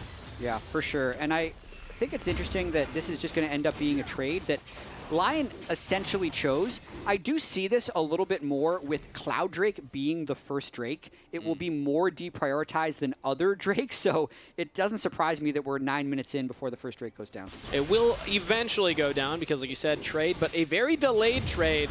Audioland's going to get back to the bottom quadrant of the jungle and start farming those up, and will still maintain a lead over Shaden right now. And we had already highlighted the top lane matchup. It's the junglers that have gotten an advantage to Licorice at this point, despite that counter pick. Audioland's just that guy that can make action happen for the team. He's got the pick for it. He's also got the experience, as you were talking about. This guy's been playing since 2015, I want to say, even before that, in the Latin American leagues. Kind of the GOAT jungler down there. I remember interviewing him at, I think it was International Wildcard Tournament in 2016? Yeah, I think. Sounds about right. I mean, he made it to 13 domestic finals, won 9 of them, 4 MSI appearances, 4 World appearances. Audioland is the guy down in the LLA, but now playing here in LTA North, we saw a play happen in the bot side, heading throughout the ult. Tomo uses the summoner spell. Yeah, I mean, Tomo has to burn that, and the big thing, again, is that Lyon actually decided to swap right back, so they sent their bot lane right back to the bot lane instead of continuing to stick them top. And again, Henna is just getting set up in a really, really good position as we see Lions and Audi potentially looking for something in mid. Saint holding the charm for right now, gets a flash and still lands it! Caney flashing directly into the CC. I mean, really nicely shot there by Saint. But also, Lyon is just getting so many more shots because Dignitas is playing so defensively. Just look at the vision before this play. Caney has no idea where any of these people are, and it's not like his lanes aren't even all pushed in anyway. Ooh. Perfect charm there by Saint. Looks like a bit of flashing the straight line, to be completely honest. The back's alive. Top. Maybe Licorice in some trouble here. Shaden does come in to try and help out in the 2v1. Shaden gets the kill, but Saint teleported in to turn the play. That's one down. Saint can look for more. Flashes over. The seismic shot straight into Surdy. Double kill to Saint. Just absolutely starting to take over this game. It had looked like Lyon had all the pressure, but now a few plays have really went in their favor. Licorice is a little sad that he died, but it's totally okay if he gives a kill and an assist to Saint, who when Saint pops off, this team wins. Yep, and he'll be able to TP on bot side to cover that wave as Lyon starts pushing in on this top side. They do have the Void Might spawn again from getting those grubs earlier, as we're going to see this top lane play. And Shaden and Surdy are just looking for something onto Licorice, right? Yeah. As Audi is already on his way up, and then Saint starts TPing in. They know a gank happened mid lane shortly, so they think they have a small window to pull something off, which they absolutely do. But Saint can teleport in afterwards because the kill wasn't clean. Surdy got solo anyway, and it ends up just being a total disaster as Lyon redeploys and the play wasn't fast enough. Ooh, and you can see, tough plays there from Dignitas. We talked how impactful this top lane matchup would be, and Surdy is falling more and more behind. It wasn't Licorice getting a kill there, but he got some assists, and Surdy losing the ability to push that wave in as well. And I think the question for how Dig is supposed to win this game is where can they play off of? And this is where the Talia comes in. On him. Yeah, still on Surdy in the side lane with the backup of Caney. That's another on the board for Dignitas. And I'm glad they finally pulled that play off because they've been so much on the back foot. They haven't been able to jungle gank. This is how the mid laner can actually impact that play. Because of the Talia ult, you have that extra mobility to the side lanes, and that's how you would try and get the Jax ahead. The question will be, is it too little, too late? Because even after that kill, Surdy's still at a gold deficit. I believe we also just see Henna constantly shoving in mid-wave, trying to get some plate damage down there. No turrets have gone down yet, but Lyon thinking about it as a couple of plates have fallen. Yeah, we'll see the map is a bit dark for Saint up here. He's playing pretty cautiously, though. Should just be able to get this wave as they're kind of pinging around the mid lane, going to shove that in again. Yeah. And they did get a bunch of turret damage on previously. Like you said, Henna was pushing that up while they did catch Licorice out down on the bot side. And just to point out, like, with the, whoa, that's too Whoa! I will say I didn't even know you could zoom in that much. The Varus is having permanent push in the mid lane, and then even the side lane, good push there, as you can see Lyon really just dominating the map overall. Yeah, I mean, a lot of it off of Saint here, obviously, on the Ahri, but everybody playing their part here. Henna pushing waves in. Licorice now kind of solidifying a lead in that side lane here with the first item completed. But we also have at least Surdy matching in kind. So Trinity Force, Surdy's not completely out of this one yet. But considering this is the counter pick. Yeah. He still has both summoner spells, so is able to survive, doesn't have to burn them. But Dragon's up, that is the focus right now for Lyon. They're getting their preliminary vision down, denying vision away from Dignitas, as they also want to control priority in the mid lane. Multi-step process here to go for this Dragon. Yep, and we see Saint headed down here as well, which definitely means that Dig are going to, again, establish prio mid, rotate down to Drake to get that, and also stop any sort of potential early Drake stacking that Dignitas could have had. In the meantime, they will have Surdy pressuring down that top he might just tier get it. 1. Yeah, I mean, Jax alone in the side lane. He's taking that very fast. I like this call from Dignitas. They already got the early Dragon. They're not giving too many over to Lyon, so more gold onto the Jax, getting back in the game. For how off the back foot they've had to play, getting one Drake and then also being the first team to take down a turret is what keeps them at least a little bit in this game. Yeah. But it was 3 kills picked up earlier for Lyon. Now first turret over to Dignitas. Feats of Warfare still up in the air for either of these teams. It's going to come down to the first 3 objectives, and that's 2 to Lyon. That means the Herald's going to be worth even more for them as they're already setting up in the area. Yeah, they TP'd Saint up there. Audi is already there. They'll be looking for pressure on this turret. Meanwhile, Dig are looking for something mid. He has Flash engaged. Flash answer from Henna, so it only lands on the Audi lane. Not the target that you want. 2 tank in the Sejuani for Dignitas to full commit. Yeah, the mid control will likely stay in the side of Lyon. That was more just a drive-by gank as they pushed in top lane and now take control of the Rift Herald. Dig looks like they're fed up with this, though. They see Licorice is still on bot wave, so they might be able to at least get the TP out or push them off the Rift Herald. Oh, Engage comes in from Audi lane immediately. Answered by Isles, popping the Alistair ultimate. Yeah, and I want to talk about this graphic you see on the screen right now. When Saint is ahead, this team is very good. When he's behind, they're not. So that's why. Well, where are they right now, Jed? That's why he's ahead. Oh, he's that's ahead. good news. Absolutely, individually good news for Lyon. quite far ahead in this game. 2-0-1 on the Ahri so far. 700 gold advantage at 14 minutes. So let's see what type of impact he can have on this game. Yeah, recently buffed Malignance as well. First item picked up. And Cani is TPing into a position where they could still set up for a fight with that Talia wall. Isles a little caught off from the rest of the team, and he doesn't have the ultimate available, so instead he goes on Henna. No flash on the AD carry, but a savior play from Lions. Shaden will take down Henna. Dignitas take down the support. It doesn't matter that Lions threw his life for his AD carry. That's 2 kills. Dignitas win the play. Yeah, and you could see that setup coming in from that teleport, right? The Talia was getting into position. She'd previously been down on the bot side, and they recognized that not only could they have first rotation onto that Herald, but then be able to set up the fight with the Talia wall. Again, Talia having the semi-global is so important for creating these kind of uneven situations. Even with Licorice backing, right, and then TPing in, it's already too late. And it's the snap engage because it is a 4v5. Licorice arrives now. The fight is already over, so just a good trigger pull there by Isles. Everyone on Dig being on the same page to make that engage happen. And for as much as I have felt like Lyon is just outplaying Dig and Dig is playing off the back foot, we're in an even game. Yeah. Even gold, 1 Drake to 1, the only difference being the 3 grubs. Yeah, and it feels like even though Lyon are playing the map slightly better, one thing I have liked about this Dignitas team, again, is their willingness to go for a lot of these team fights if they feel like they can set them up. We saw it in games where they did end up getting behind. They still looked for windows, were able to really drag them out. It's definitely one of the reasons why, even when they fall behind, they end up having these really long game timers because they end up being able to drag their opponents down in there with them, and it's with team fights like this, right? Like recognizing TP the Talia in, she can wall off that entire backside and get kills onto the Lion bot lane. Will we see Dignitas retake the top 3 longest games of the split?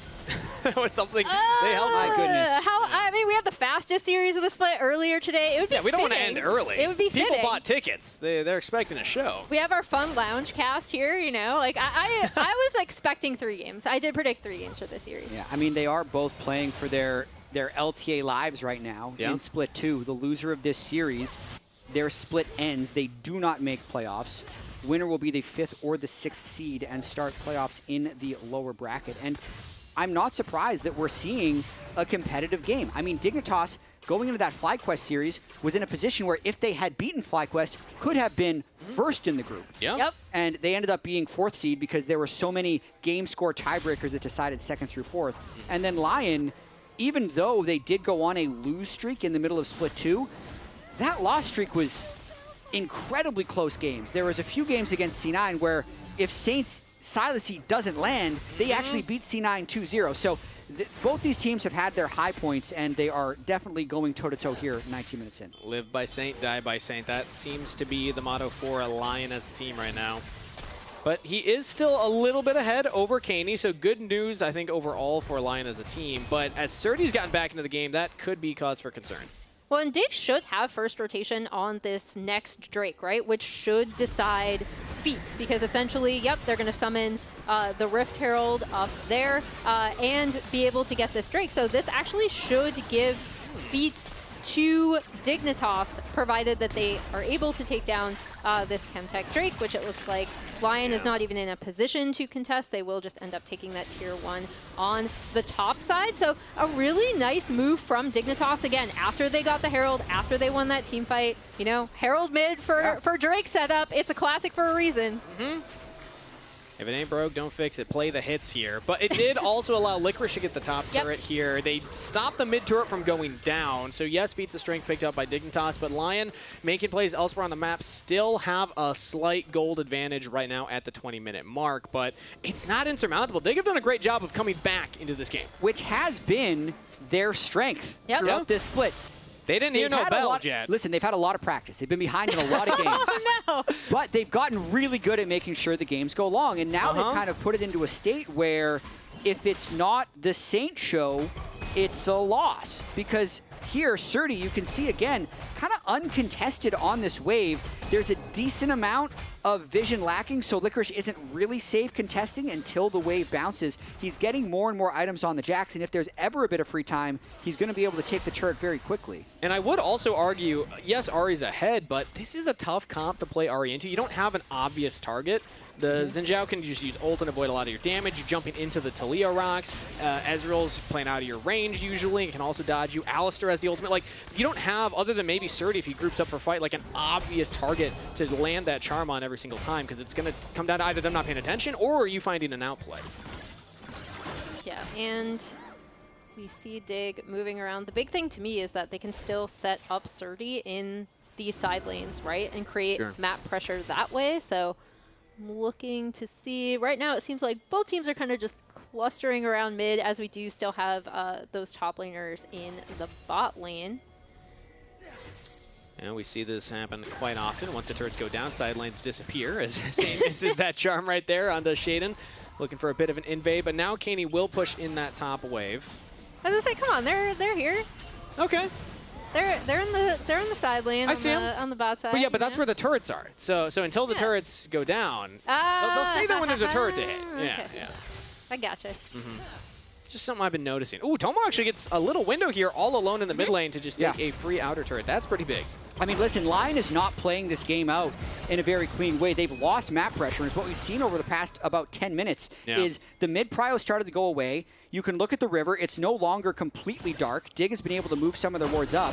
And then Surdy is winning these short trades with Licorice, so he's always the first one to crash the wave. He then moves into river for vision. All these things accumulating together is giving Dig those small windows that Tomo just took advantage of right there to clear the mid turret. We'll see if they want to make a play. Yeah, do they pincer? Here's Adilan. Glacial Prison lands. Can they chain the CC? Flash jump away. Surdy's out of there. Yeah, I was like, I know Adi's there. Yeah, I know he's looking for it. So as the expert fisherman, how was that fish looking right there, you know? As they were hunting for him. They're fishing Elusive. for him. Yeah, Elusive. he was elusive very fish. slippery. Hard to get the ones on land. Although he is the fisherman, so you should be talking about whether or not... That's why I was a bit confused. Yeah. I was like, he is fishing. Well, he was the bait, I guess, in this scenario. He is kind the of falls fisherman apart, Jack isn't skin. it? Yes. You're backwards. He is the one fishing. We're trying out new material here, Chad. You know, I'll get it down eventually. It's fine. Now they're making a play into the bot side, as Surdy does have some backup this time around. No ultimate on Adilan, but he can still just walk up and smack him. So Tomo has to respect that. Jumps away. No turret taken yet. Yeah, I mean, with no flash for Surdy, he's not allowed to push alone here. And Isle's still making a play as Surdy was recalling. Yeah, a little Adilan ambitious. is pretty healthy, though. Still a lot of health. And now Saint on the flank. The Ari coming in, trying to make the hero play yet again for the team. Isles could be in some trouble. Can't quite link up with the rest of the team, but instead, they catch Saint out of sorts as the rest of Lyon leave him to dry. These fights are crazy because that was a fight where Surdy fully recalled, teleported back in, and Dig still managed to win. They might dive. Yeah, there's 4 members of Lyon here, but we have a wave coming in. We're proxying the next wave. Lyon are going to have to try and defend this if Dig want to pull the trigger. I mean, maybe they'll try and kill the turret first. No, they can't get it. This would be bold to go for. Yeah, Henna is full health. He's just walking up to take on Tomo.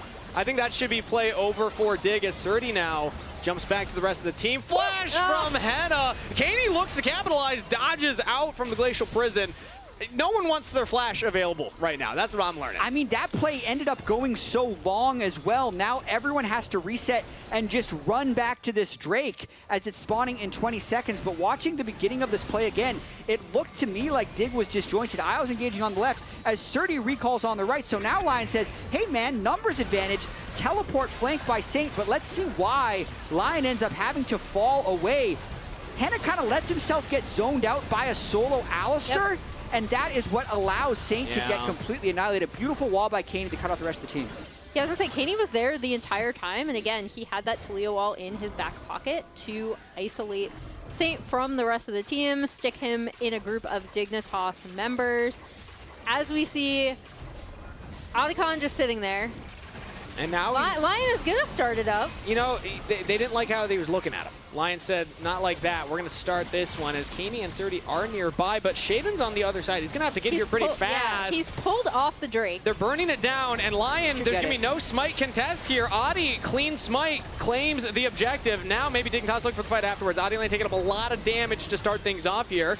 Saint getting chunked as well. Now Shaden's come in. Flash engage from Lions. Lands on a 2. Licorice driving the back line. Henna gets the first kill on the Isles as it's just CC on the Licorice for days. He does go down. Dignitas try and equalize something. Shaden jumps in for more. He's quite healthy, but he's charged up CC. Double kill to Saint. I'm willing to bet Shaden didn't expect the Sejuani ult. Yeah. That late into a fight, you think you're going to be able to fly in, but they had already lost that fight 2-1. It ends up being 3-1. The original call, nice by Lyon, because Shaden was going to be so late. So they get the smite, they get the stats, and they'll get the passive from the Otacon. And then the engage is also clean at the start.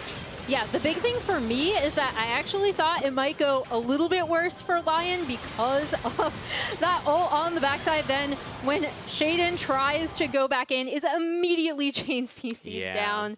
I love watching Coach Keenum, by the way. He has the best reactions. Also, Saint having the stasis there, absorbing the engage from Isles, and he just got poked out immediately. Now back to live. Lyon will not only win the fight, they'll get a dragon. Yep, and that's big because it, again, equalizes the dragon stacking. That objective was what Shaden actually pulled off of to end up trying to contest that Otacon after the fact, and now Saint is going to be able to get this tier 1 bot turret down as well. So Lyon now have a small 1K gold lead, right? Like, this game has been pretty close but the bigger thing throughout all of it. 2,000 of that is on Saint specifically. Yeah.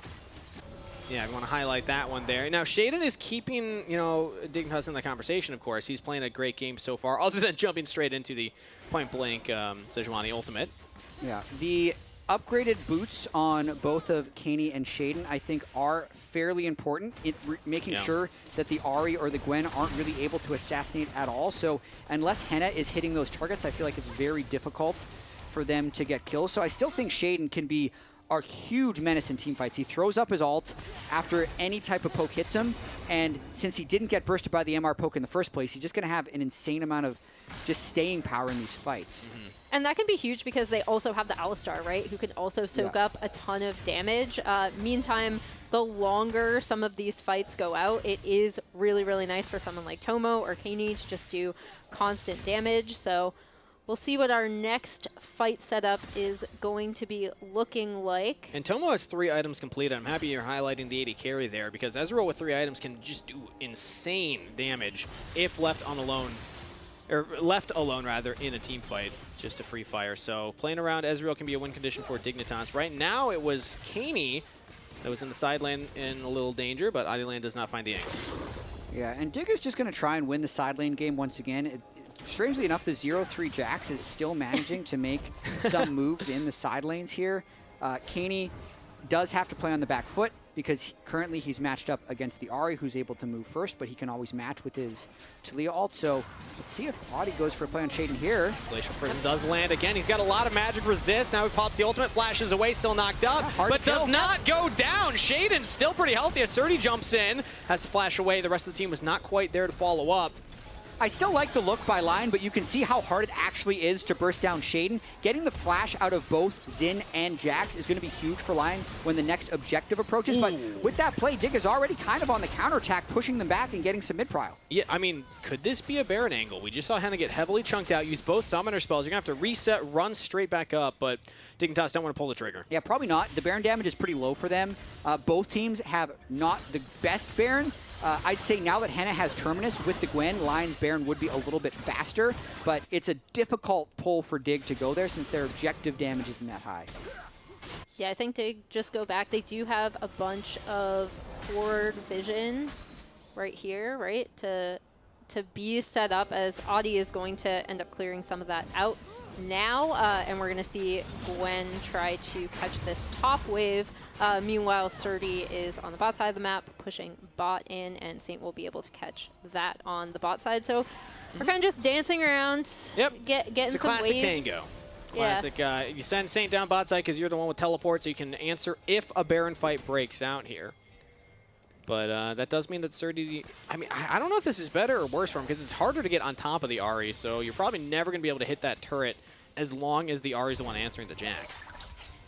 Yeah, probably not, but you can still see Dig first to River, just looking for some type of pick, and they're going for Licorice, who has no flash. Yeah, they tried with the Weaver's Wall, but Licorice gets to the other side in time. Now throws out the Needleworks, is chunking out Isles here. And Isles should be able to walk away just fine, but everyone's grouped up around the top side of the Rift now. That is pretty big to have the Talia wall down. Doesn't look like Lyon are going to be looking towards that Baron, but that should give them a window of opportunity to end up pushing down this tier 1 mid finally, and then potentially rotate down to get set up for Drake, which will be up in about 35 seconds now. And if I could get a little predictive, I feel like what they were trying to do was get teleport out of Saint there. Make a play on the top side so that the Ahri's no longer able to answer Surdy down there. There was a short window to do it. They didn't find it, but now Dignitas need to contest at that Dragon because this would be sole point for Lyon. Yeah, everybody reset, got as many items as they could, running back to this Drake. Now it's about who can defend these zones the best. Right now, Dig set up first on the mid wave, which then will give them a turn to move into River where they already have control wards. So as soon as Caney zooms back to lane here, I'd almost want to see him teleport if they really wanted to be able to defend right away, but he's just going to ride the wall and get there as quickly as possible. But since you can see now Lyon moving towards Baron with their control wards, that Dig is going to have to follow them through a zone where they don't have control. Completely dark top river here. Dignitas do not have vision. Lyon can either start it up or look to pounce, but instead Dignitas, they're just going to get control over the mid wave. Isles is going to walk forward. Check. How much will he get chunked out? Uses the ultimate very early. That's already a big win for Lyon now. That is a lot of the front line down for Dig. Yeah, I like what Lyon's doing here, though. They got the Alistair ult down. They know that Jax is on the bottom wave, so they can force them to check here right now. And it's a game of chicken since they are on the Baron. Dig ends up winning by checking, face checking, and not getting engaged on. And meanwhile, Lyons has been looking for a flank this entire time. This is more of a game of chicken. Jax is doing the Drake now. Watch for the Nico. It's not action. Ahri lane goes in. Tomo jumps over the wall. That means that Lyon into the waiting arms. But Caney's there to back up. Lyon's going to the stasis. There's another flank from Saint as Ahri picks up one and another one over to Licorice. Well played to Lyon and their mid laner. Yeah, and Lyons, as we see if they're going to be able to clean up Surdy on the backside of this. Surdy might end up taking Lyon out. Yeah.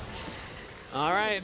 Just as I was about to praise him, I do think that setup from Lyons was really good, right? Because you saw him trying to look for an angle on mid. They didn't get it. They played the Baron dance. He was waiting the entire time to be able to get that Pop Blossom off, lands it onto Tomo, and ends up taking Tomo out.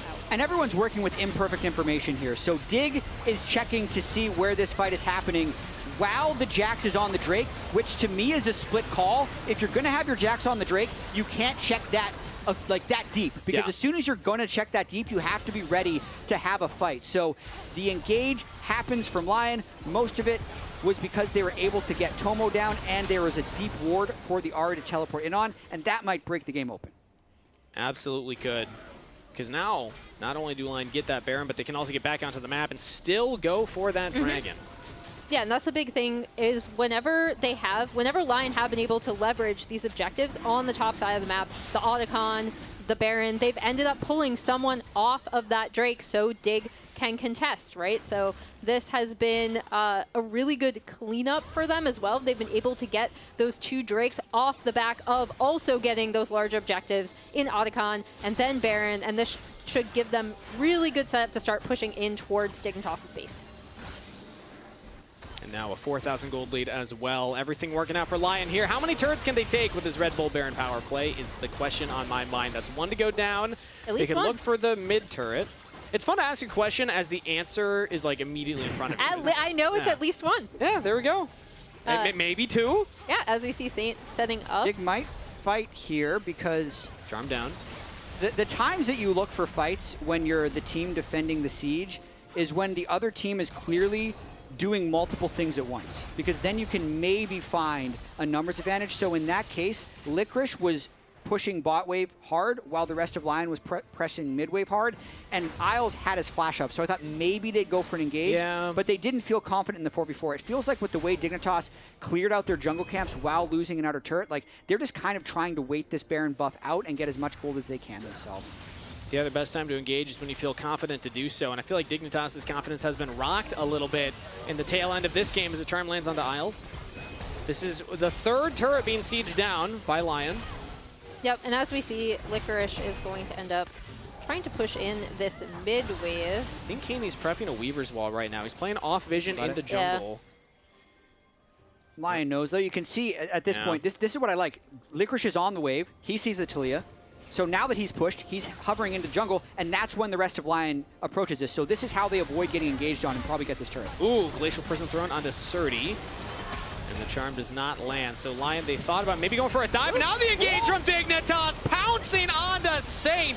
Lyon's doing what he can to try and keep it up, but what a flick from Caney. They're pulling back 2 members. Dignitas are finding their play, capitalizing on an overextended Lyon. And that, to me, honor goes to Isles. He just absolutely found that snap engage onto the Ahri, didn't get charmed, didn't get juked on it, and this is going to be a nearly full wipe. Desynced Death Timers as they will catch Henna. He won't even use the summoner spells. That's a shutdown to Shaden. Woof, and that is not like, because previously when we've seen Lyon kind of potentially give away these leads, it's been like, oh, okay, they overextend. This is just really good recognizing when they're able to go in. That flick was really nice as well, killing off Licorice on the backside of this, and then, yeah, they're just able to clean that up. Now pushing down on that tier 2 mid turret, almost gets it. Yeah, that's always the question, is what do you get after the fight? As we see in the picture-in-picture, they get the tier 2 top turret. They did not get the mid turret, but they got themselves that confidence back, baby. They're into the game yet again. As, I mean, Lyon, they thought maybe we could find our own engage under turret, but once you don't have the charm, once you don't have the Glacial Prison, much easier for Dig to make their play. I need to correct myself there. It was actually Shaden who did the old classic hit 2 of the 3 Talon strikes, then E onto the Ahri and get the 3rd. And to me, Saint was in front of his entire team. So that was a miscommunication by Lyon and a really good punish by Shaden and the rest of Dig. Saint leading from the front, sometimes not advised. Look at how much MR Shaden is building. He has 150 MR, only 110 armor. So I think as long as he's avoiding getting hit by Henna, he will be kind of unkillable. But I'll also say this is the stage in the game where the Varus gets really scary, because you get as much damage as you need with those 3 attack speed items on the Varus, and then you get to build tank afterwards. So he can really start playing up more in these fights now. Yep. A lot of resistances will be stacking up here on Henna. The more autos he gets off each fight, Terminus completed. Jack show as well. So can we actually kill Henna? Because he saved those summoner spells wisely before. That was a lost play from Lyon. Dignitas get a lot of gold back in their pocket and even it up, but this is still Lyon on soul point. So if they pick up this dragon, that is soul for them, and that's in 45 seconds time. Yeah, it's Lyon on soul point, but Dig do have, again, this Jax they can send into side waves to end up pushing.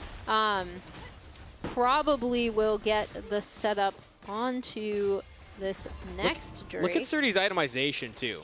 That's a completed Zonia's, and he's got the Elixir of Iron. So he knows that this next fight, probably the most important one, just going to pop that Elixir, go in. And we're in the same situation as last time. Baron and Drake up at the same time. Last time, Dig didn't defend the Baron well enough, had to face check, and then ended up dying. Now, they're setting up early with Baron Vision so that if they move to Drake, it's not completely open. Shaden now finds Licorice on the side here, and again, all that magic resist. Licorice just not doing a lot of damage. Isles buying space for him as Caney Weavers walls the rest of the team away. Licorice all alone for right now. Surdy threatening the engage, but Licorice kites back far enough. Dignitas do not find their man. So they get the Gwen, Sejuani, and Xin. I mean, almost every ultimate's burned. Isles burned his ultimate as well, so there's not that much left for Dig. But look, Lions and Henna both have theirs, so the engage tools as well as the kind of kite back counter engage tools still available for Lions. A tough fight to take for Dignitas. You got to keep track of the support. Yeah, Licorice trying to retake this zone. If they manage to move in and take this Drake, it is sold. We're going to see a fight. Licorice goes into the stasis. Isles jumps in, trying to tank up as the Alistair, but he just does not have enough health. Saint on the flank yet again onto Caney, but he gets out of their line. Flashing forward, Pop lost him out of 2, but now he's turned back on Surdy to the stasis.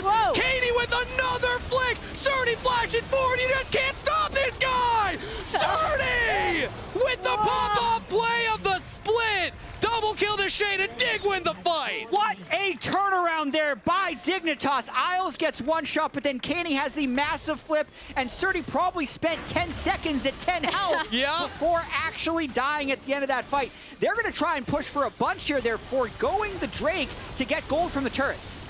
Yeah, they should or be the end? I mean, they might just go for it. Let's see if Dignitas won it. Caney's no TP and no health. 30-second death timers on anybody that matters. It's only going to be a flashless, healless, ultless Nico. Dignitas think they have a victory in their sights. They're going to go for the upset. This is close. Expectations said Lions take this one easy, but expectations be damned.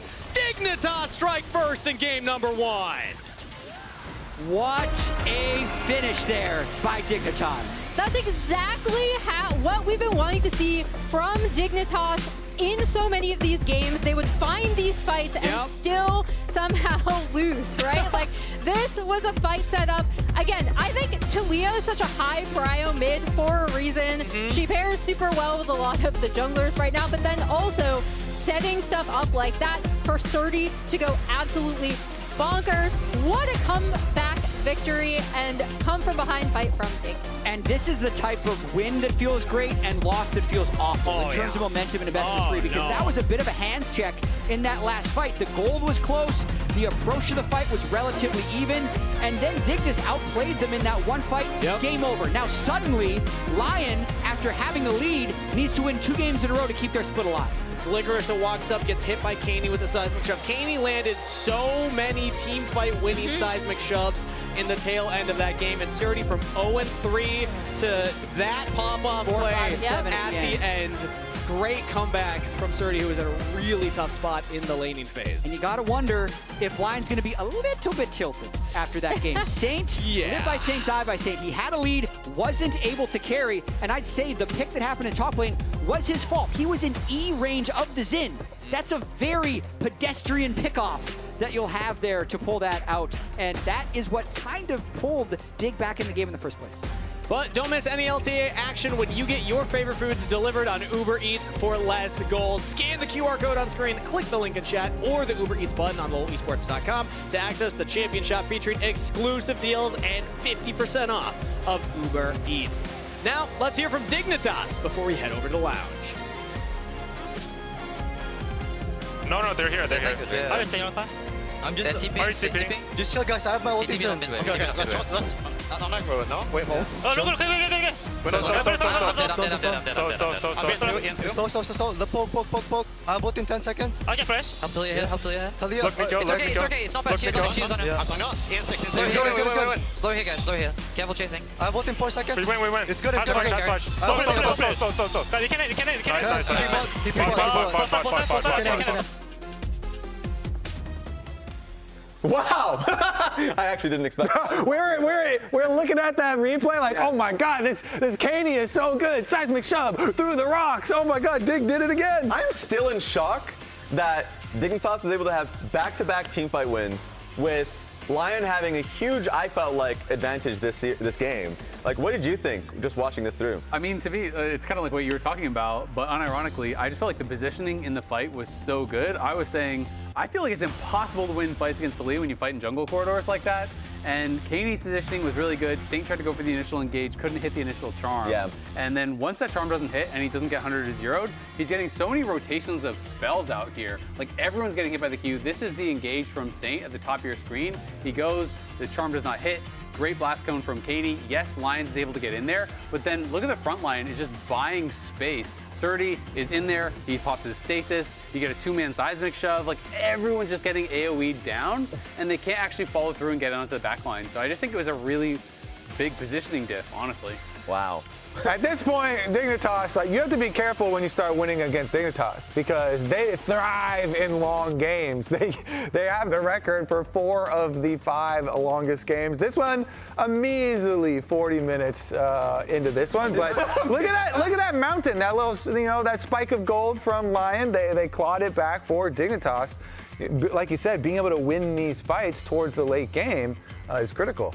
It was like that 35-minute fight that happened topside. There was a 60-minute fight that happened bot when Saint was looking for a play. Like, Dignitas is able to win crucial fights to bring them back in.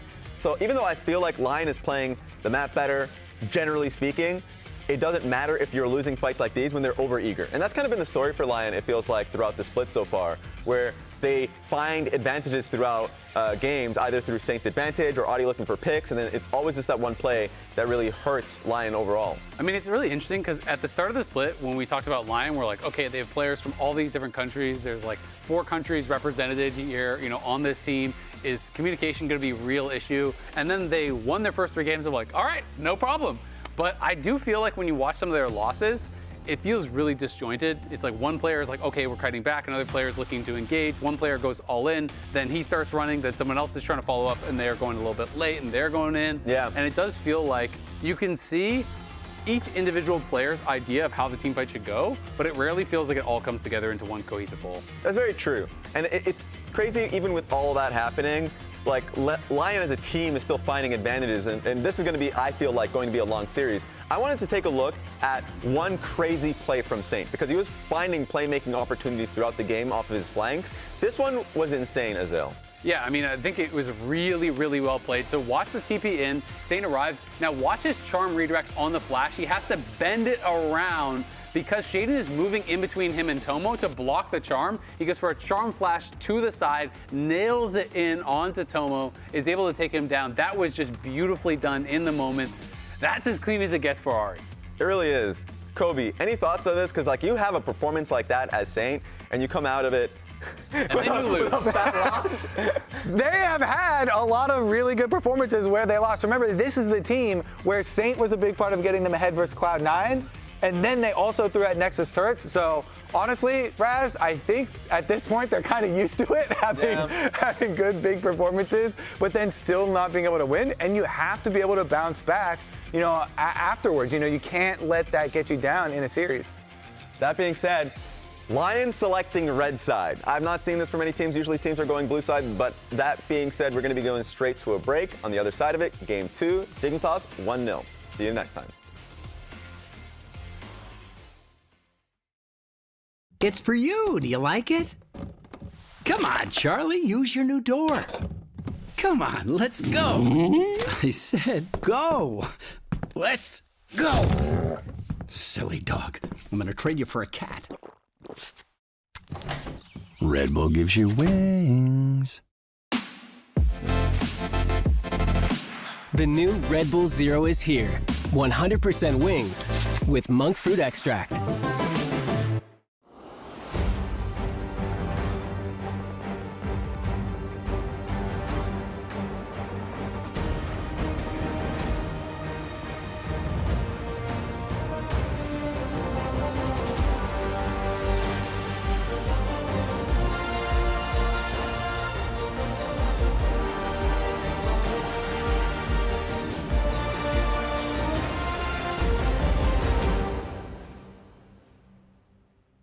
In the ground before Dub can even get there. In time to try to knock out as Impact gets bursted. Don't feed. Get fed. Scan the QR code for LTA deals only on Uber Eats.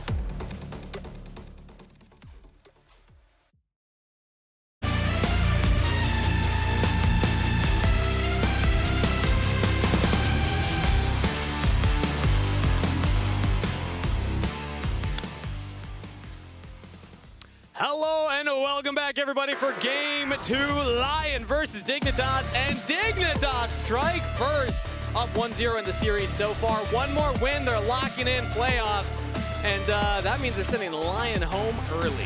Which would be absolutely crazy with how Lyon started this split, where we were thinking they might be one of the top teams in the league after starting 3-0. But we'd also say Dignitas has been making small improvements throughout the whole year.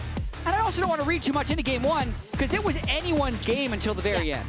Yeah, it was really close, and then I did think, and I think the Lounge reiterated this, where Lyon were playing the map a little bit better, but then it came down to team fight execution, right? And one kind of misstep, one like Shaden being able to recognize that he can go in at that point in time, completely turn the game on its head. They win that fight. They win the fight later around the Drake and end up being able to close out the game. So if I'm Lyon, I'm definitely looking forward and being like, okay, we need to have better team fighting.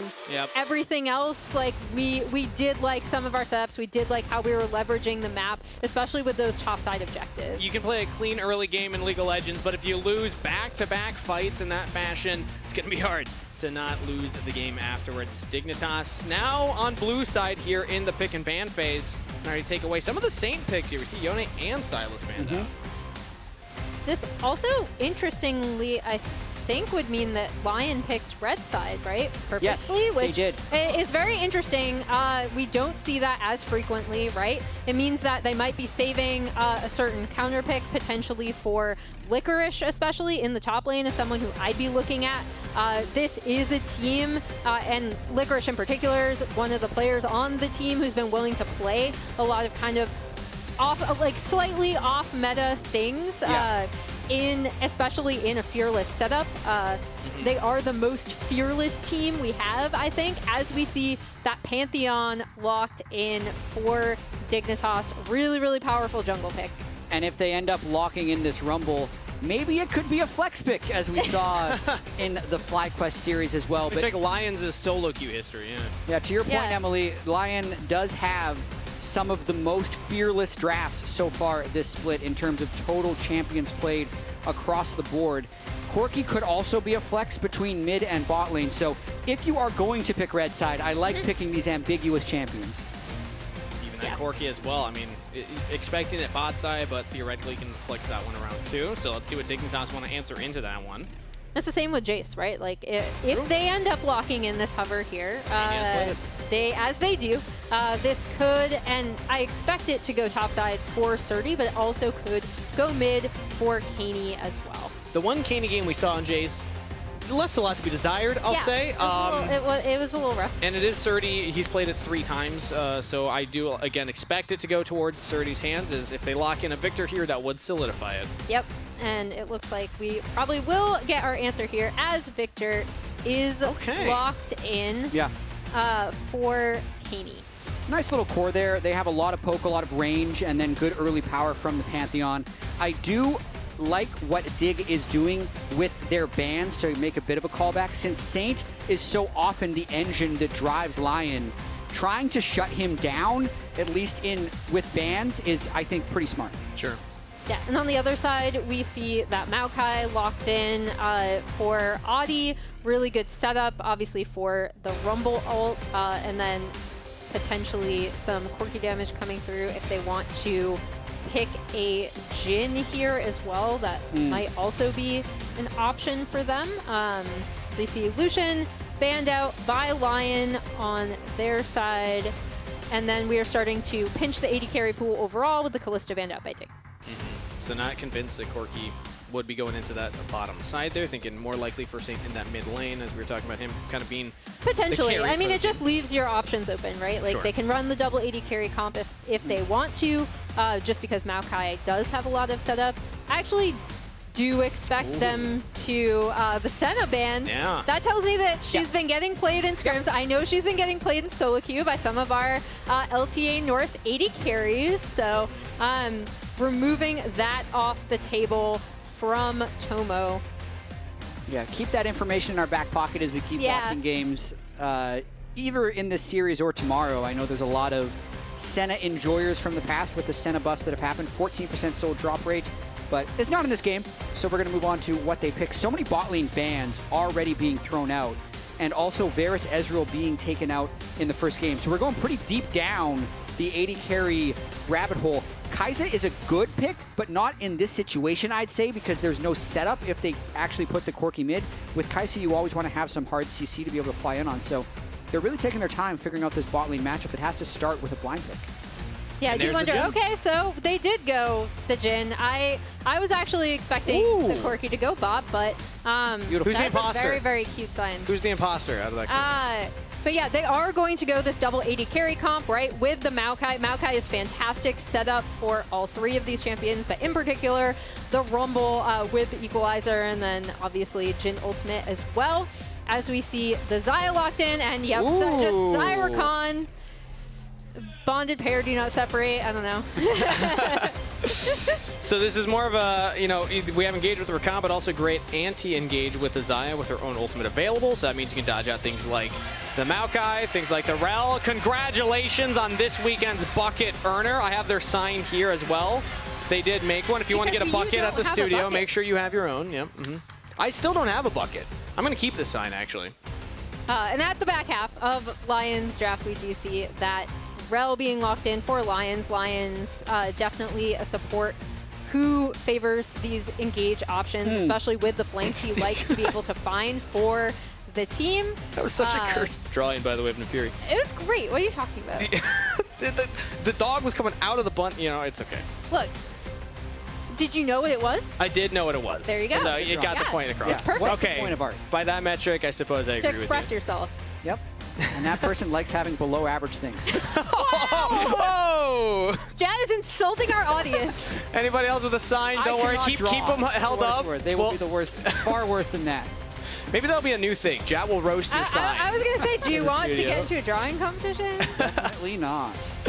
All right, well, as the coaches give their fist bump on stage, a reminder for non-subscribers, we'll see you in 30 seconds. But for everybody else sticking around here, Dignitas are one game away from locking in a playoff run potential. Lyon are going to have to bounce back 2 in a row if they don't want their season to end early here. And I do want to return to Lions draft just a bit because, like we were talking about in that first game, teamfight execution was kind of where they stumbled close to the finish line. So this draft does give them a very easy teamfight setup, right? Like, you know exactly what this composition wants to do. Meanwhile, on the Dignitas side, we do have another semi-global champion, right? To try to make those numbers uneven, potentially play around side lanes, especially with Surdy on that Jace. So we'll see. And here is that throw back to Lyon, entered this week being the most fearless team in the LTA North with 46 unique champs played across the entire team, as you can see them listed out there. So And I actually don't see Gwen on that, so maybe add more to the list. They just became more fearless. More fearless. After game 1. No one's calling Lyon a coward. I'll tell you that right now, at least not in draft. And I think this game is going to be easier for them to play because everybody on Dig is a potential engage target.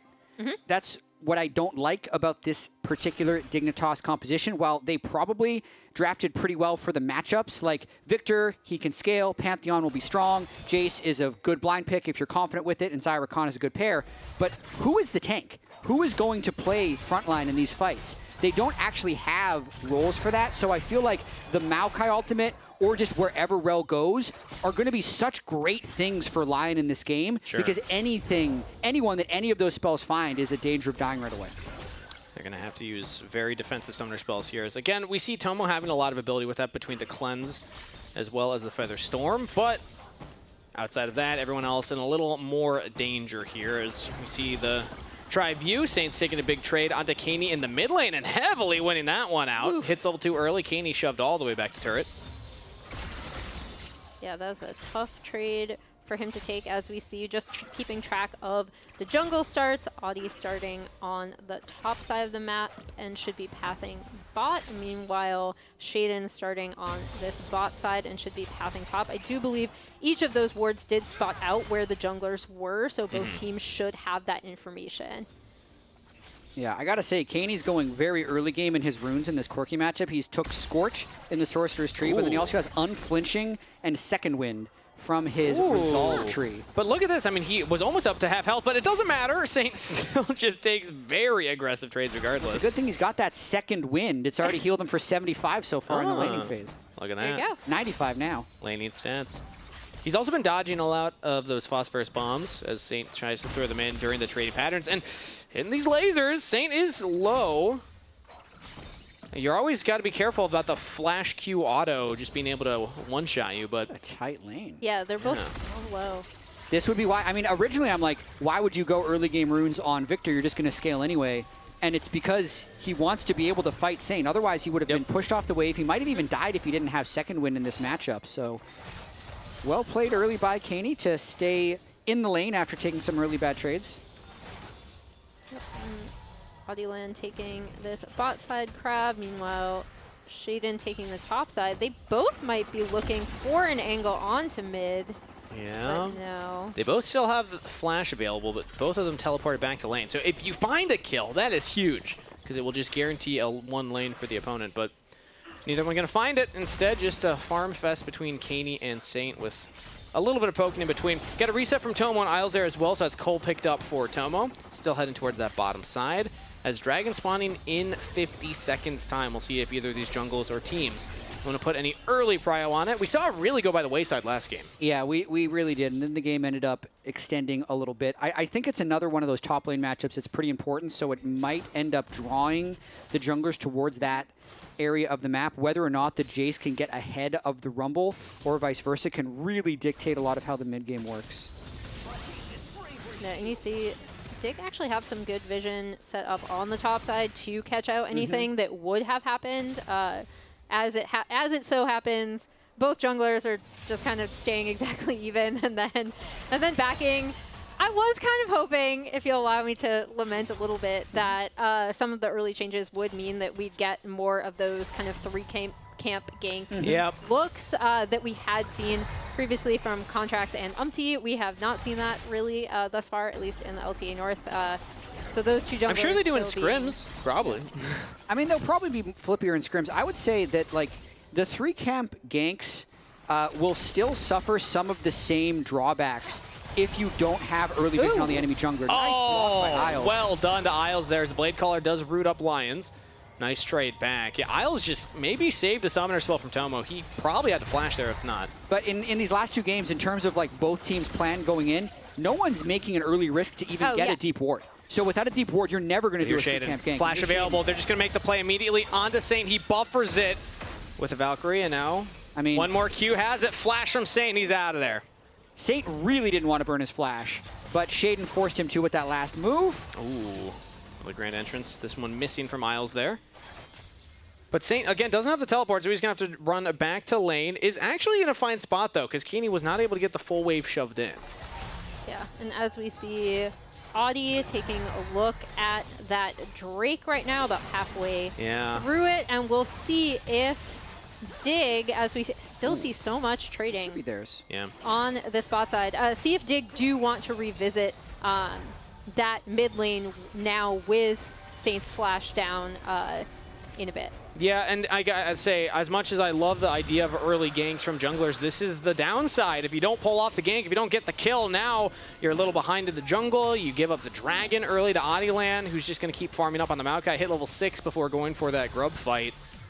Pretty risky move there by Dig with how deeply they checked that Drake and picked up those plants, because if Audi had flash W'd onto the Rakan, there's a chance, or sorry, the Zayad, there's a chance they could have at least burned the cleanse flash from Tomo, but Audi did not do that because he didn't know where Pantheon was, and the extra shield stops the recall.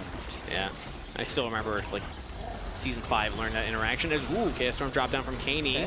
Saint getting the ultimate out of Victor before the grub fight. That's actually pretty big. And when you factor that with the fact Pantheon's ultimate a little less impactful than a Maokai is there, this could set up Lyon to take the grubs. Yeah, I mean, Lyon have already rotated their bot lane towards the top side. Interestingly enough, Licorice did end up TPing onto that bot tier 1, right? So Surdy will have TP advantage if a fight does break out at the grubs, which is an important thing to keep track of. as both mid laners TP should be up around Yeah. the same time and prior to that fight. If they can just delay it, Canids should come up in time. Yeah, as we'll see. And Yeah, so Isles. Dig should have the front, the ability to contest these grubs right now. You can see Surdy is just cheating away from the wave in case a fight does happen to TP in. And since he pushed Licorice all the way back in, like, Dig kind of has an extra person here, even though the TP will be a little slow since it's only 8 minutes in. And again, Candy not having ultimate, Victor still can make a lot happen in these fights regardless, especially when you have Tomo with ultimate available right now. But Surdy and Licorice just taking their own little trade bot side, as it's instead Dignitas that start up the grubs. Despite Lyon having their bot lane there first, they are not confident enough to start these off, as Tomo's all alone right now. He might have to use something here in defense. Sells Cleanse, sells Flash, and he's fine. Blade Caller even rooting up Henna. That just buys more time for Dignitas to take 2 grubs, and Adilan won't even look for the Smite steal on the 3rd. That is all 3 picked up. It's going to be a nice bonus for Dig, especially in the later game if Jace can start getting a side lane advantage and chip away at plates. I'll also say that something I've definitely noticed in about the 2 weeks that we've had this new 1 camp of grubs at 8 minutes, people just don't care as much about grubs as they did last patch, I feel like. Giving away 3 grubs doesn't feel like it's something teams are necessarily scared of, so I'm seeing a lot of 3 grubs just being uncontested going over the other team. Yeah, it seems to be now, at least from the team's perspective anyway, it seems to be now like nice if we have it, but... Which is really funny, since 3 grubs now is better than 3 grubs when there were 6 grubs. Yes, but it's not 6 grubs. But they cared about the 3 grubs individually. There were more fights over 3 grubs. Make it make sense, get 6 grubs. Make it make sense. It's really interesting psychology. It's the potential. Yeah, the human brain is 6. fascinating. It's like how we're still seeing Leandries built by pretty much everybody here still, despite the nerfs. You know, it still has a function. No other options in this one. Maokai needs to have the Faded Ashes, otherwise his jungle clear doesn't function. Lion going for a fight at the crab. Yeah, but with Shada not nearby, this should belong to Adilan here. Okay, well, we're a bit of a lull state as it's 1 minute and 20 seconds until that dragon comes up. That could be the magnet for more action. But as of right now, pretty even game state, all things considered. So I want to take some time to talk about the history of some of these supports here, as it's Alliance versus Isles, both of them GOATs in their own region. If we're talking about Isles from the OPL, playing in Australia, if we talk about Lions in the LLA, I mean, Lions is kind of accolades. He's still young in his career. He's only been playing for a couple of years now, and within his first split, he's already making international appearances. He's made 3 so far. Isles as well. Isles got here a little earlier, hasn't made as big of a splash in NA, so I think Lions is trying to kind of buck that trend of being great in your own region, then come to the north and have a struggling start. I just needed to defend some other OS supports, like Ayla, who's won an MVP as well. If you're going to start calling I was the GOAT of the region, no. Okay, There's a fair lot enough, of goats fair in us. enough. He was a very good player in Australia before coming over here into the LTA. Does he have a pentakill? Ooh, that's a good point, actually. I don't believe he does. All right, you got to get on that, Isles. Let's lock in some Pike. Let's lock in some Pantheon. One of those is in the meta right now, kind of. Being played by the jungler right now. And speaking of, Shaden going for the Grand Starfall on the Licorice in the side lane. That is first blood. 11-20 minutes on the board for Dig. I mean, it looks like Dig is playing a fairly controlled game up until this point. I'm curious to see if they're just giving over the second Drake as well, but they're going to try and extend this gold lead and maybe really blow it open with Surdy, because at the moment, there's no Corki up there. Licorice has no teleport, and they should be able to take probably all this turret. Yeah, they'll be able to get this tier 1 turret down, especially with Not those... all of it. No. Yeah? I mean, with the grub, I think they might have been able to, but they don't want to just completely throw. And Saint was walking up there, so okay. So Saint's going to be here, yeah. But a lot of chip damage on that turret, and then Lion trade that back on the bot side. Their bot lane is also going to be pushing this in, as Audi trying to get in on these Raptors. I like the way that Dig is playing the early game, though. I still think they're going to have some issues in the mid and late game having good team fight setup just because they don't have a traditional front line. But if they're able to actually keep this Jace accelerated and have Victor be able to win the 1v1 against the Corki as well, they can flank with the Xayah and be the Xayah Rakan and be the ones to actually start the fights. Then the front line wouldn't matter as much. Yeah, that's a big thing for me, is try to be able to play around Jace's potential split push pressure, and then whenever you can see an opportunity like that Pantheon ult that we just saw onto topside for First Blood, try to make uneven numbers, get picks in side lanes so you can continue essentially sending Jace to destroy those turrets. So it's a good game plan set up from them. He's also going to look for maybe a cheeky little steal here. Instead, just jumps away as Isles not going to land onto Saint there. Lions and Adiland protecting their mid laner on the top side of the Rift. Saint has not gotten as big of a lead as we saw in that game 1. And I mean, we're not quite at that 14-minute mark, but we're getting there. Jet, what are the stats when Saint is like dead even in lane at 14? I wish. It's still going to count as negative if he's down 65 gold. So we'll see. Fair enough. Another fun fact, we told this to Licorice last week. The winner of this series, actually including this series, needs to win 5 best ofs to actually win the LTA playoffs, because they'd enter playoffs in the lower bracket. Okay. Then once you're in playoffs as the lower bracket, you would need 4 wins to actually win the title. So it's a journey for either of these teams to win the LTA. That would be a journey, and all best of 5s and playoffs as well. So that's as well going to be an extra layer for Fearless Drafting. Dignitas trying to make a play for that top turret, but again, it's answered here by Saint with Lions helping him out. But you think maybe on this next wave they could go for it, unless they want to TP Licorice up there. I mean, as long as they keep the Victor shading towards that side and they have Pantheon not shown on the map, they're going to just be able to get it for free, because Lion doesn't want to risk getting engaged on and giving away even more gold. And I love seeing this too. You don't have to rush it. Let it take out some of the CS away from your opponent here. Make sure that you're up. He's also waiting for the next wave to get a little deeper. If he would have killed the turret right away, he would have had to completely give up that wave. Now the Corki's shown on the wave, it's a little different, but he really wants to continue to farm, and that's the danger, actually.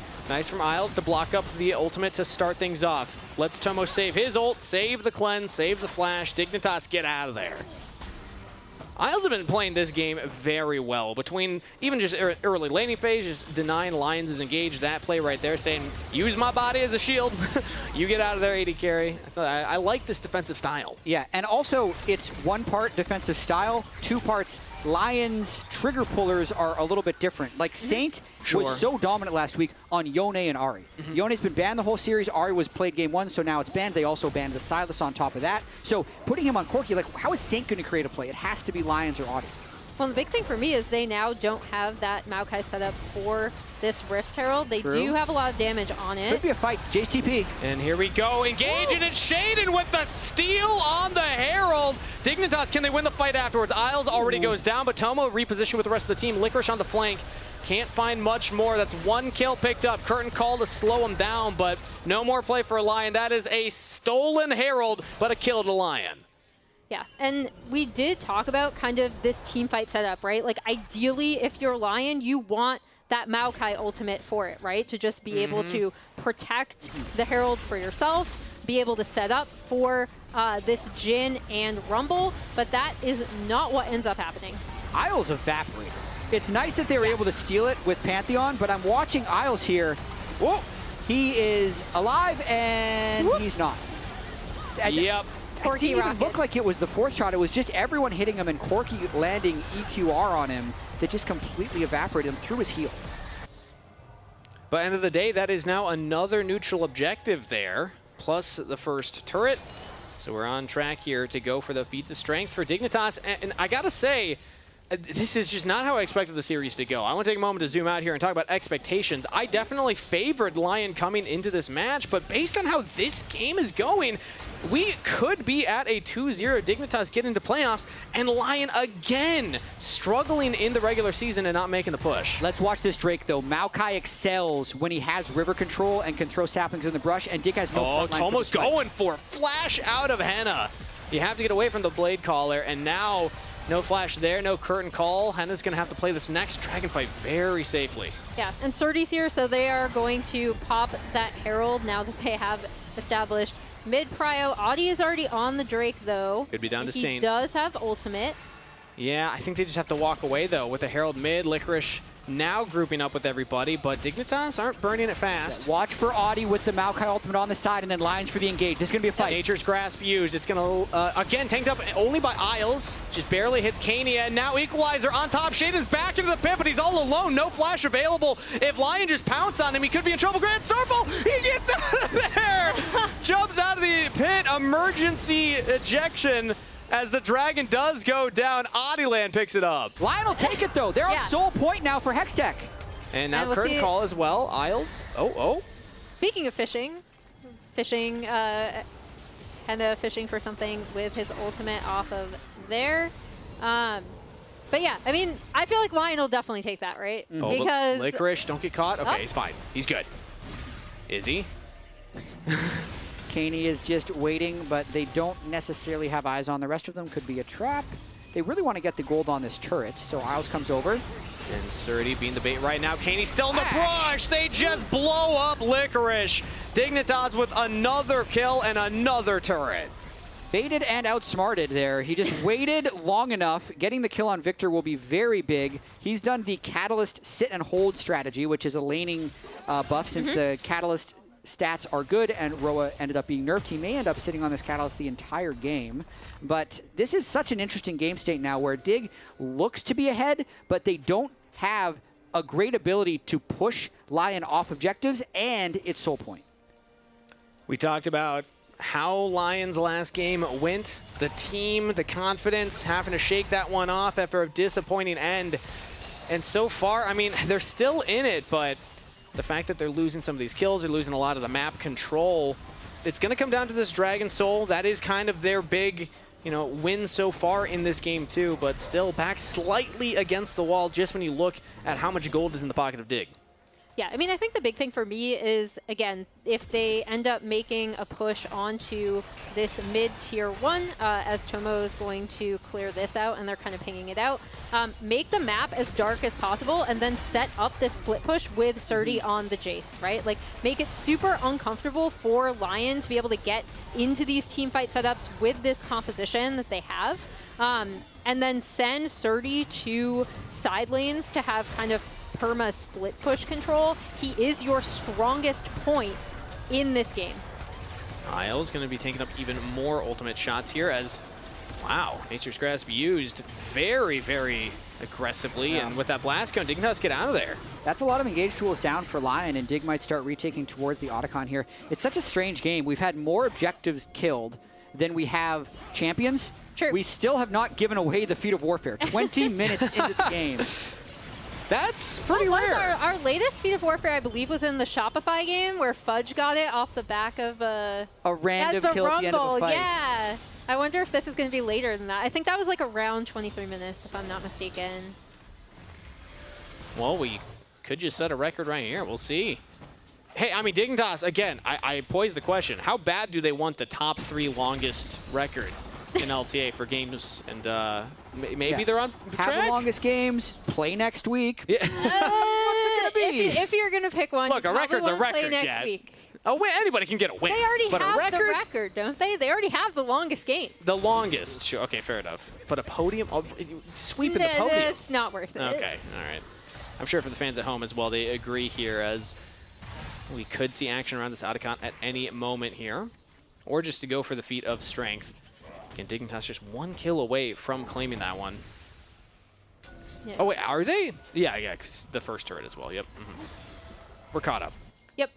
They also got, Herald and Grubs. No dragons yet, though. I mean, Again, Lyon. It's going to be a slow play until the soul. That's what Lyon would be comfortable with, not to mention it is still fairly difficult for Dig to have appropriate setup. And just like looking at the way this map is falling right now, since Otacon spawned on the top side, they kind of need to keep a little bit of vision presence up there, which almost prevents them from all-inning for this next Drake. I do wonder, though, like, it says that they're 4,000 gold ahead, but I'm looking at the items and it doesn't look like they're 4,000 gold ahead. The only big advantage, they just have the BF sword and an uncompleted Muramana just ticked over for Surdy. So now they feel about an item ahead across the board, which isn't much. Got to spend the gold in order to actually have that advantage here. As Lyon currently have the advantage at the access point to Dragon. Control ward placed in the river. It's going to be a battle for mid lane control, and Dignitas' mid turret will definitely help them out in that regard. I mean, Caney's got to get down here. So he pushed in, he's finally teleporting in. They cannot let Lyon burst this down because I think they might just lose the game if they give up the soul. Nature's Grasp is available again on Audioland, though. So Lyon can just use that to zone off all members of Dignitas. They lose control of the midway for right now, but Dignitas are not going to make their engage right away. But look at the flank from Isles. This is it. This is the fight. I believe he was spotted, though, and spotted again. So they know that the Rakan is on the flank.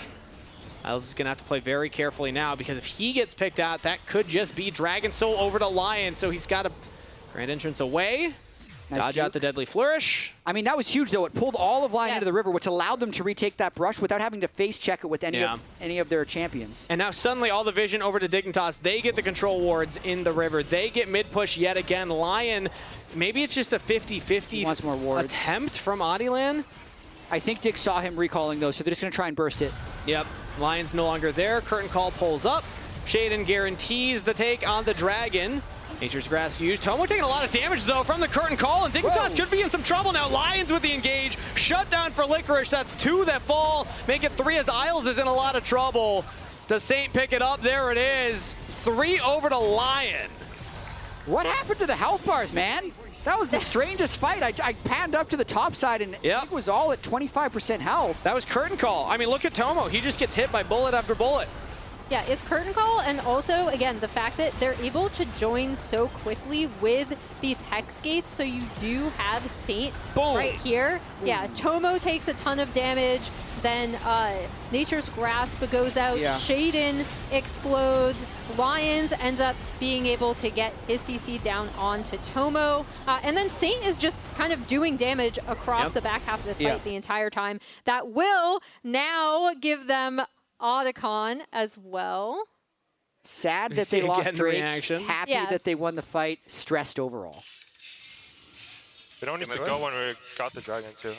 But how can they win like this fight? Wondering how to fight. I mean, it's going to be tough. There goes Otacon. You can see completely gone. Gold a lot closer as well. I feel like even if that fight where Dig was up about 3,000 gold going in, the saplings slowed them enough that the Curtain Call and the Corki were just poking them down. It's a tough one for Dig to win, in my opinion. Yeah, I mean, now their gold lead is a lot smaller, right? You have that permanent Otacon buff for Lyon, and then additionally, as we already talked about, this team fight setup from Lyon is really good, provided that they're able to get in there, right? So if Dig are not able to split the map, it's going to be really difficult because they will have to group and they will have to fight. And we kind of already saw from that last fight when Isles was trying to look for the flank, it did end up funneling all of Lyon in, but then they were still able to set up the team fight and win on the back half of it. Look at Hannah, so far ahead of everyone else. He's confident. He's got the Summoner Spells. He's walking up to try and poke out Isles because we talked about how squishy Dignitas comp is. If you can zone Isles out from the fight or just poke him out early, Dig do not have a lot of options after that. Maybe they can find their own poke with Surdy. Maybe Shaden can just fly in over the top and threaten Henna or Saint, but usually going to be a one-way trip for the Pantheon there. It's all about control over the Baron right now. It's the Baron dance here. 26 minutes in as another Nature's Grass goes out. Isles yet again going to tank that one up just fine. But he's getting poked and actually taking a lot of damage. That's Equalizer down. 2 ultimates and the Curtain Call will catch him. 3 ults invested. Lyon get a kill. This is Lyon just knowing that there's no one on Dig who's allowed to get hit by Maokai ultimate. As soon as you do, they're going to chain down the rest of the damage. Still at a gold deficit, but completely dictating the lines of the fights. Yeah, it's just so easy for them to set up fights with this team composition. As Tomo gets rooted there. They're not going to go in on it, though, because, I mean, Dignitas do still have a good amount of poke coming out of their team. So Lyon do have to be careful, but if they ever get set up, this is what happens. Yeah, and also it's really scary to team fight when you don't have your Equalizer, you don't have your Nature's Grasp, and you're against a Victor in the Baron pit. That's where Victor can really shine, and I feel like Kaney, he's kind of scaling up here. He will become a problem in these team fights as he will be able to do a lot of damage. I love to have a Victor on my team in the late game. I agree, but the late game is just not soon enough because the build is just so slow. He only has the 1 kill. His CS is fine, but not exceptional. He's at 166 AP, 27 minutes into the game. So he will have the ability upgrades at this point, I believe, but he's still just not. And now he's face checking a brush, so a bit of a caster curse here as Caney gonna find himself hunted by Lyon. There's Grand Starfall knocked back with a Bramble Smash. Shaden cannot get the kill on the Licorice, but Adi, you gotta be careful here. Probably be respectful. Ooh, twist advance to dodge out on the Q. Lions as well. That splash out of Shaden. From bad the worst for Dignitas. He's slowed down. Lion's gonna get the flick back, but no, Shaden. He had the E come back up, gets some move speed, gets out of there. Slippery Pantheon, but still a big win there for Lyon.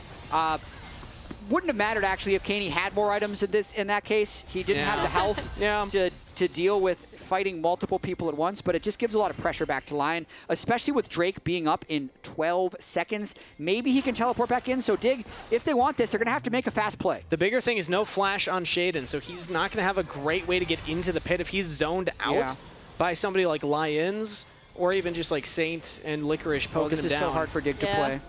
Shaden, how do you get into the pit at this point? You're great at stealing as the Pantheon, no flash, no but ult. It's not looking ideal. Isles, they got to fight. Trying to make things goofy here, looking for the flank as the Rakan. Lion trying to hold the line. Lion's there, and they secure the Dragon. That is Dragon's Soul. Now, do they take the fight afterwards? Curtain call from Henna, slowing down Shaden as the rest of Lion. Pack Tactics group up together, take the fight front to back. They get one, and Nature's Grasp is going to catch out Isles. And what a crash down from Lions. Double kill to Adiland. Almost a sweep of a fight as Tomo has to use the Feather Storm. Still falls. Clean ace to Lion.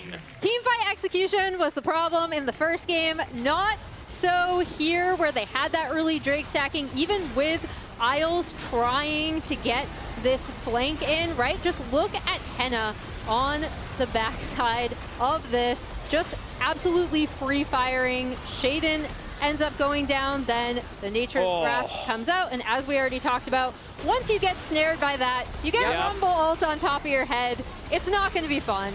I mean, Audi sets everybody up. That was an alley-oop to Lion's Rel there to get 3-man full CC into killing absolutely everyone. It had been close. It did look like Dig was in an okay position, but the team composition really came online for Lyon now. They have the soul and most likely are pushing us to game 3.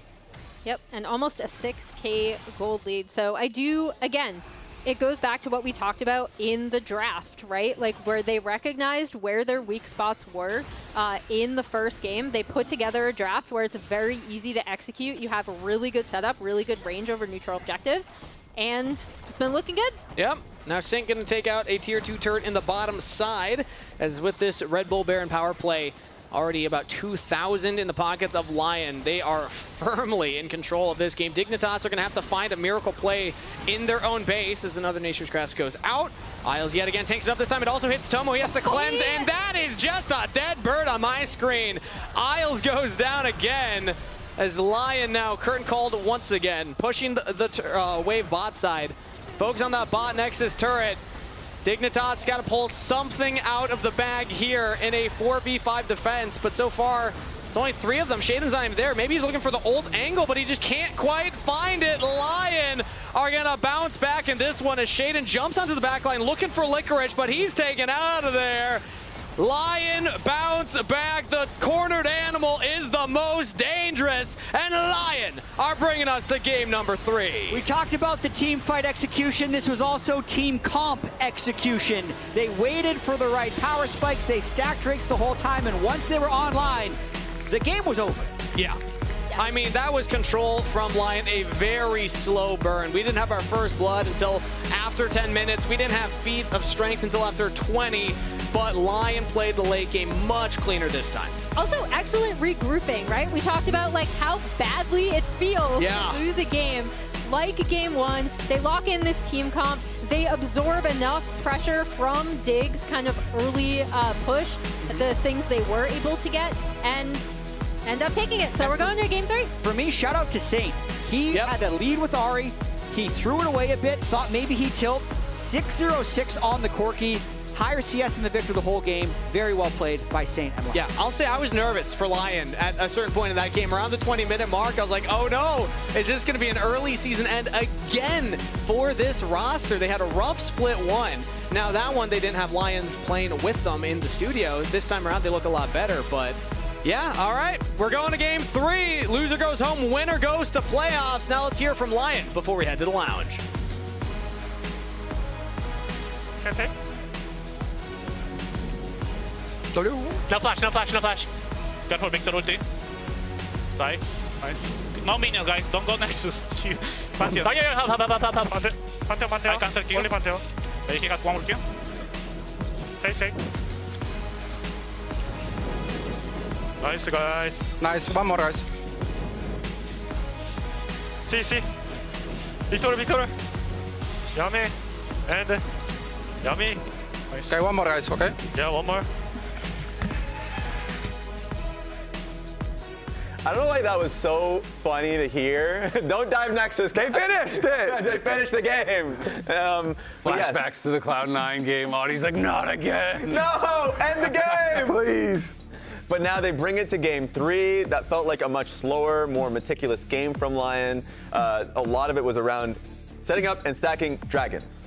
I would say pretty much the whole game was around that. I mean, they got the first 3 dragons, and then even though Dignitas was at a pretty advantageous position, the itemization for Lyon was actually horrible going into that fight. Both their jungler and their top laner were on 1 item. Their opponents were both on 2 completed items. Their Jhin wasn't really in a strong place, and so it felt like it was going to be a tough fight, but that's what forced their opponents to come to them. They're able to find a really good fight. They dominate that. Even though they lose the dragon, they play for the fight. They get the Otacon, and then next fight, they win again. They get the Baron. It's like that. Yeah, let's actually bring that fight up because it was such a huge one. So this one is actually the 4th dragon, and Dignitas do get it. But look, Tomo gets chunked down to 30% HP with the Jhin ultimate, and then the engage from both sides. They do completely section him off. He gets killed out really early. Plus, then you've got Isles there, left alone, no backup. It kind of, they pulled them apart.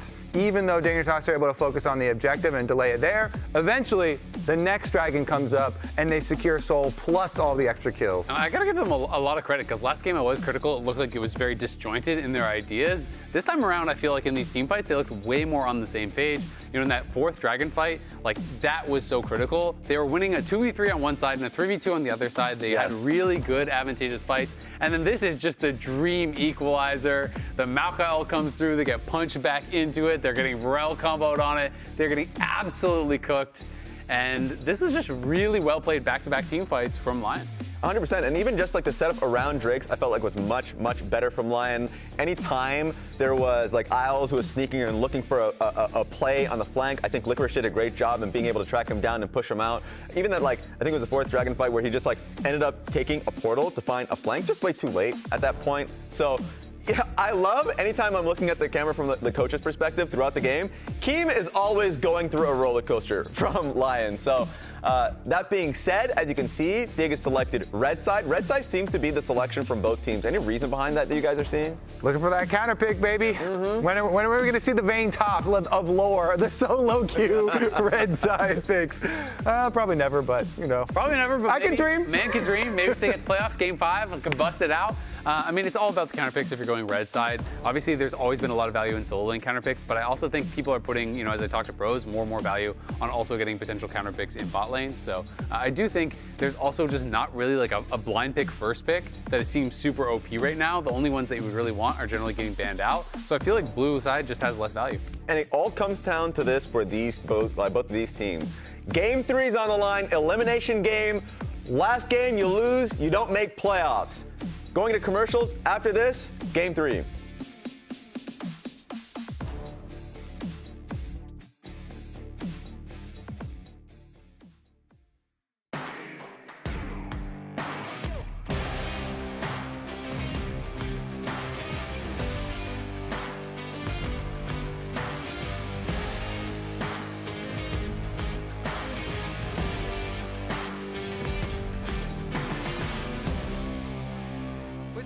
We fight guys, we fight. Turn HP. This guy. Chase. I come, say. We can keep going. Same, pick up, Johnson. Kill Recon. Okay, nice. Pantheon looking. I ulti guys, Go Victor side. Victor side. Here. Chase no flash. Look here. Nice. Let's go. We got nice shot, no? Keep slow. Can we just kill? Don't refuse. Okay, go nice shot after. Yeah. Oh, we can win? No, nice shot. Nice, guys. Nice, one more, guys.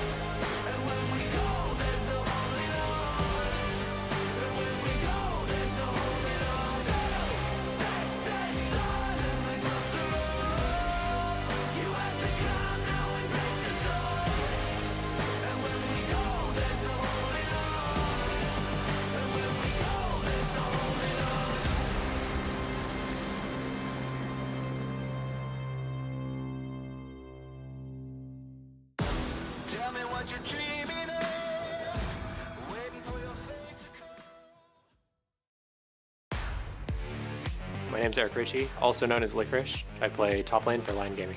Licorice, big damage, roasting through the health bars of Shopify Rebellion. Henna wasn't even needed in that fight, now joins in. It's a double kill to the top laner. Lion roar to life. My friend told me to skip the tutorial. He was like, you don't need the tutorial. And he was like, yeah, just play a game and you'll get the hang of it. So I played a game. I picked Orianna. I still remember, it was free week Orianna. I maxed all of my abilities together. I don't know if I last hit a single minion. I think I died a lot. My teammates were really angry. I hit level 30 in season 2, playing with my friends, and I decided to play my 10 ranked games. And these were the most serious ranked games I've ever played in my life. I started at Silver 1 after placements, and I just kept winning. So I just went all the way to Diamond 1, and I was like, oh, that's cool. Maybe I could go pro. I think it just seemed like the dream job. I was like, oh my god, I can get paid to play video games. One video I always seem to remember is the Curse house tour. They had a pool, and I was like, I don't know why, but I thought that was the coolest thing ever. I was like, man, these guys are making it. I think my playstyle has changed a lot over the years. I think when I first joined the league, I was just trying to kill everyone. Just win my lane, get the biggest CS lead I could, get the biggest number next to my name, have the smallest number next to my opponent's name, and then just go from there. You see, actually, Licorice getting aggressive on Zig now. Just one more auto attack, and the reset. Licorice just erases Zig. I think my initial style was pretty natural. I liked playing top lane. I liked beating up my opponents as much as possible. And then I think when I joined C9, Reaper was he just called me dumb. He's like, yeah, you're dumb. So just go try to kill them and pick Kled. Kled's a good champion for dumb players because then you win your lane and you just press R and go in.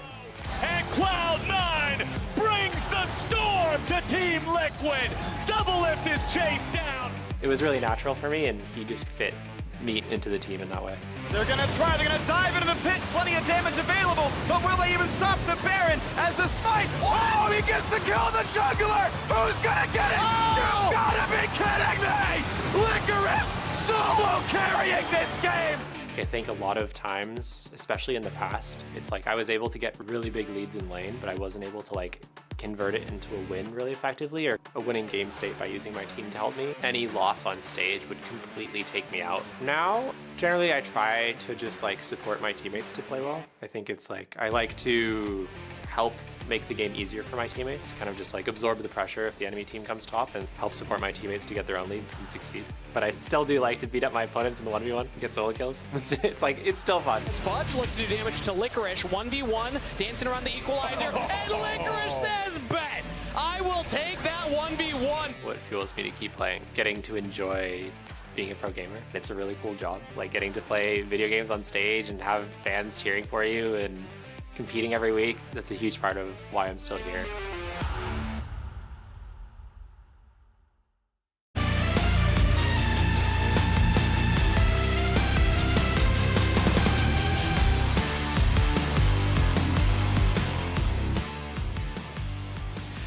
Eric Ritchie, everybody. Licorice takes the stage yet again, and what a career that guy's had. Semis at Worlds, his rookie split, 4 regional finals, winning one in 2020. Yeah, I mean, this guy, he's one of the top laners that has the most history in the entire North. And the big thing for me is there was a little while before his time on Golden Guardians when he was kind of struggling, right? And everyone was like, oh, okay, like, he's washed, his career's done, etc., etc. Then had this huge resurgence, ended up going with Golden Guardians to that MSI, having an incredible original performance, or individual performance rather there. So yeah, and now on Lyon again, I feel like this is definitely not one of the best splits of his career. Yeah. However, always has the ability to kind of turn it on, and I think it was pretty interesting watching that career resurgence he did have when he was on Golden Guardians, because it was through a lot of kind of singular split pushing and recognizing where they could apply map pressure. Of the splits that he has competed in Tier 1, you can count on one hand how many he didn't make playoffs, and you don't need your thumb, okay? Licorice is consistency when it comes to making that. But back semi still against the wall here. They need to win another game to get into that playoff. Dignitas won game 1, Lyon bounced back in game 2. So one for either for you. Yeah. Still? Okay, is it an actual Atari or is it like the TV plug-in one? Because that's my problem with like really old consoles is that they just stop working. Anyway, Licorice going blind Renekton on this blue side. Red side has been the favored side, right, of this series, which is kind of interesting. And we see Surdy locking in that Cassante. Yeah, Cassante definitely has received some nerfs and fallen well out of the meta. You could see only 3.3% pick rate, but we are in game 3 of Fearless, so things are starting to get a little sparse on the top lane, and it's something you can pick in a Renekton without getting destroyed. Based right there. Why? We don't even see it anymore. Yeah, man. we don't see it in You're competitive, just asking really. for... She got a bunch of nerfs. We still won't see her. MF locked in. Jet, you're an apologist, I assume? For Dig. The really interesting thing to me in Fearless draft, right, when it gets down into 3-game series for best of 3s, but in particular 5-game series that we'll see later on in this matchup as we see Lilia locked in for Audi, and then the hover over Lions' Nautilus, which would be another engaged support for him, is that how to put together a cohesive team composition when so much stuff is off the table. It's something that I've called out FlyQuest for being really, really good at, is even when they're doing like quote-unquote wacky picks, there's always a lot of thought behind their composition. So let's see how these two teams do.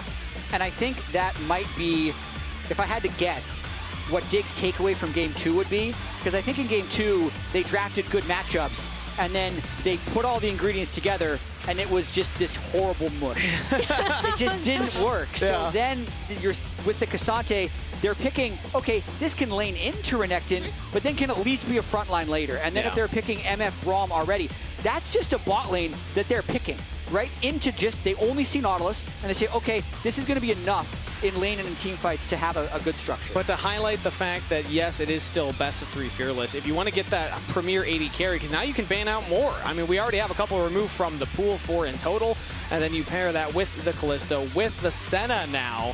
I think this is Dignitas showing that they want to play a little more through Tomo and Isles and put Henna on something a little less comfortable on. Yeah, I mean, it's pretty tough early on to lane Kai'Sa into an MF, but with Nautilus, Renekton already, I think Kai'Sa would be one of the best AD carries available in the slot when it comes to Henna's pick, but we're going to see probably a jungler here for Shaden. They tried to ban the Viego and the Kindred out already. They think he needs to do a lot of damage because Cassante Braum is going to be low damage already, so he's got to be a pretty high damage jungler here. Man, so many junglers. Tomo is laughing. I'm very curious to see, interested in what they're talking about. At least the vibes are good. Are they really going to blind pick Ryze rather than pick the jungler right now? Yes. Yeah. Wow. That's more of a denial from Saint, I feel like, than necessarily wanting to blind pick Ryze. They really want to put Saint on the back foot, which, I mean, we said it earlier, live by Saint, die by Saint seems to be how Lyon play some of their games. Get him something he's not as comfortable on, that could be something that Dignitas win with. I do also feel like Dig, as we see the Zeri locked in, she has made a bit of a resurgence lately, especially when you get down into these fearless drafts. Yeah. However, I think another thing that Dig have prioritized throughout this series is having at least one kind of global ultimate on their side to be able to potentially overload sides or change, kind of change how team fights work. Oh, there's the Annie there lock-in. We saw it in Series 1. We've heard rumblings about it coming back into the meta here with especially the most recent itemization changes. Malignance feeling a little bit better as well. I gotta say though, Annie Lilia is not how you draw it up. That is, the Mercury Tread's value on Rise is insane. And I think it's going to stop Annie from being able to make a lot of plays if Caney itemizes defensive early. Yeah, it's going to be interesting to see. The Nidalee hover, potentially for Shaden, but no, okay, he's blocking. This is why he's laughing. This is why he's laughing. What is this? It's the Olaf jungle. Yeah. Okay. So again, I mean, talk about Merc Treads. You don't need Merc Treads if you have an ultimate that makes you unstoppable. Just going to try and run down the Lilia. Hard to stick on her. She is quite fast. But I think the bigger thing is you just can't get interacted by the Annie, as shout out the resident J4 main in the audience. Again, at some point, I want to take a sip out of that big horn you got. It's great. I smelled it one time. It smelled like Diet Coke, but maybe if we wash it first. I was wondering where you were going with this, honestly. Yeah, I was like, all right. So I'm looking well, he's at, always here. I'm looking at this year. I'm looking at this year's spring split in trying to filter by top 4 regions. We've seen 2 Olaf jungles. Both of them did win. Okay. Yeah, 1-1-8 and 1-3-12. On It's my not boy hit that Monkey's much. name. Yeah. I have followed him since his EDG Young. I keep calling them EDG Youth. I think it's EDG Young days. But I wouldn't know. To that point, to an LPL point anyway.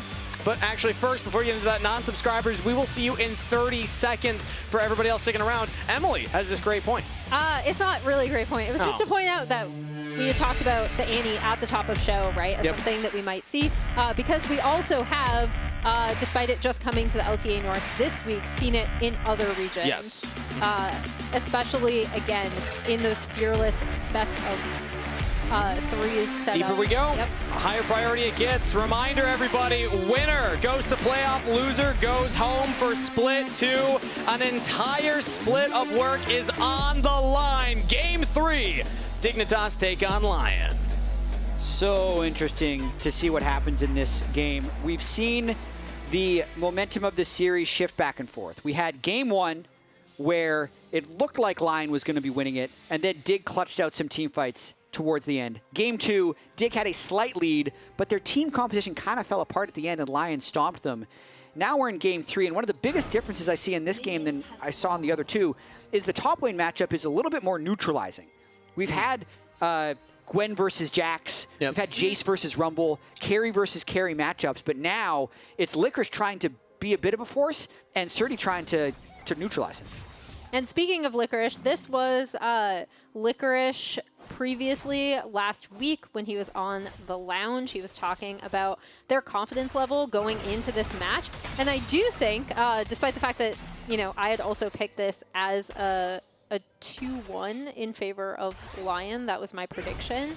I think Dig have shown, especially in game 1, that they were able to take a lot of those winning fights that they were getting in some of their losses and turn it into a win.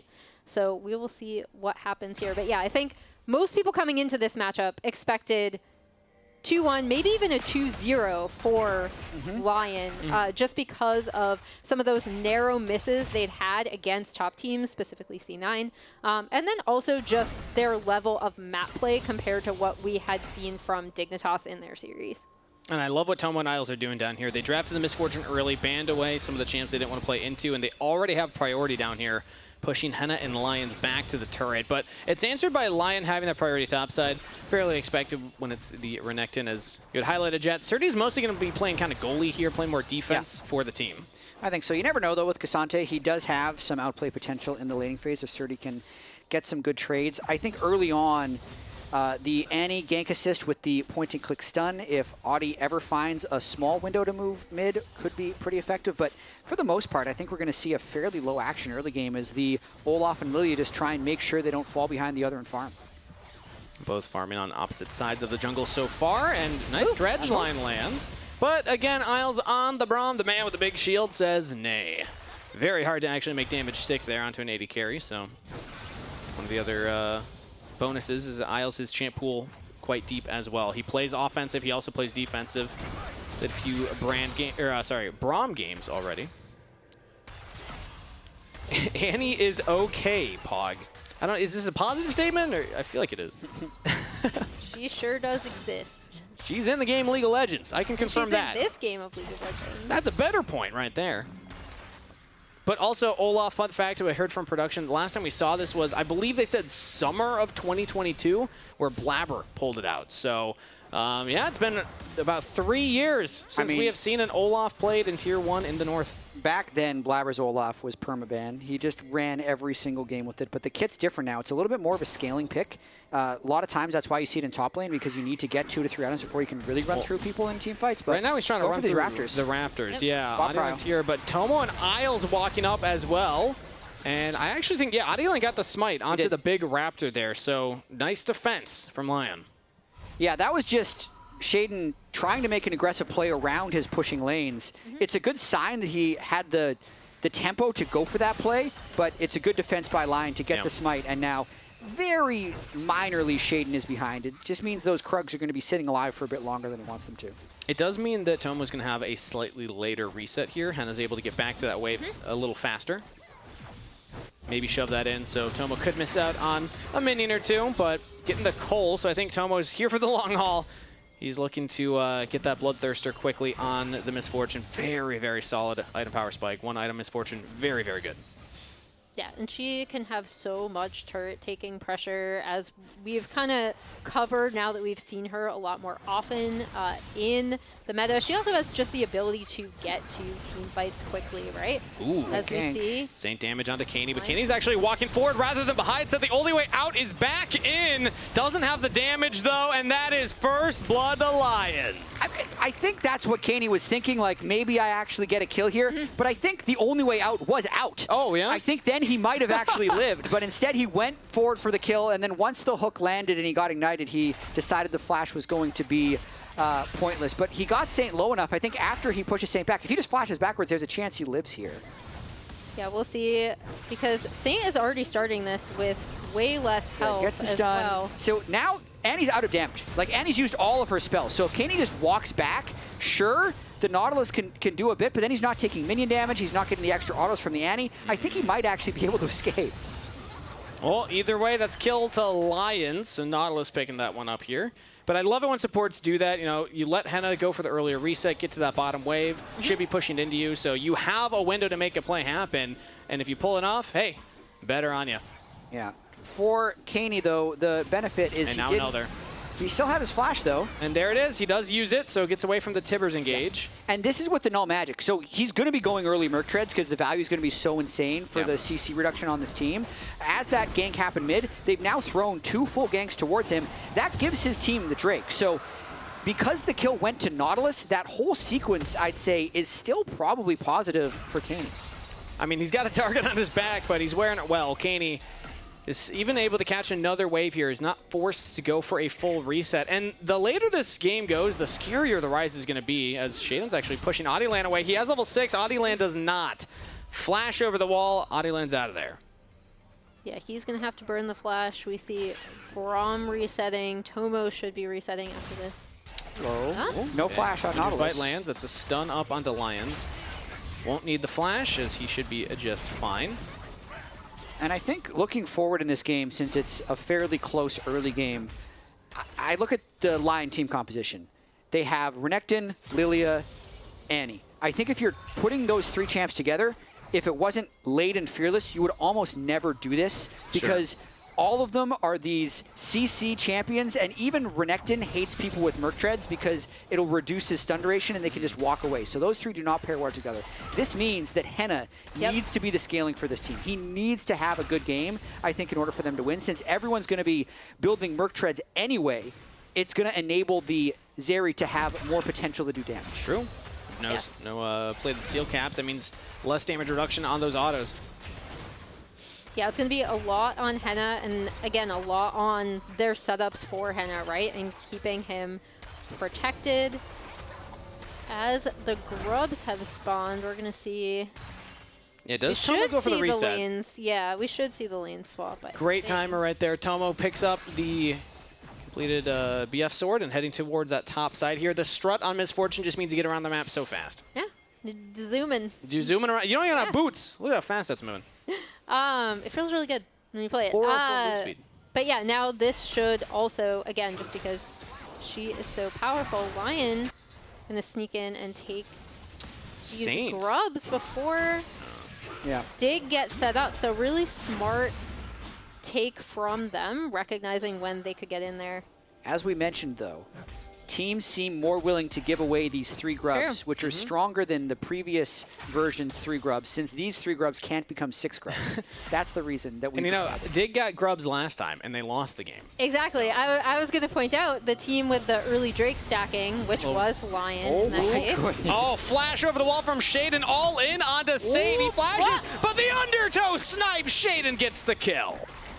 Wow, that's some confidence right there, just flashing straight in. You can also see, though, that was Saint's full blast attempt onto Caney, and it took him to 40% health. So Annie is not doing great at this stage in the game against this Ryze with just the Merc Treads for tankiness. And let's get another look at that replay here, because if it's a 1v1, you can take this and walk away, but Shaden making it not a 1v1. Yeah, burning all of his spells means that Shaden is very confident just flashing forward, and just a great throw there on the axe. I feel like if he doesn't land that Q, it ends up being probably a positive play for Saint, getting the flash out, but because he hit it, that's the difference. And we were kind of waiting to see what the Olaf would be able to do. Chased away Adiland in the river and secured a scuttle. Also got Adiland's flash there, but that time picking up a kill now. So Olaf a little bit off to the races here, getting a gold lead over his jungle opponent. Yeah, he's actually the richest person in the game right now, so he's going to continue to play this way. He really wants to get to that 3 items straight. The builds that I've seen for Olaf is Stridebreaker, Sundered Sky, Sterix. If he gets to those 3, he becomes an absolute menace in teamfights, especially if he's slightly ahead of the curve of the game. Noted. And also, I gotta say, anytime, I mean, we talk about when Saint's ahead, Lyon look better. When Shaden's ahead, Dignitas look better as well. He's a very solid performer on this team. He might not say much, but he lets his gameplay do the talking. And so far, it's been sounding pretty good. Yeah. Stridebreaker complete as well, so able to run some people down as long as his team stays alive. That was a lot of abilities used. Yeah. And Caney still has over half his health. Interesting. Ooh, Tomo has to pop the cleanse. Is Henna going for an all-in?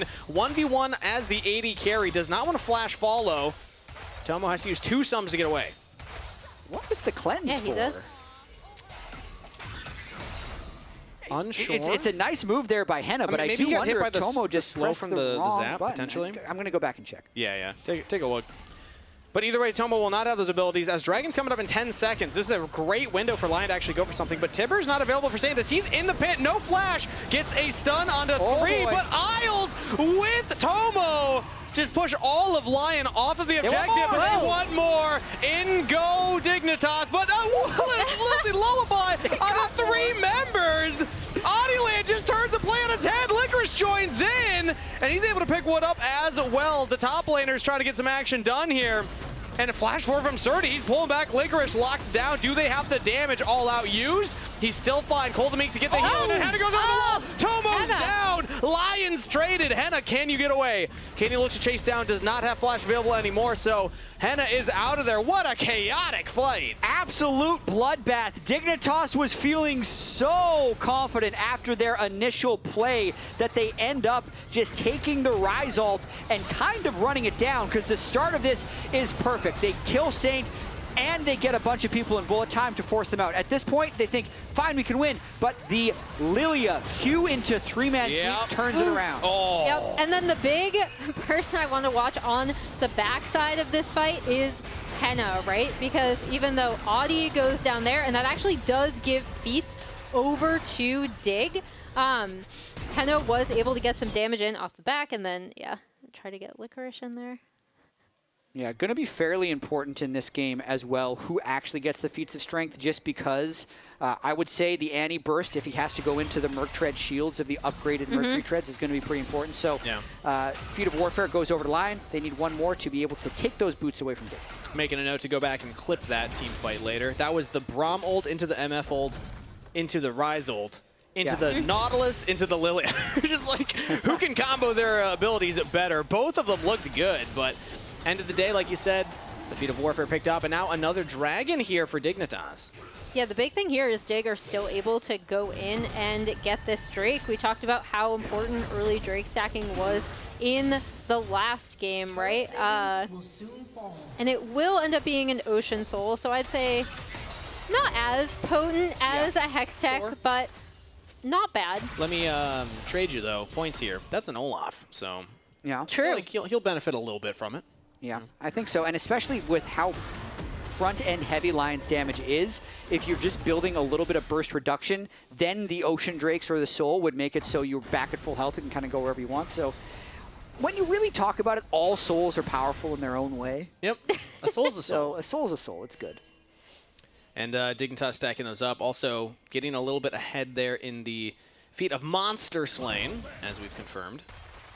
3 grubs were picked up by Lyon, but that's 2 dragons to Dignitas. This Herald now has got a big target on its back, and it's spawning in under a minute. 40 seconds time now, but currently Lyon have a little bit more priority in the top lane, kind of matched in the mid lane. Let's see if Dignitas actually want to invest a lot of work here. They do have Shaden in the neighborhood, and yeah, they're dropping their wards down, so it seems like Dignitas are prepping for a player on the Herald.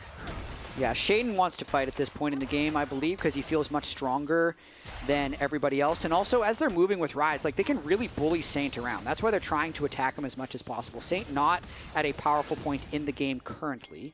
Looking at Lions there. Very forward brush. I'm not sure if he was spotted or not, but Kaney is not going to give him a window to actually engage, instead backs away. Yeah, this is a tricky point in the game. Shaden can kind of do what he wants. Yeah, Audilane does have the ultimate available again here, but he's going to have to be approaching into Isles. Hard to actually get past to the Braum, especially with the Misfortune behind them. You want to use your engage onto the MF to stop that ultimate, but now Lions could just be caught out of position, has no flash available. The Braum passive stuns him up, and there's Ragnarok. He's just dead. Lions caught out of sorts as Dignitas will now look to turn their attention onto this Herald. Does Audilane want to look for the Smite steal? Getting the move speed stacked up here, throwing out those Swirled Seeds, walking up, doesn't find it. That is Herald secured. Shaden's 5-pick Olaf seems to be the thing that might clinch them the series and keep their season alive. He's going wherever he wants, gets the Herald, keeps them ahead in the games, and it's just looking really difficult for Lyon to make any real plays. Yeah, he has a massive lead over Audi now, and I think the big thing is it was always, just because of where itemization is, going to be really difficult for Lyon to end up contesting that, right? Because they also didn't have any sort of TP. Licorice's TP was just still down, so he wouldn't have been able to join this fight either, and as we see, Yeah. Also why Braum is so good into Nautilus. Nautilus goes in, Nautilus can't go out because he just gets tagged by the Braum. Aftershock also got burned early, so by the time the Braum stun completed, there was no way Lions was staying alive. And that was 3 ultimates committed, but still with numbers there. Seemed like Lyon did not want to go in and contest that Herald, so I believe that does mean feats of strength. Confirmed for Dignitas, as that is their 3rd neutral objective picked up. Plus, they got the first 3 kills, so upgraded boots. And we already saw how important Merc Treads were going to be in this game. Well, how about some upgraded ones? Yeah, it's actually, it hasn't even turned on yet. Dig hasn't upgraded any of their boots. They're just sitting on the magical footwear from the rune page with 3 of their members. It's just Kaney who needs the Merc Treads because that's the only one Annie's ever staring down. So literally 1 pair of Merc Treads at the moment is stopping Lyon from making any plays. Now they're deciding, you know what, let's just go for the Cassante. And again, it's going to get worse before it gets better, because Kaney will just continue to scale as this game goes on. The Ryze will just become unkillable. They don't have the damage to get through him. Maybe they can just find a snap engage onto Tomo, but that's like realistically their only target. Well, now you see this little roaming squad from Dig going to pop the Herald mid. Yeah. Again, they should be able to get this turret down and then also have first prio over that Drake, right? And it's just, they have such a good setup on the map right now. they really feel like they're in a good position, but I just need to couch it a little bit. If Audi has a really good fight, there's a lot of low range. So even if they have a lot of magic resist, the Lilia damage can really add up over time. So Audiland has to kind of be the one to carry them through, in my opinion. Yeah, Candy does have a bit of point-and-click CC ability, but other than that, it can also be difficult for Dignitas to try and lock down Audiland in these fights. So happy you highlight that. Audiland could be the hero, as now it's a pick on the Isles. First it was Lions by the Herald, now it is Isles who's in trouble. Flashes to safety, burns down to the Lilia. Tomo under, turret cleanses nothing. Hannah picks up the kill. Or if you just get walked down 1v4, that's another thing. Doesn't matter if Merc Tread's value is high or if they have a bunch of CC that's going to stack together poorly, if it's 4v1. So they get a bunch of kills there, and Henna, the late game insurance, got the kills, which is huge. Yes. Yeah, he's now 2-0-3, and again, this, more importantly, stops that Drake stacking, right, from Dignitas, so they're not going to be on as early of a point as Lyon were when they were kind of forcing Dig into their teamfight composition last game. Ooh, Licorice. In a 1v1 against Shaden, has to flash. That's just how scary Shaden is. Yeah, they find the picks in the mid lane, but you gotta respect the Olaf. He doesn't want that smoke. He's still the richest player in the game, by the way, Shaden's Olaf, and he's just continuing to farm. You can kind of, it's interesting. Shaden feels like he can just carry this game if he gets items, but part of that delayed their setup for that Drake, which cost them that Drake at the end of it. So you can see how powerful he is by Licorice just flying away from him with Flash when he didn't even burn the Olaf ultimate, but that's kind of why Shaden's doing it. He's just trying to farm up. He got the second item. Steric's cage completed, so stopping for that second here.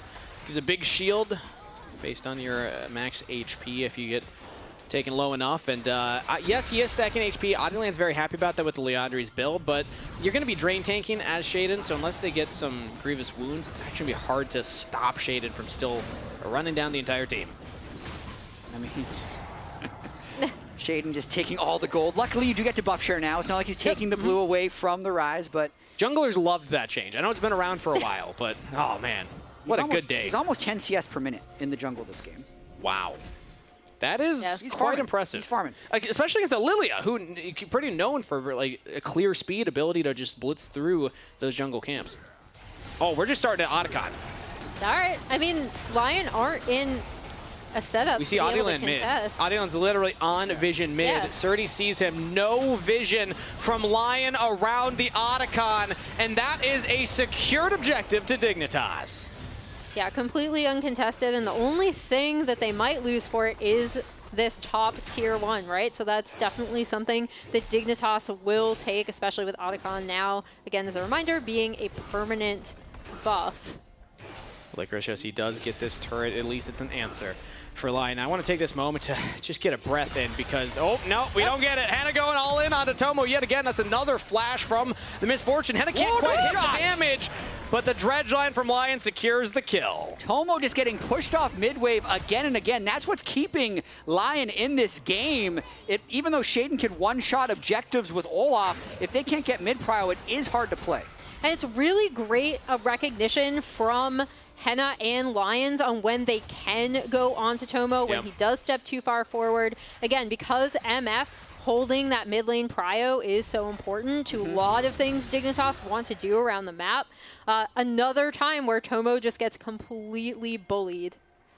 That's 2 now that Tomo's really struggled. When usually I think of Misfortune and her ability to control that mid wave being a big strength, but Henna making it very tough for Tomo. Yeah, Henna and Audi can carry this. So it feels right now that Shaden can walk wherever he wants, but in terms of him actually being able to stick to these targets and kill them, the Zeri can get so powerful late game and kite out so well that if Audi Henna play well, they also have a way of winning this game since the kills have gone in their favor as well, so they're a little bit accelerated. And I'm curious if Henna will go for it early. Something like a shield bow can make it so difficult for Shaden to get on top of you and kill you then. So, I mean, we see the Noon Quiver. We'll see if that actually completes into an early kind of defensive item here, because you're already doing a lot of damage right now.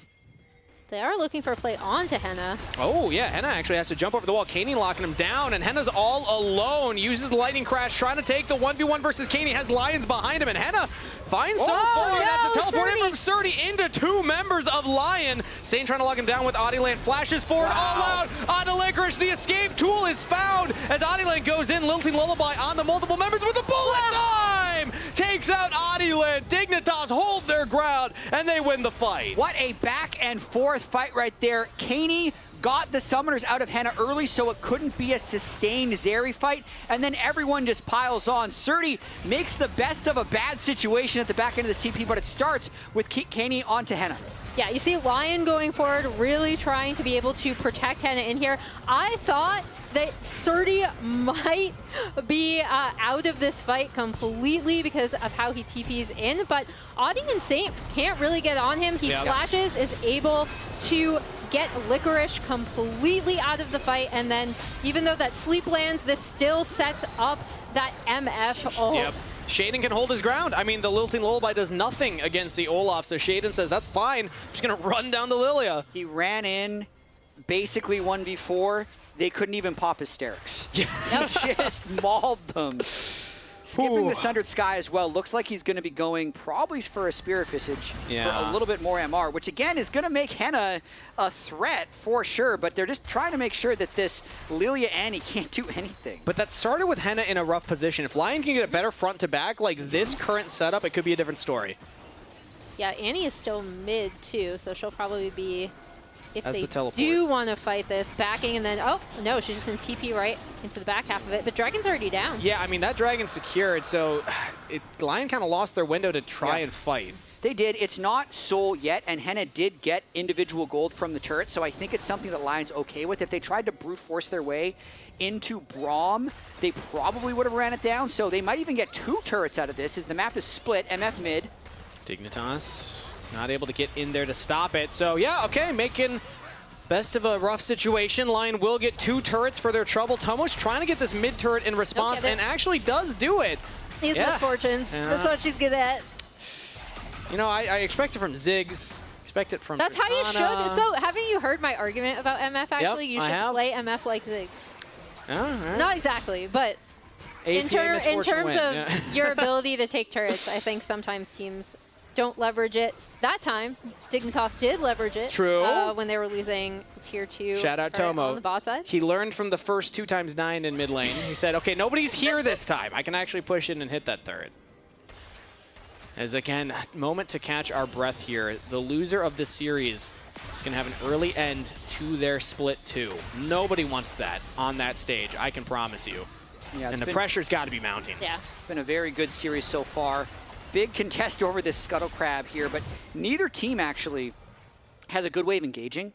So even though you'd think there'd be a lot of engage online because there's 3 pairs, or at least, 3 pairs of Merc Treads, upgraded Merc Treads for 2 of them already completed, and the player that doesn't have them is the Olaf, who can just press R.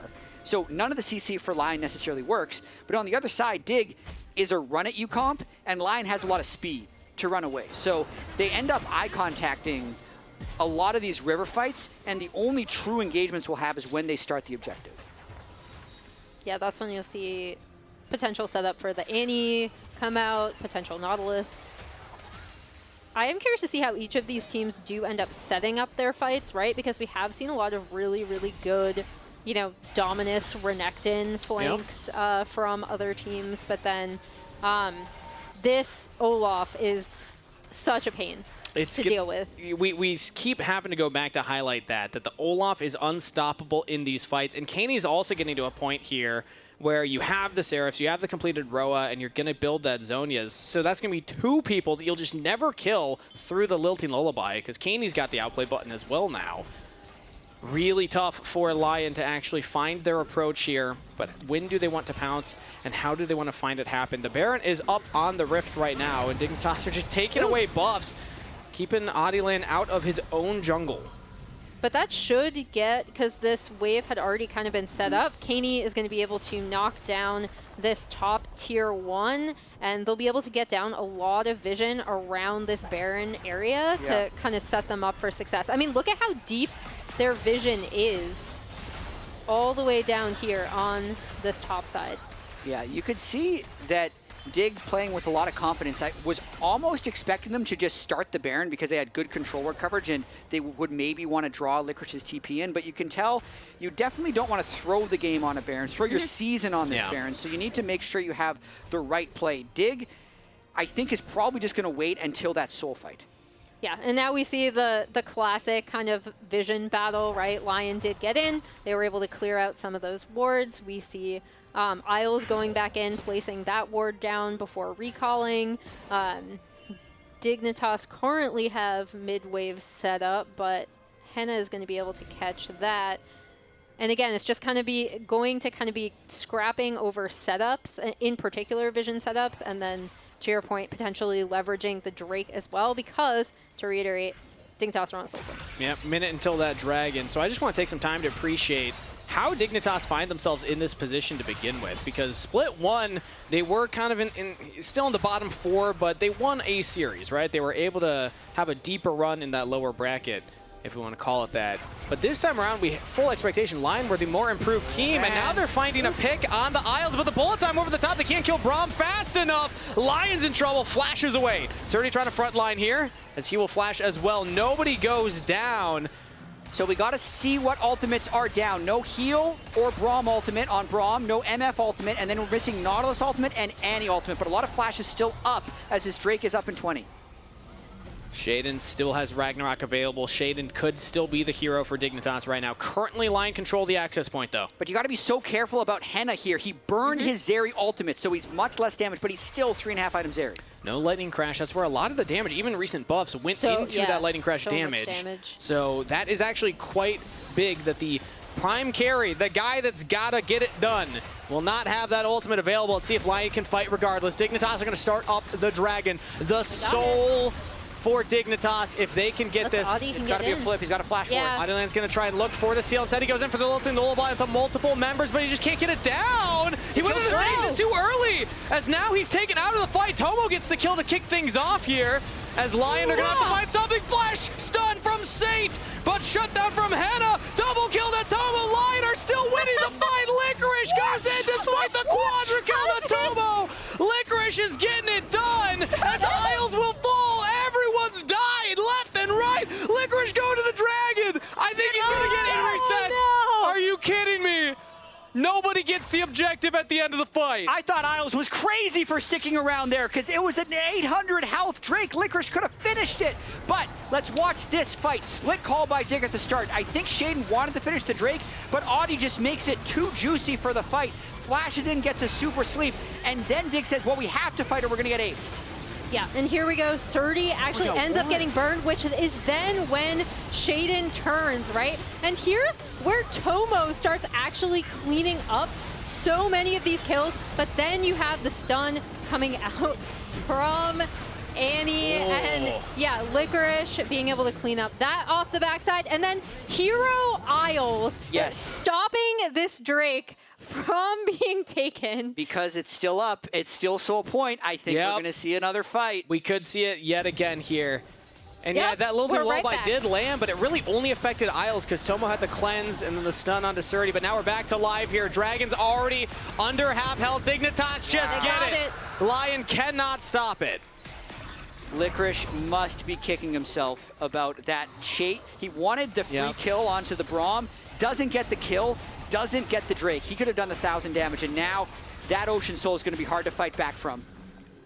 What a close fight, what a close game, what a close series. Dignitas currently with the lead from the objectives, but the gold's about dead even regardless, and we still have more fights to come. We do, but Henna has Infinity Edge, so if they can just get an all-in fight, maybe Henna can keep their season alive.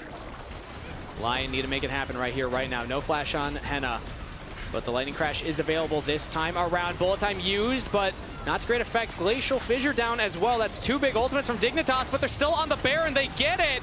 Lyon now, maybe they find the engagement. Oh, Caney with the ult to get Dignitas out of there. That was a really, really slick Baron from Dig, right? Like recognizing that Lyon have to come into them. They need to burn that down, and then the little Realm Warp to escape. Dig are in a great position now. They really are. I didn't expect Dig to be able to win this series, but they might qualify their way into playoffs if they can make this Baron buff work. There's still a lot of standing gold here. 2 outer turrets in the top and the bot lane, and I think because the engage isn't great for Lyon, Dig is going to try a little bit of a 4-1, but Lyon would then want to just try and get a fast fight before a siege can be set up. Yeah, we see Canids setting up on this top side of the map, and the rest of Dignitas joining him, well, except for Surdy, who's going to be pushing in this mid wave. And MF should be able to take these pretty quickly, especially with Baron up minions. Yeah, Cleanse will be back on Tomo really soon. Flash probably about 30 seconds away as well. Very aggressive play by Tomo. He got so much gold from that quadra kill. He was so far behind.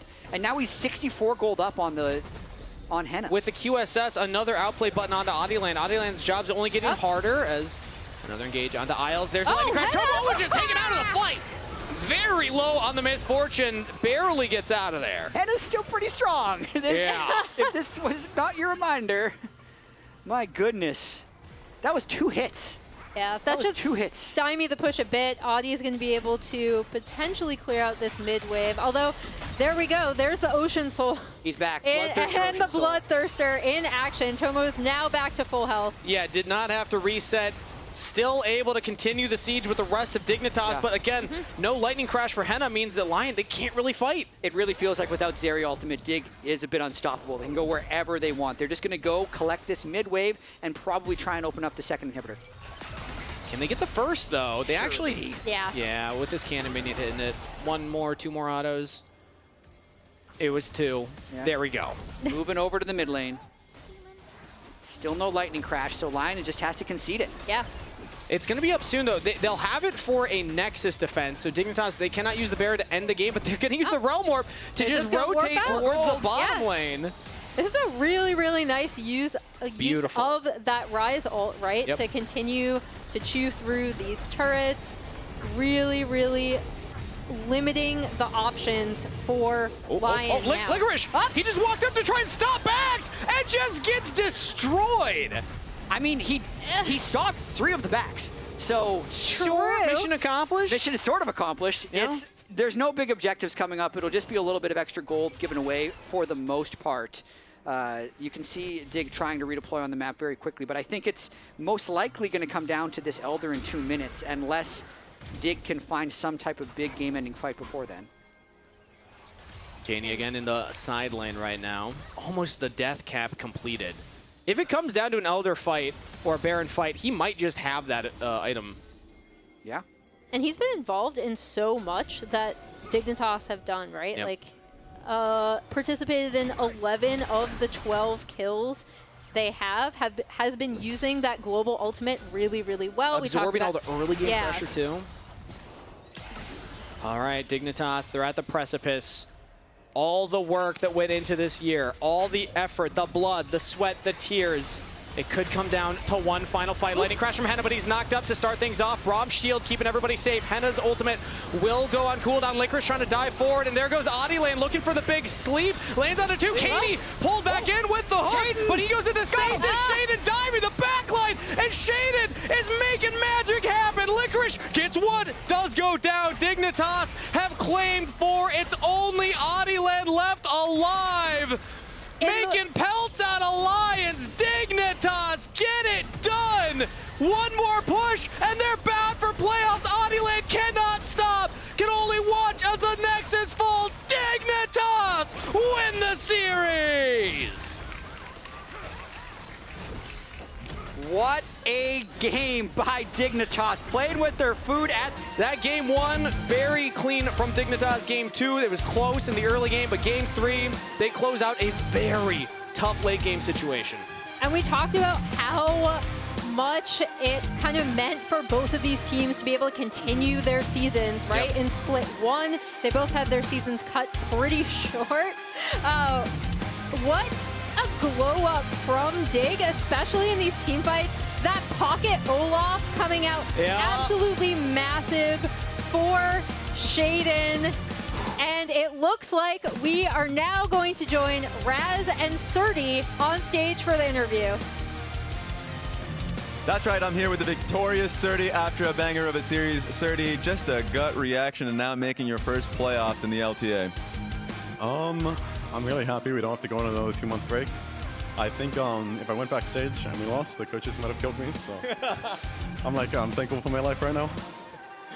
Talking about that a little bit further, I know in the last pros you guys talked about how practice was going to be tough and you guys felt like practice needed to be a lot better to be able to take this series. How'd you reflect on practice overall and how this series was?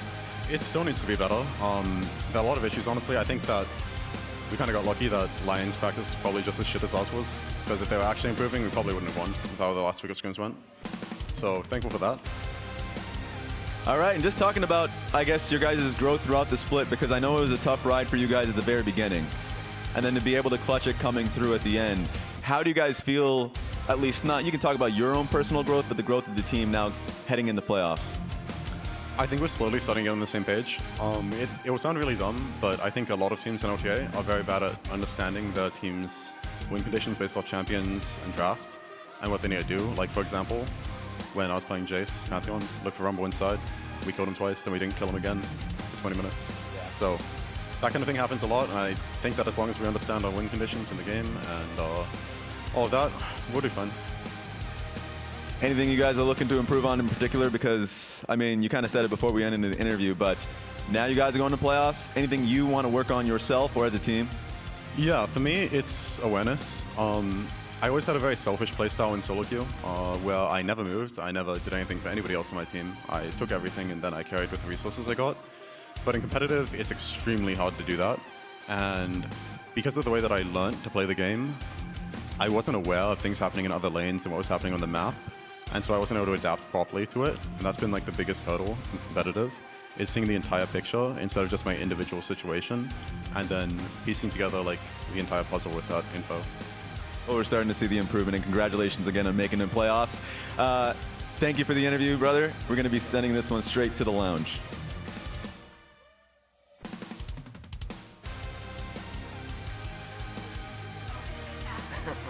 Hello, welcome back. We have Atomo and Isles joining us after your victory. We are going to have a loose side interview, but first reaction is, how does it feel? You know, it was a pretty long series, very stressful at times. You guys feeling good?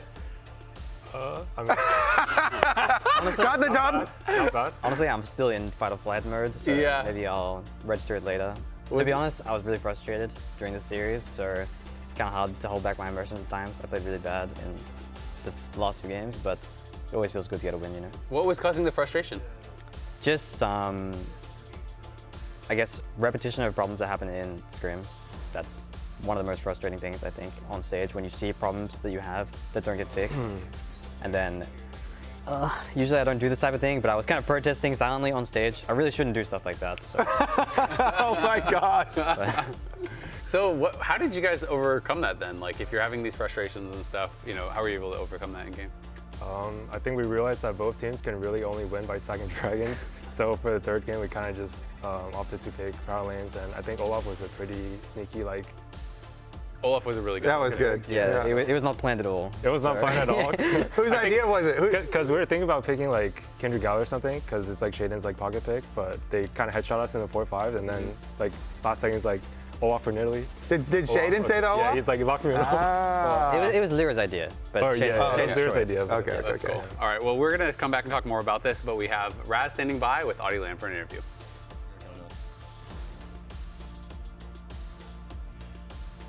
We've got Audie here from Team Lyon. I appreciate you taking this interview for us. Just taking a step back and reflecting on the split as a whole. Anything you can look back on, because I feel like you guys had a lot of really close calls. Yeah, I mean, I think in this split we just drew many games that we should have won. So I think this series also, the first game, I think we also have a good chance to win 2-0. So I think this split means we really, I mean, at least in personal, we feel like we could win the top teams, but we are really inconsistent. So I feel like that's the thing we should care about, next split. Obviously the split is over for us right now, but I feel like we have everything to just keep going, no? Absolutely, and talking about that inconsistency a little bit, because it felt like at least the schedule did not help you guys out. You guys had a lot of course, easy games at the beginning, then a lot of tough games in the middle. Talking about those inconsistencies or anything that you guys wanted to work on, what's something that you zero in on and want to be able to work on going into the next split? I mean, first of all, I feel like the thing like I'm in how I mean like well, now we are in pressure. I think we just take dumb decisions. So I think that's one thing we need to care about right now. Also, like some things in draft just just change like in no time. So it's kind of weird. But also, I feel like we should focus more like on that, on the mental, I think, because I think many games we could just won, but we just like so hype or so excited that we just threw or we just lose focus. I think that's the biggest thing we need to focus on from next split. And I know you shoulder a lot of the fandom from the LLA. Any message that you got for those fans that have been diehard with you forever? I mean, thank you guys, and like I'm really sorry like we didn't make the playoffs. To be honest, I think all of my teammates, I think we didn't think that today we were gonna lose, but I'm pretty sure like we all gonna learn about this. We just gonna do our best for next split. But you guys see games like when we play like really good, we have really chance to be better. So we just gonna keep working, and yeah, thank you for everything. 100%. Thank you for that message, brother. And I'm sure we'll be seeing you next split. Thank you for taking the interview. Gonna send this one straight back to the lounge. Thank you, Raz, and thank you, Audieland. Loser side interviews, definitely tough to do. But again, we are back here with Tomo and Isles doing the winner interview. But you were talking about how you didn't feel that happy about how the series was going and how it was going in game, and that you were quite frustrated. So like, what was it that you think was actually going wrong for you guys? I think just the way we set up around vision and the way that we utilize our side laners, utilize the whole map, try to sync with jungle is just still disconnected, which is frustrating because I think by this point of the split, it's a bit disappointing that it's not a bit more seamless, you know, just I go here, we do this, it happens. Especially on stage where there's so much less fighting, you expect stuff like this to happen almost effortlessly, especially against teams that are a bit more timid, us included. But yeah, I just couldn't handle it at times. Do you think that it's like just a disagreement on fundamentally like how you should be playing the game and you guys are seeing it different ways, or everyone, when you're like scrimming and you're chatting as a team, you all agree, but it's just not being executed on? I think outside of game we would tend to agree. It's just hard to see it in game and hard to sometimes just translate it into gameplay. Everything in review is way easier. Yeah. It really is very different. You think the same thing? Yeah, I think the same. And also, like, I guess our team, our soul lanes, I would say, are a bit like on the greedy side. And I think this game, like, game 2, we gave early Drakes to give them a lead, but it didn't really translate into anything substantial. So I think going to game 3, we're like, all right, both teams can only win by second dragons, kind of. So just play for that. So yeah, I think it's just like how we can win right now. But I think we're still working on snowballing like with the side lane leads. We had Shaden and Surdy on pros last week, and they were both talking about frustrations with the scrims themselves also. Was this week's scrims coming into this this weekend of games better? Smile. It was not better. Was it better at all, or was there any like focused direction coming into this week? Oh, that was direction. Okay. Would I call it better? Probably not. Okay, but next week will be better, right? Very emotional week. Okay. Very emotional couple of weeks, I would say. Is that just the stress of knowing that you're going into an elimination series? Yeah, I think this week we're all like kind of stressed because it could technically be our last week if we don't win this game, right? So I think everyone like was just really stressed and emotions got high at times, and I think at the end of the day we're just like, you know, these scrims don't really matter in the grand scheme of things if we just focus on how we play. Because we've had like good games in scrims before, you know, just focus on like what we did when we were doing good in scrims and just hope the bad stuff don't come out. Just hope the bad stuff doesn't come out. Well, if the stress was high already for this elimination one, in order to win, you're gonna have to win 5 best of 5s now from the lower bracket. That's light work. That's light, yeah, there you go. Focusing on next week's practice though, is there anything in particular? I do have to say some parts of our game in terms of like the vision game and utilizing side lanes, even though it didn't go how I wanted it to, on stage it felt like there were the opportunities. And looking back to the first time we played Lyon in the phase 1 of the format, phase, it was not even remotely how it is now. The improvement is there. I can feel that. And you know, even if the rate of improvement hasn't been unbelievable, today felt better in some aspects. And I am pleased with that, so I'll be definitely going into scrims optimistically. I'm really curious what your guys' take is on just like the way drafting is going right now, because to me it feels like a lot of the games this weekend have been, you know, decided by, you know, like advantageous picks and drafts and stuff, and I felt like the same thing was kind of true last weekend, where people are able to like pull off some sort of surprise. I feel like your Olaf like, in game 3 was like pretty good opportunity for it against really CC heavy comp. Earlier we saw this like, you know, Rumble swap to support so that they could move the Volibear top and things like that. And like last week, there have been like a lot of target bans against FlyQuest, which was opening up more meta picks and stuff. So do you guys think going into playoffs now, it's like your next series you play is gonna be best of 5, where if the series goes deep, is it really important that you have these pocket picks and have, you know, more drafts planned? Yeah, I'd say so. I mean, we've never played BO5s yet on stage, like us as a team, so we don't really know what it's like until, I guess, it happens. But I think we've slowly been like preparing it. Like in game 3 Fearless, sometimes we'll play like weird stuff in scrims just to see like if it'll actually work. And yeah, and also this patch is pretty big, and I think like LCK hasn't played on this patch yet, so maybe we'll get like more info on what they think from is the good. overlords. They'll pass down some drafts for you guys. Yeah. Okay, these champions are now greenlit to be able to play. Basically, yeah. I also have to ask you about how long your guys' games have been going, because you've set the record. You have the top 4 out of the top 5 longest games in LTA history. You know, what is causing them to go so long? The thing is that if you're playing a best of 5s and every single game is like 40, 50 minutes, you're gonna have to work on your endurance because you're gonna be up on stage for like 5 hours. Just dealing with the resistance to losing, like people don't want to lose on stage. They will play sometimes really safe and sometimes they'll play really scrappy. But in scrims, like when you're ahead, people just fall over and die, like really, really quickly. But on stage, people will play slower, you have to force out more cleanly.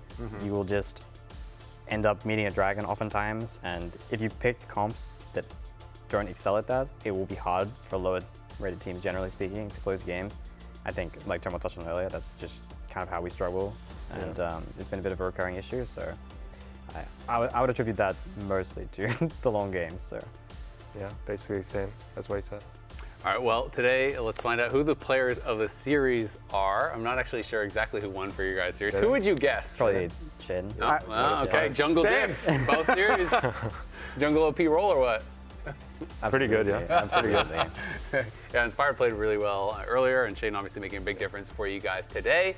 Let's check out the bracket now to see how things do stand. Of course, we are still going to be filling out the rest of the bracket, but you guys will be slotting in the lower bracket and have a chance to make a long playoff run, but you'll of course be waiting for your opponents. You're going to be playing against the loser of A1, A2, it says. So that would be the loser of the second round, I guess? Does that make sense? Or no, excuse me, it would be the loser of, I'm not actually sure. Yep. I'm not sure how to read that. It would be looks like the top one right there. Yeah, okay. DSG and SR or something else. I'm not sure. Yeah, okay. Well, we are going to be looking at tomorrow's schedule now. Do you guys have any predictions on who else you think is going to join you in playoffs? I think that the teams on screen that everyone expects will win tomorrow. Yeah. Team Liquid and 100 Thieves, that is? Were you Just to be clear. Were you surprised at all that 100 Thieves was actually playing for elimination match?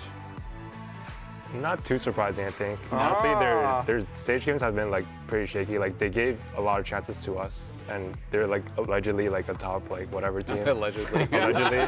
But like they don't play like Subject it, to you know? change, yeah. Like they play really unstable and just like rely on their mechanics oftentimes to win. Cool. All right, well, we're going to have that tomorrow, but that is us for us here today. Thank you guys very much. Congratulations on the win. You made playoffs. Dignitas are in with a chance. Maybe you're going to MSI, only 5 series away now. We got it, bro. 15 wins, that's not too bad. We'll be back tomorrow at 4 p.m. Eastern, 1 p.m. Pacific for TL versus a Shopify Rebellion. We will see you all there. I'm going on this guy, okay? He'll have to ult. Yeah. I'm done. I have ulti on 13. Actually, I'm not done. I'm killing him. I saw to Leon. I have ult still. I'm reaching. Vi should I'll be reach, I'll somewhere reach, here. I'll reach, I'll reach. No flash Totally on no thingy. flash. Yeah, I'm ulting in. I'm tanking. I can tank. Yeah, we got can maybe? Nice Let's job, go. team. One blade. I'm going, I'm going, No I'm going, flash I'm going, I'm going. No I'm going. flash AD. Nice. Okay, I'm going on Xin Zhao, Xin Zhao. We just win, we just win. Fight with me. We kill everyone. Okay, bye. I'm done. Ah! You got both! That was fun. Well played, team. Look, it's alive. It's alive. Oh, nice flash. What the? He's no flashy. Yes, he's behind. It's okay, it's not bad. She's on it. I'm sorry, not. He has 6 Slow here, guys. Slow here. Careful chasing. I have ult in 4 seconds. We win. It's good. That's fine. So. They can hit. We can end. It's over. I ulti, guys. I ulti. Go Victor side. Go Victor side. Here. Chase no flash. Look here. I say. Let's go. We can Nashor, no? He's low. He's killed? Don't refuse. Okay, go Nashor after. Oh, we can win. Nice, guys. Nice, one more, guys. I want flash ulti. Okay. I don't have a stun. Don't flash. Steal. Look here. I can rise. It's bad blue, I think. Come back. It's playable. Hit Jack. Very, really strong here. Hit Jack.